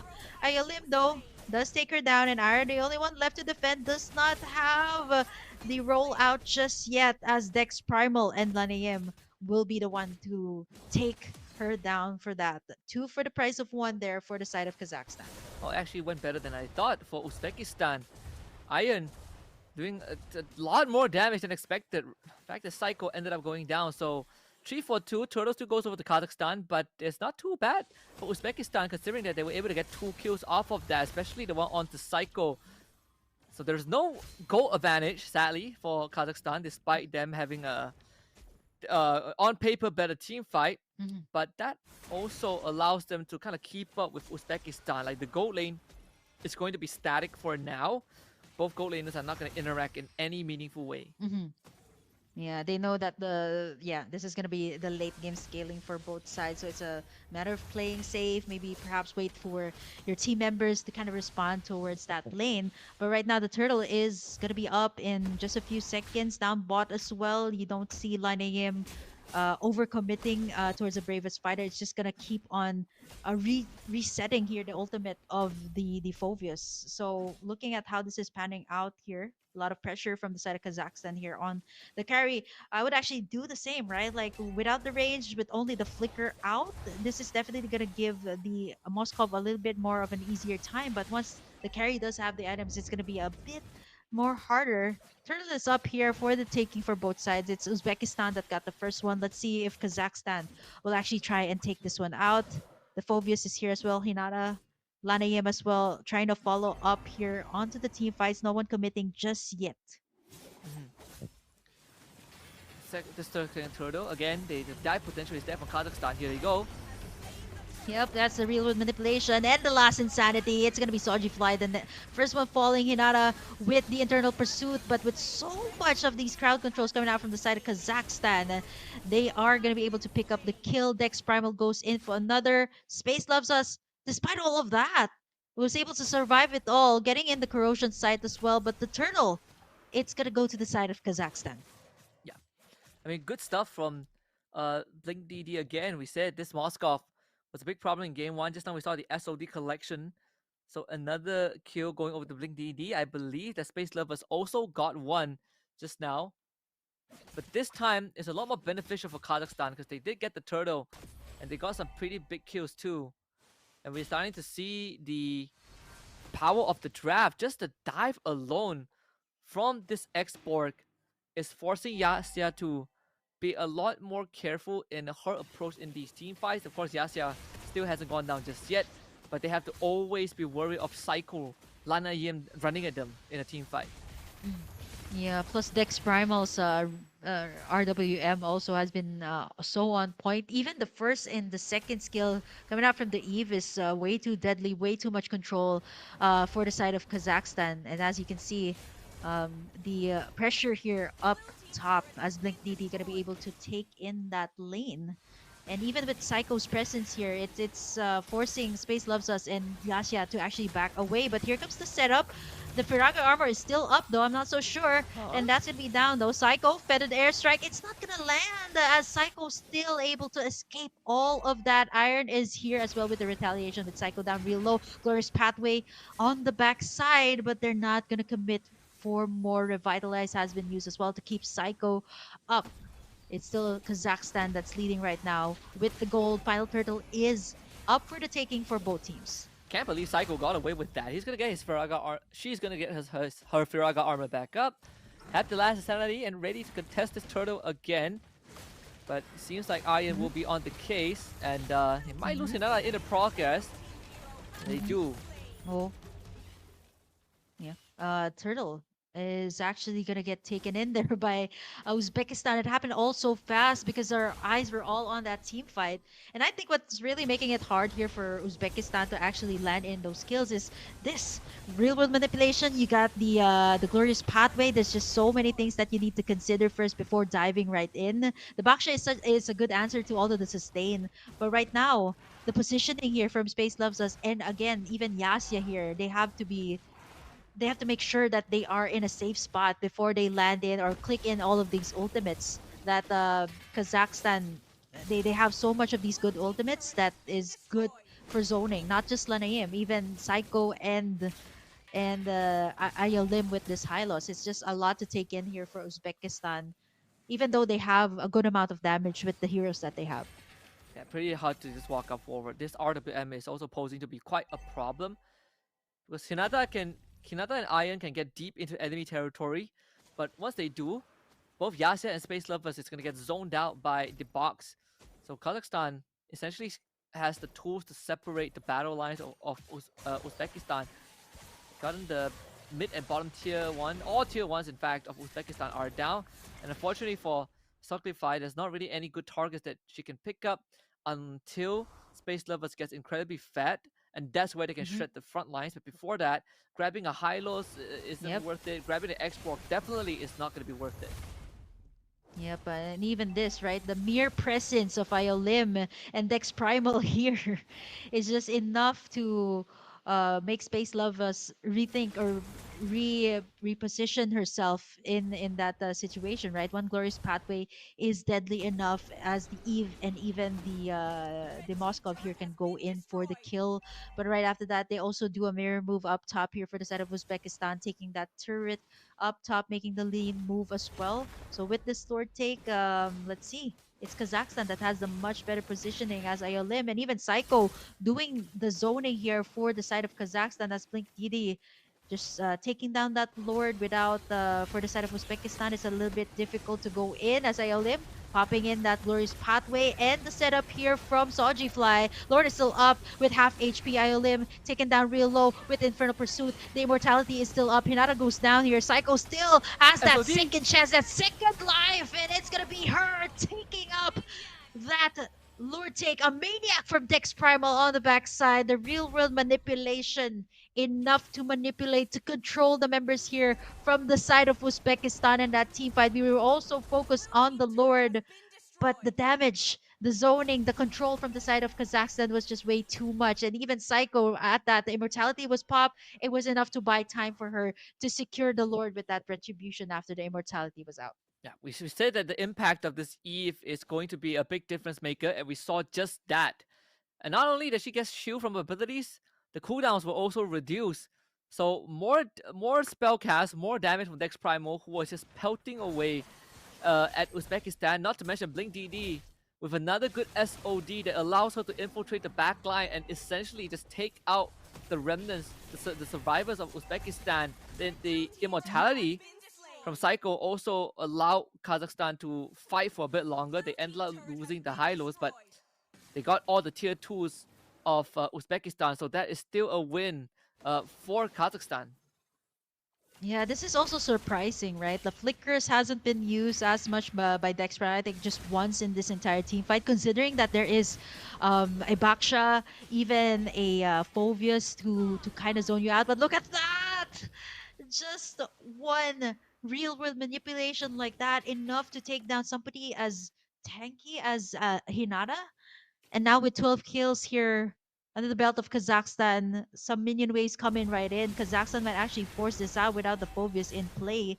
They're just waiting for the ultimates to be up, as even Psycho is enough reason for Uzbekistan to back away from the team fight. Need to spread out their manpower just to defend the silent inhibitors. So they do use the Feather S, right, just to keep Blink DD away, but there's the Revitalize from Iolim, so Moscow back to a healthy state again. Kazakhstan can just stall it out, wait for the next Lord. You know, you send this Moscow to the top lane, set up the long lane when this Lord is about to spawn, and then Uzbekistan will have to respond to that wave, and that's where you get to secure the Lord. It's again, it's all about the macro game. We've seen both teams kind of trip over their shoelaces a little bit, Kazakhstan did that in game one. Uzbekistan did that in game two. But I would argue that game two was more of a draft issue than anything else. But they Mhm. have the Moskov on the side of Kazakhstan for this game. Just like in game two, they will have a say in how these macro game go. Yeah, it's interesting too that the Eve here of Dex Primal actually prioritize more of the anti-heal, right? You got the Wishing Lantern, you got the glowing wand. So usually we see the Eve build up the Ice Queen wand first. I'm not so sure about this current patch also, right? There were some changes made to the Eve, so prioritizing that anti-heal is gonna be big. But look at the burst damage coming out. Ayo Lim burst it down just like that, but they're gonna have to answer out to the minion waves as well. Kazakhstan gonna be able to take down this lord without any contest from the side of Uzbekistan. And Carrie has reached a state where she can Hmm. literally just shred through anyone like butter. We saw that happen with Io Lim the moment Stocklify gets a tsunami slam. Space Lovers just cut through her health bar like it was nothing. Of course, with the absence of this Hylos, this push will not be as threatening. That's why Kazakhstan are letting the Lord slow push as much as possible. Sadly, there's not enough wave to hold it back, so it will be easy food for the carry to deal with. Even Blink DD here is causing a lot Whoa! of damage, and with the slows from the Eve, real manipulation again from the backside. Gonna get taken down there. That's huge. Blink DD though gets the defended airstrikes at 141, and now the glorious pathway has been casted here. Infernal Pursuit to buy some time here for the side of Uzbekistan, but there's the last insanity to take down the back lines. Iron gonna be able to sustain for a bit, but not for long. She gets bursted down there by Psycho. It's only Yasha left to defend, and with this PV front line, the recalls are up as the side of Kazakhstan successfully takes this series with a reverse sweep up against Uzbekistan. It was a Moskov that was the MVP in the previous game, but for this game, Kazakhstan's Dex Primal's Yi was flawless, really manipulating the battlefield with this hero. A deathless game towards the very end, and basically just the win condition. Kazakhstan complete. I even pointed out that the Yi is a decent pick. Kazakhstan made it look easy. There was really nothing that Uzbekistan could have done in this game. Like that carry was probably their best choice, but we saw how much damage Dex Primal was pumping out once she got her items, and it was just straight up melting through the health bars of Uzbekistan's front lines. And even in these early exchanges, which looked even, I would argue that it was more of a plus for Kazakhstan than anything else. Yeah. Where do you see an Eve go head to head with a Baksha just like that? I mean, at this point, it looks like Blink DD was just the support role for this matchup, right? Like the Dex Primal dishes out the damage. Blink DD just goes in for at least the slows coming out from the Moskov. But what was really difficult also, apart from the damage that Blink DD and Dex Primal had, was of course the front line that they had, the Glorious Pathway, the X-Borg as well with the last Insanity. And this is the time where the Immortality was out, but it was enough to get that retribution on time there for Psycho, and getting the Maniac here for Dex Primal as well was absolutely a huge W here for Kazakhstan. And right after that, there was no answers to the Eve, even with the possible setups from Soljifly. It wasn't enough to take down the main damage dealers that they needed to take down here for Kazakhstan. It was just nothing much Uzbekistan could have done in once they started falling behind, because they didn't really have the tools to deal with the side waves. They didn't really have the tools to deal with Dex Primal, and their win condition is just Yasha and Space Lovers have to somehow have enough damage to take out everyone, and that just was not possible with the draft that Kazakhstan has. Lapu Lapu, X-Borg, and then there's an Eve that's just poking you from long range. It is incredibly tough for a carry to function when the enemy has so much range coverage, and we kind of saw that kind of unfold, right? As Space Lovers, it can't really get into these fights without being threatened. There's so many ways to go in and out of the team fight also here for Kazakhstan, but which really made it hard for the carry also. We've seen times that Space Loves Us can actually shred the high loss, but apart from that, right, it was just Eve and the Moskov here. And looking at Next Primal, she had such a good game in game number 2, and even here in this game with a perfect KDA with a 908 and even picking up a Maniac at that in the second Lord take to be able to take in the spin. It's definitely not an easy. It's not easy to pull off a reverse sweep, but definitely very much possible. In Kazakhstan just showed us that for this game. Props to both teams. I think for Uzbekistan as well, showing such a good game in game number 1. But then again, there can only be one victor for every single matchup, and that's going to be Kazakhstan for today.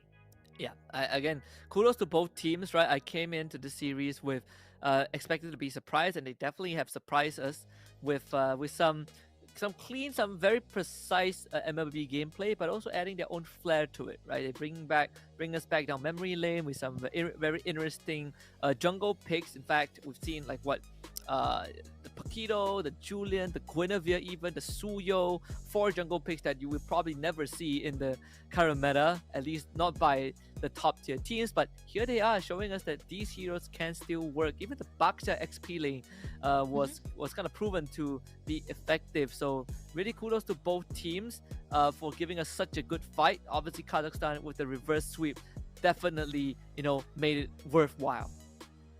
Yeah, it's a 3-game series for Husky for today.